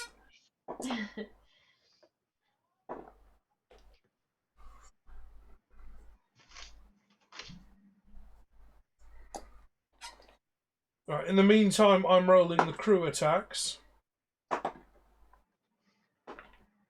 The crew have landed 2 solid hits. So, Brian, you're tending to the wounded, I assume? Yeah, like I'm just taking a look to what's happening in the immediate area. Okay. 'Cause You've if got I about... need to, I can do an AoE heal. Okay, you've got about 4 or 5 crew members in an immediate area. They've taken some damage, but not much. Most of the damage has been focused on the 3 of you, because you're the ones dishing out the magical damage.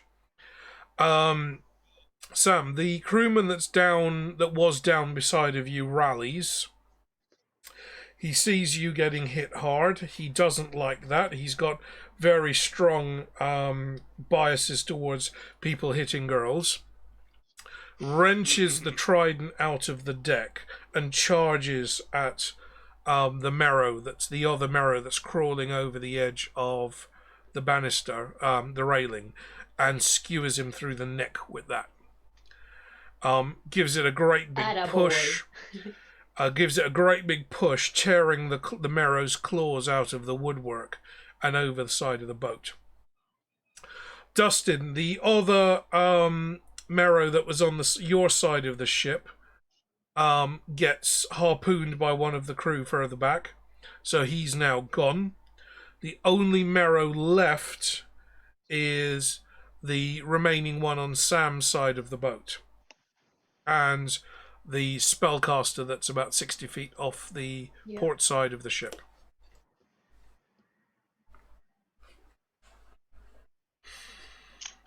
Wow, I did not even realize that one. Whew. Looking at the casting time of prayer of I'm looking at the casting time of prayer of healing. It literally is just like a prayer, because apparently it takes 10 minutes to cast the spell. It is not a combat spell. No. No. So that would be fine for after combat, but right now, from where you are, you're more amidships than anyone else. The 2 that were on the port bow that Dustin was taking care of, they've both gone. You've heard the shouts and the screams as Sam's been communicating with the crew, and there's 1 left on her side that's still crawling up the side of the ship. You can't see the spellcaster at the moment. He's lost within the waves. So you can certainly help the other crew members. It's only really our party and 1 or 2 other crew that were on the bow by the harpoon guns that have taken any damage at all.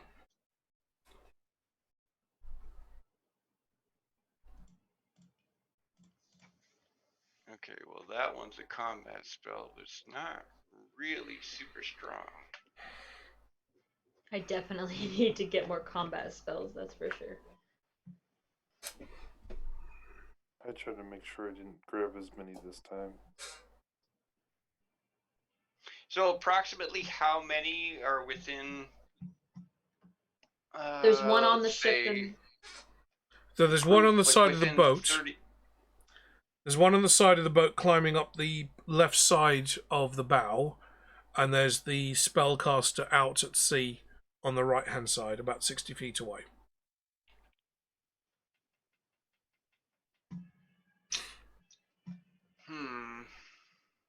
The 1 that Sam's been fighting with is down. The 2 that Dustin has been fighting with are both down.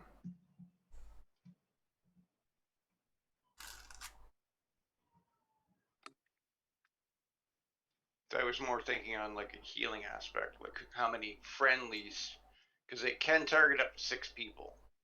You've got friendlies within range of where you're standing, but they're all crewmen and they haven't taken any damage. They've maybe taken minor bumps and bruises when the ship kind of dropped down into that void as the control water spell pulled all the white water out from underneath the boat. But they've not taken any combat damage. The only combat damage is there's one by Dustin who is down. There's one by Sam who's up on his feet but wounded. And the rest have just got minor bumps and bruises. So you need to make your way forward to help Dustin, who's unconscious, Sam, who is injured, the one next to Dustin, who's unconscious, the one next to Sam, who is injured. Okay. So now I'd only have half movement because I cast the spell? Yeah. What's your normal movement? 30? That's what I'm just checking. Yeah, it's 30 is my normal movement. So you can move 15. What's the range of your spell? The AoE spell is 60 feet. It's probably still not going to bring me into range, though. No, that will bring you within range. Oh, will it? Yeah. So map-wise, you are about here. Okay. Sam and Dustin are both here. If you move your 15, that takes you to there. And then you're within range. Okay. I have maps for this stuff, you know.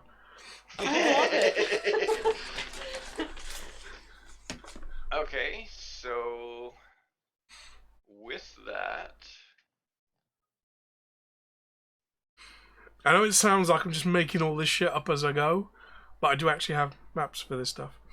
I know, it's just crazy that you're Did you just make that map while you were waiting? No, this is I've spent all day trawling through the internet to find suitable maps and to modify the maps, because these maps are modified. You can see I've had to add the keel and the bow spike, the Widowmaker, as well as the wooden shack that runs down the length of the bow, and relocate the bow hatch to the forward part of the ship. That's pretty cool. So wow. this is what I spend my Friday doing, is prepping the game. Because not only have I got to do that, I've got to do this, which is kind of rolling up initial you can't read these because they're all backwards. Rolling up the initial stats for all of the potential monster encounters that you're going to find. At least you have extra time since Sam doesn't ever get on. And Naval Voyage random encounter tables. Because there's 2 random encounter tables here that's about 10 pages. The whale that you saw was from that table. As is this particular attack. So I used an action to cast Spiritual Hammer. Spiritual Hammer. Or, well, Spiritual Weapon. Okay. So. And to cast the spell is just a bonus action. So I'd still be able to do that within this round, correct? Are either of them concentration? So your first one was. So you lose yeah, that. I think Spiritual Weapon is concentration. So you wouldn't be able to do the second one in that case. You could physically attend, so you could use your action to dash and make it all the way to the forecastle, and then on your next turn you can start administering physical healing. But if you're going to maintain your offless tail as a spiritual weapon, you've got to be concentrating just on that one.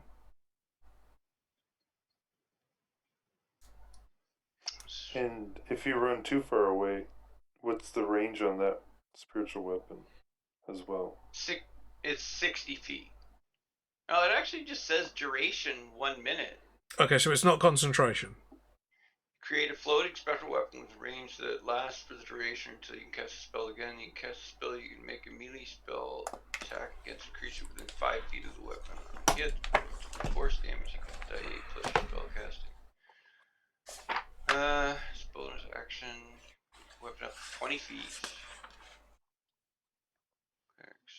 Oh, well, it's just a description, and then as you use spell slots, it adds an additional die 8. Yeah, so it's not a concentration. Okay, so you're fine. You can cast your mass healing. Yeah.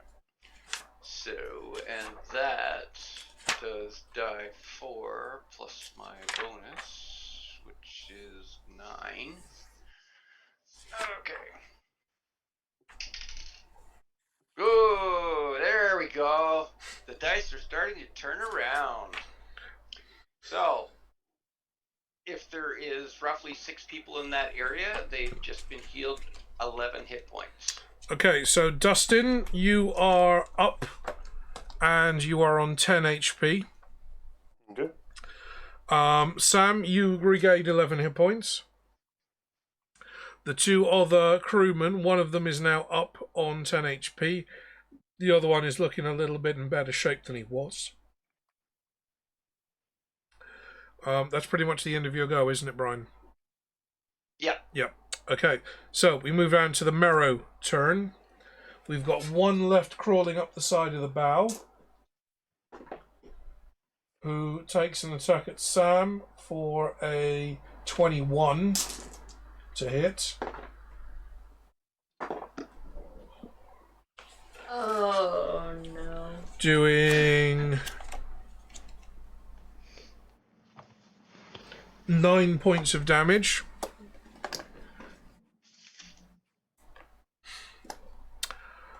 The spellcaster out off the starboard side of the ship is kind of swamped under the waves at the moment. Brian, you take a glance over your shoulder and he's not looking in the best of shape.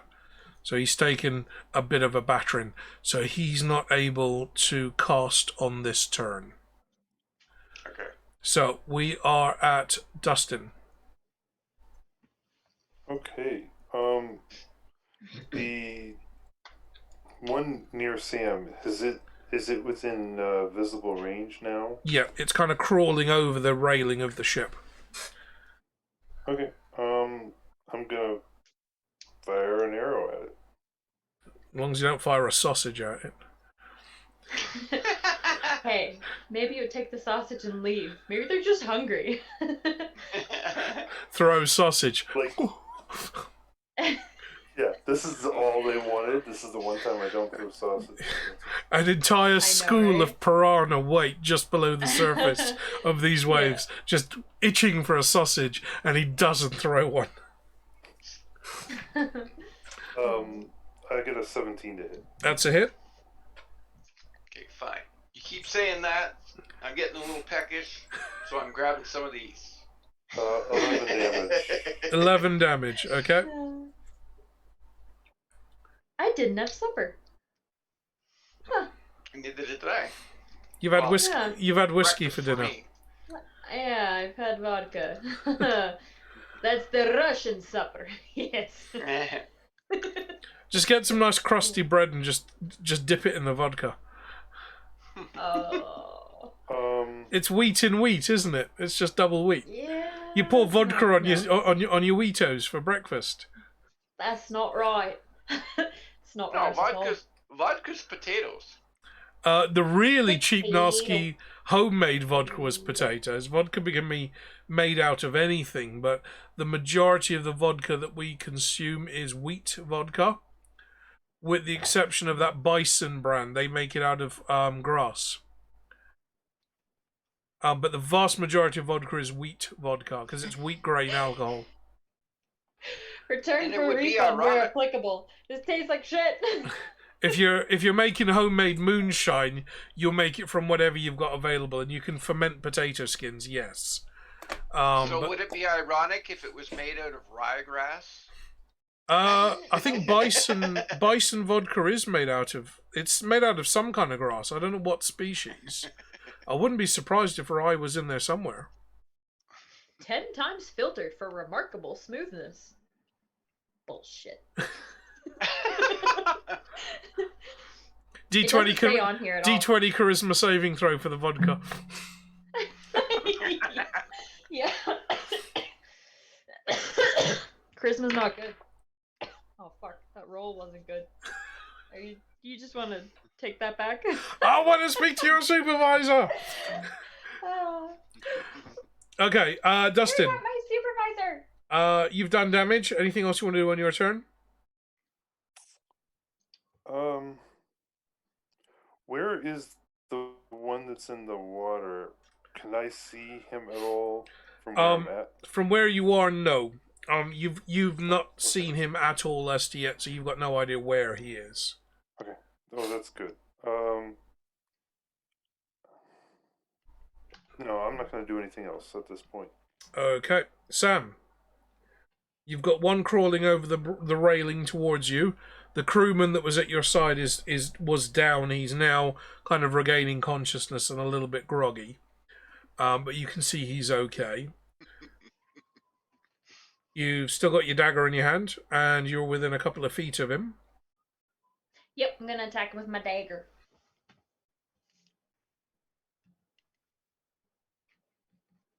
I forgot I have my magnification scope. It didn't.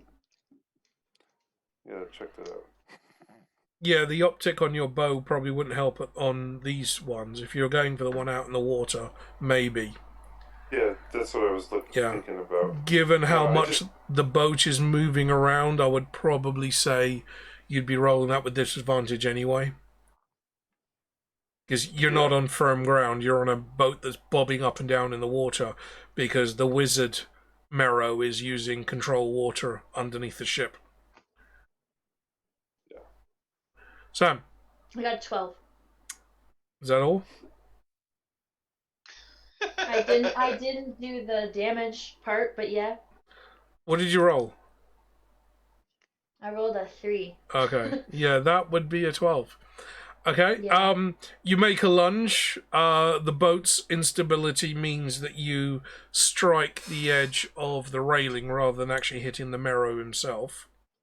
Bad railing. Bad railing. Down railing. Yeah, pretty much. Brian. Don't let those What's bitches wrong with in. dick? You skewer the dick with your knife. Call that a knife? Oops. Uh, That's not a knife. This is a knife. Who clipped that of me? It was you, Brian, wasn't it? Yeah, it was. Brian, your turn. You can see the one next to Sam crawling over the railing. You've seen Dustin take a shot at him. If you glance over your shoulder, you can see that the one that was holding the orb is kind of getting left behind. The boat is outpacing him now.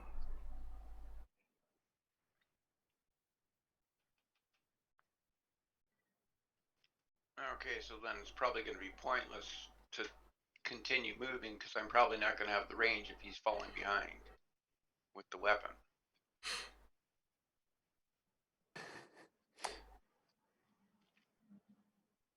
Yeah, that's why I was like, when you're running towards us, that's like away from it.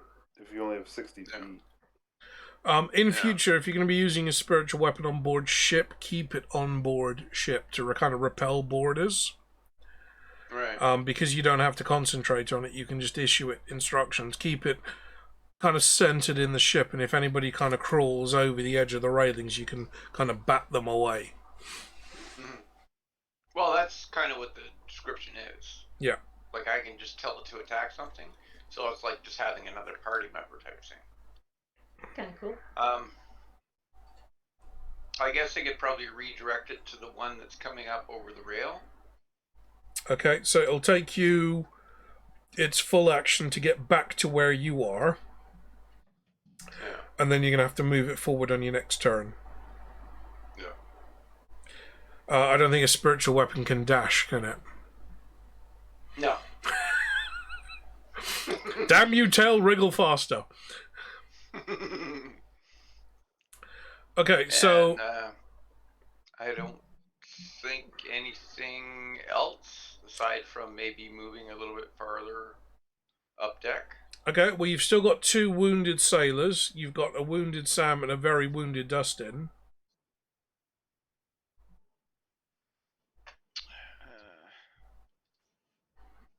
You can heal, or if you use your full movement, you can get within range of the one that's still surviving and take an attack on him.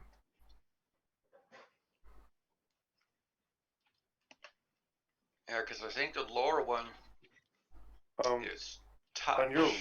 On his last one, when he did 11 points of healing, did he get Sam for that as well? Everybody took 11 points of healing. Okay. Yeah. I didn't know if she had marked that. I did. Okay. Sam's marking 2 things, health and vodka. Yeah, well, I just wasn't sure if she marked 11 healing or 11 shots of vodka. What did I start at? I think it was just above the label. It was that horizontal line. You've had almost nothing. Right? You utter lightweight. You've had like 2 mouthfuls. I've been tipsy 3 different times this game. Isn't that crazy?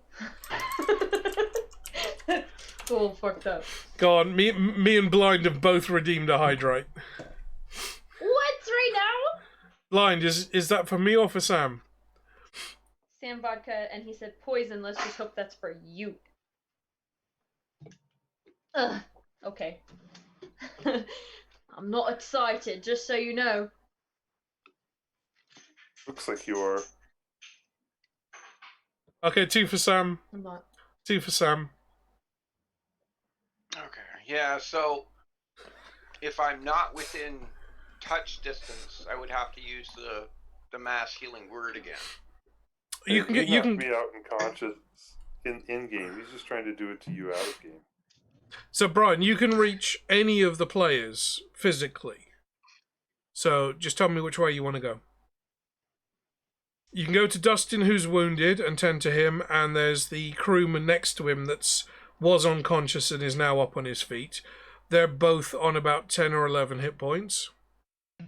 Or you can go to the left side of the ship where Sam is, and whatever damage she's taken, and her crewman who's up on his feet on about, I'd say probably about the same hit points.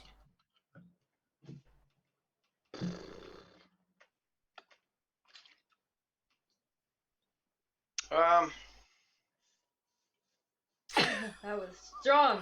I'll head to the right where Dustin is. Okay. Please tell me that's not for me.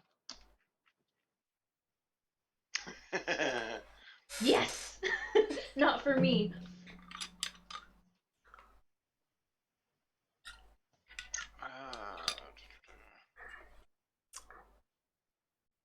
Well, let's see if this can put us within wrong. good standing.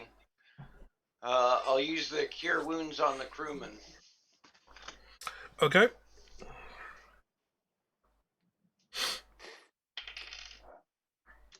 Oh my god. Well, that was fun. 10 points. Okay. I rolled a 1. That's okay. Did he need 10 points? He's got 10 more points than you have, Dustin. I was just curious if he had that much health. Now, most of the crew were actually a couple of levels above you guys, so Okay.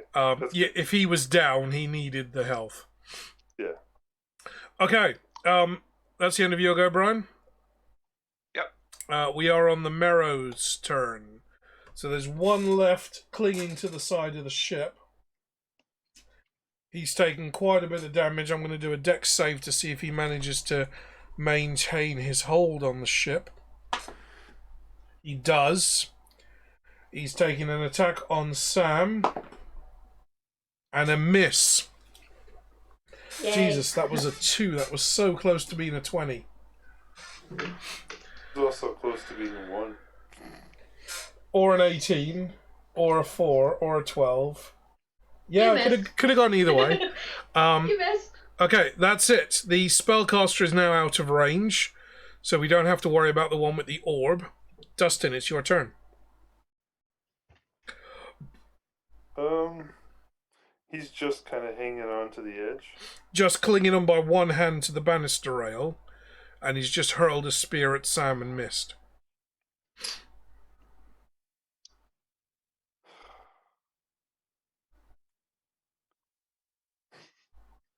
No, I just know what I want to do, and I know what I should do. Blind, it's not beat that ass, it's beat the dick.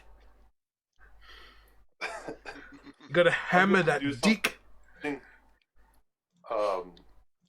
Probably stupid. But fun. Is this going to involve a sausage?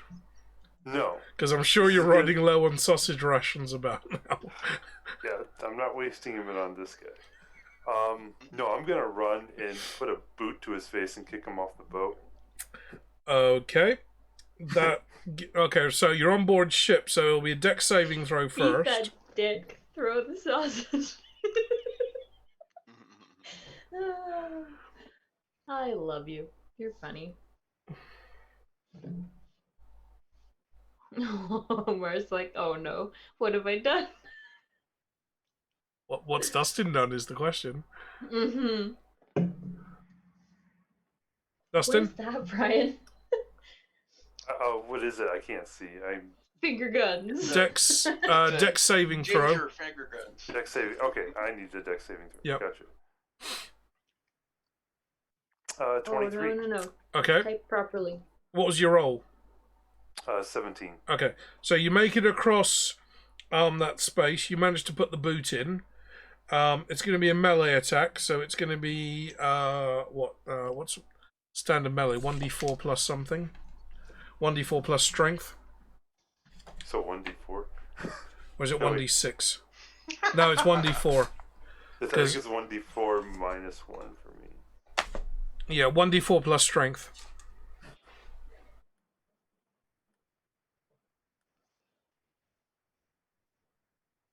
I rolled a 4.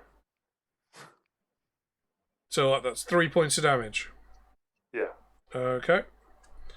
You kick him in his eel face. Probably pinch a couple of his tentacles and break one of the spines on his fins. He pulls himself further up with both hands and hisses at you. Sam, it's your turn. The ranger has come over and put the boot in, like any good Glaswegian. Kick him in the face. Kick him in the face.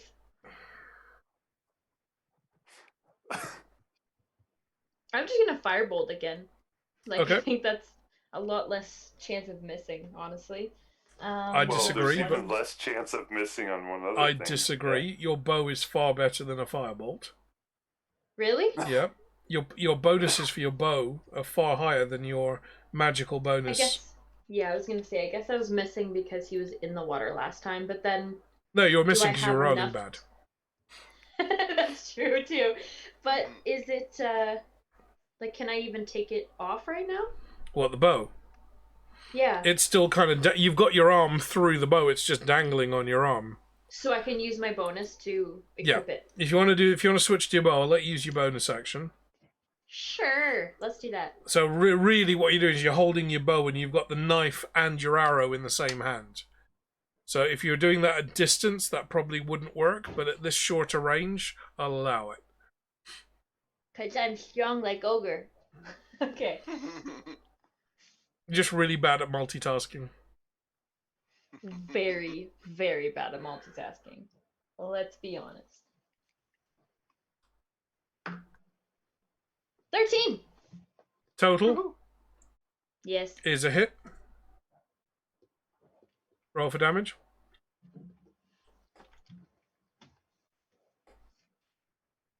These are so weird. 8. Yay! That's the first time I've ever rolled an 8. Okay, you fire a shot almost point blank into this Merrow's face, catching it in the side of the neck. He... let me do a dex saving throw. Oh, he fails. The shock of it, he loses grip on the side of the hull of the ship and falls back into the water.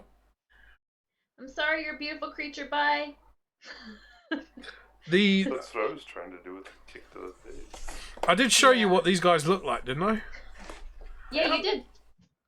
These are not... Oh, come on. They're beautiful in their own way. She'd make out with one. The mermaids, maybe. Probably would, let's be honest.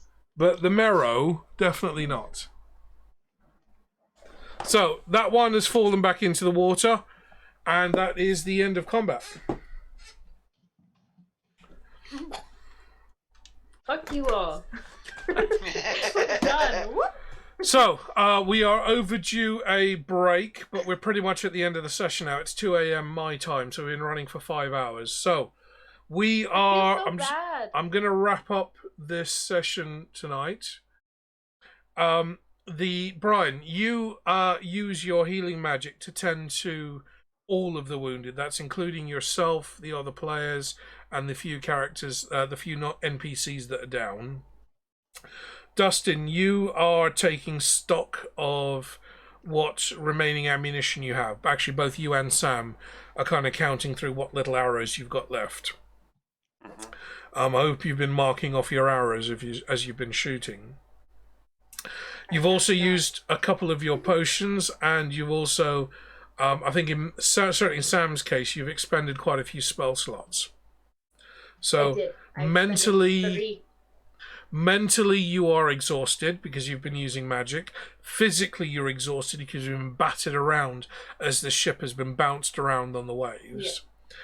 Yeah. You hear, just as you fire that last shot and the Mero loses grip, you hear the captain shout from up in the wheelhouse, and the broomsticks kick in, and you all lurch backwards as the prow of the ship rises up on the hydrofoils and starts boosting away from the Mero.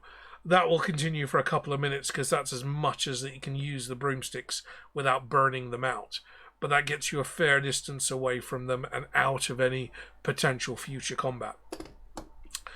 As the seas begin to settle down, as you begin to take stock of what's happened, the ship's carpeting comes out, checks any damage to the ship. It's minimal. It's not stuff that he needs to worry about for now. There is no ship's doctor, not on this voyage.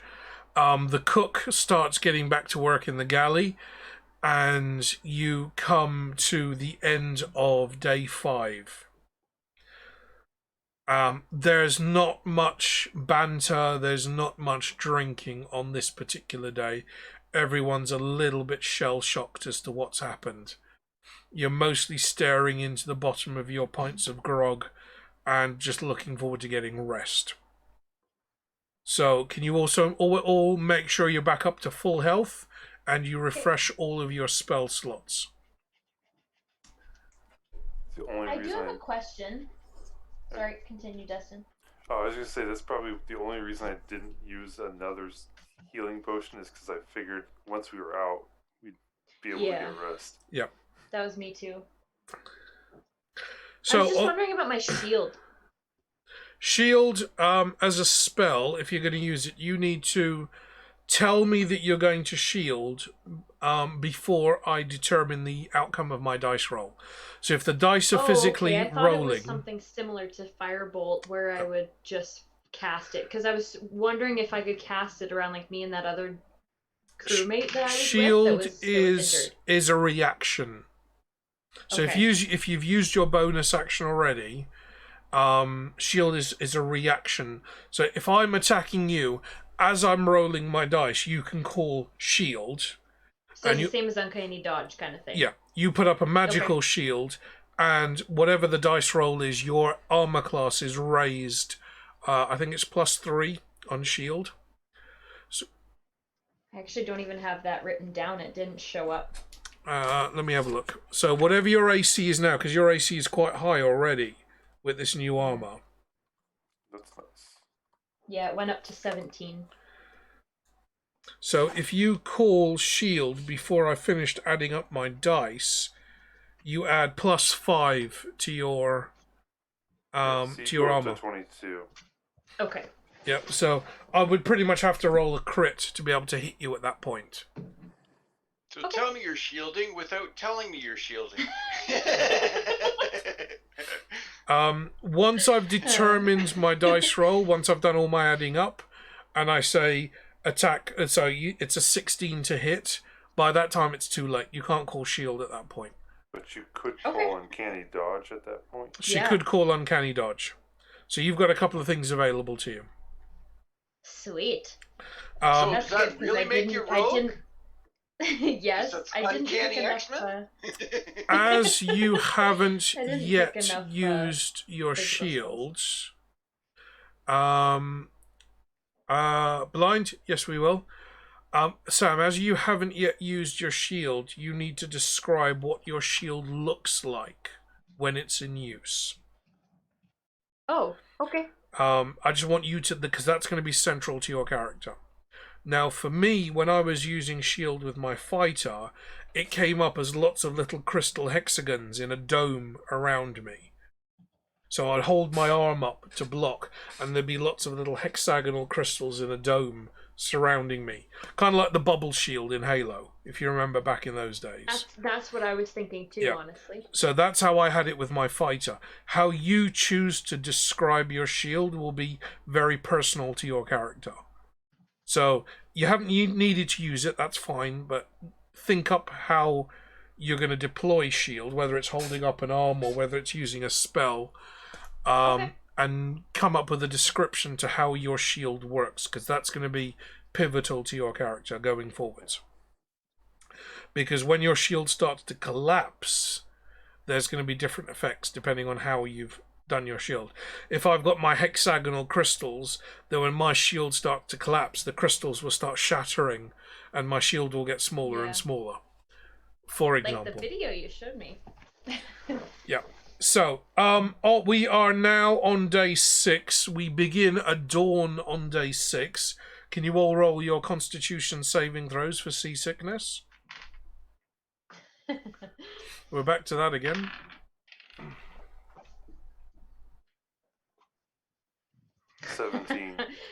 I'm sick as fuck. I only got a 4. A 4? I actually got a 4. 17 this time. I rolled a 3 and my Constitution's 1.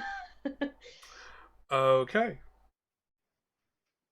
So Sam's not doing so well after the previous night's battles. You've taken a bit of a battering, both mentally and physically. You're exhausted. You've been damaged during combat. You weren't particularly talkative during the evening's meal and over breakfast. You're kind of you're basically dragging yourself out of bed at best. Yeah, beaten up. As you all kind of rise and you're kind of getting out of your bunks, you hear movement on the deck as the crew starts changing over their shifts. You make your way out of your cabin up to the main deck, and the sea air kind of hits you again. Sam gets a bit sick. The other two of you, you're pretty much fine with this. You're getting used to it now. The weather is pretty nice. You've got a lovely blue sky. You've got blazing sunshine. The wind has picked up a little. And just as you turn to head back down below decks for your first meal of the day, you hear a cry from the crow's nest. Black sails! Black sails! Oh, that sounds like pirates! And that's where we're going to stop. Great. Oh no, it's pirates. So, that's the end of the first part of your voyage. That was great. I love being on the ship. I did say, I was talking to Marie and Alicia about this earlier today, and I said I wanted to do the first session on the sea voyage is quite light. I didn't want to do anything particularly heavy. That Merrow encounter turned into something pretty heavy. Yeah. But I wanted to do that, the joy of discovery on a voyage, like that whale and the dolphins coming up. I wanted to do stuff like that. Yeah, I loved it. But you have heard the call of black sails. You have potential pirate ships tracking you. Before we end, can I get a perception check from everyone, please? And I'm going to do one for the captain as well. Jeez.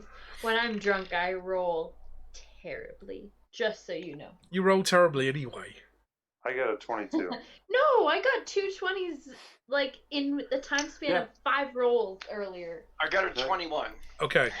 Brian and Dustin, as you are turning to head back down and you hear the call of black sails, not only do you see these black sailed ships off to the left and right of you, they're flanking you at the moment and moving in from either side. The two of you both catch a glimpse of another ship that seems to be following. Like a third ship? A third Behind ship us, following you you quite a way, a couple of miles behind you, just visible on the horizon. You can't make out any insignia without using a telescope of any sort. All you can see is that there is a third ship directly behind you, and there's a good chance it's been following you some of the way of this journey. But nonetheless, you've got one ship behind you and 2 potential pirate ships flanking either side of you. And that's where we're going to stop it for tonight. Because next time we are going to be in hot pursuit. Good, because I rolled a 7 in total, so I didn't even see those ships. I was passed out. Okay, so guys, thank you very much for those of you in chat. Thank you for participating. Brian, would you mind posting that link again for me, please? For those of you, if you want to support Sam and her legal bills, Brian is going to be posting a link shortly. If you want to donate towards Sam's legal fund, that's where you need to click. She gets 100% of that donation. Twitch does not take any cut from that. Subscriptions and such, Twitch takes a cut, but donations, 100% goes to Sam. If you want to donate for me, I don't think you can, because I don't think I've activated the button yet. But anything that you send my way, whether it's biddies or a subscription, any revenue that I generate from my stream is also going to be going to Sam. And when Sam does finally figure out what the hell she's doing for her 1K follower stream, I'm going to be donating a custom piece of handmade jewellery for that stream as well. I'm not 100% sure what the value is going to be, but it's going to be circa £300 to £400 worth of jewellery. Silver. It's going to be 10 times that amount because you make it, though. It's going to be handmade by me, so it's going to be about £300 or £400, or probably about 7,000 to 8,000 Canadian rupees in value. So we're going to be doing that for Sam's stream later on. I think you're planning to do that this week coming, aren't you, Sam? Yes, Sam and I are getting together and planning it all and posting tomorrow. Cool. Okay. If you can work out how we can do a raffle, or Brian, if you know ways that we can do a raffle that will involve subs or follows and donations for tickets. I liked the idea you had. It makes most sense and it works best for everybody, so I think I'm going to try to figure out a way to do it that way. Yeah. But if you guys can donate, anything helps, even if it's just a couple of dollars. Anything will help, because all the money goes to Sam and her legal fund. Anything I get over the next couple of months on here is going to be going her way as well. Just helping out a couple of kids that need a better environment to grow up in. Blind, you suggested that we do a raid on the Funhouse. So, yeah, they're good streamers. So thank you very much to everybody that's been taking part today. Hope you've enjoyed the session. Sorry, 2 seconds. Diamond, next episode, they're usually bi-weekly, so the next one should be... Yeah, so we're fortnightly... The 16th work for everyone? Yeah, the 16th is the next planned one, as long as everybody can make it. But yeah, we're trying to do every 2 weeks because of work schedules. Usually 9 p.m. British summertime or 4 p.m. Eastern Daylight Time. Eastern, yeah. And that's just because of work schedules. We're doing this every fortnight. Okay, so guys, thank you very much for joining. Players, thank you very much. I hope you've enjoyed today. Our first couple of days at sea have been eventful, which is good. Everybody in the chat, thank you very much for taking part, for subscribing, for using your points. Please do support Sam if you can. And we're going to go and raid the Funhouse, who are playing Silent Hill. Oh, that was one of the creepiest movies I've ever watched. Yeah? There's something about the nurses in that film are always super creepy. So we are going to head over to Silent Hill. Make sure you show them lots of love, and hopefully I will see you on the next D&D session. If not, I will be streaming this week from the jewelry workshop, because I've got a lot of gold and silver, that scrap metal that I need to melt down to be making more Damascus jewelry. So if you're interested in jewelry, throw me a follow, and hopefully this week you'll be able to see me do some work in the jewelry workshop. So, everybody have a great night. Thank you very much for supporting and coming out. And let's go raid.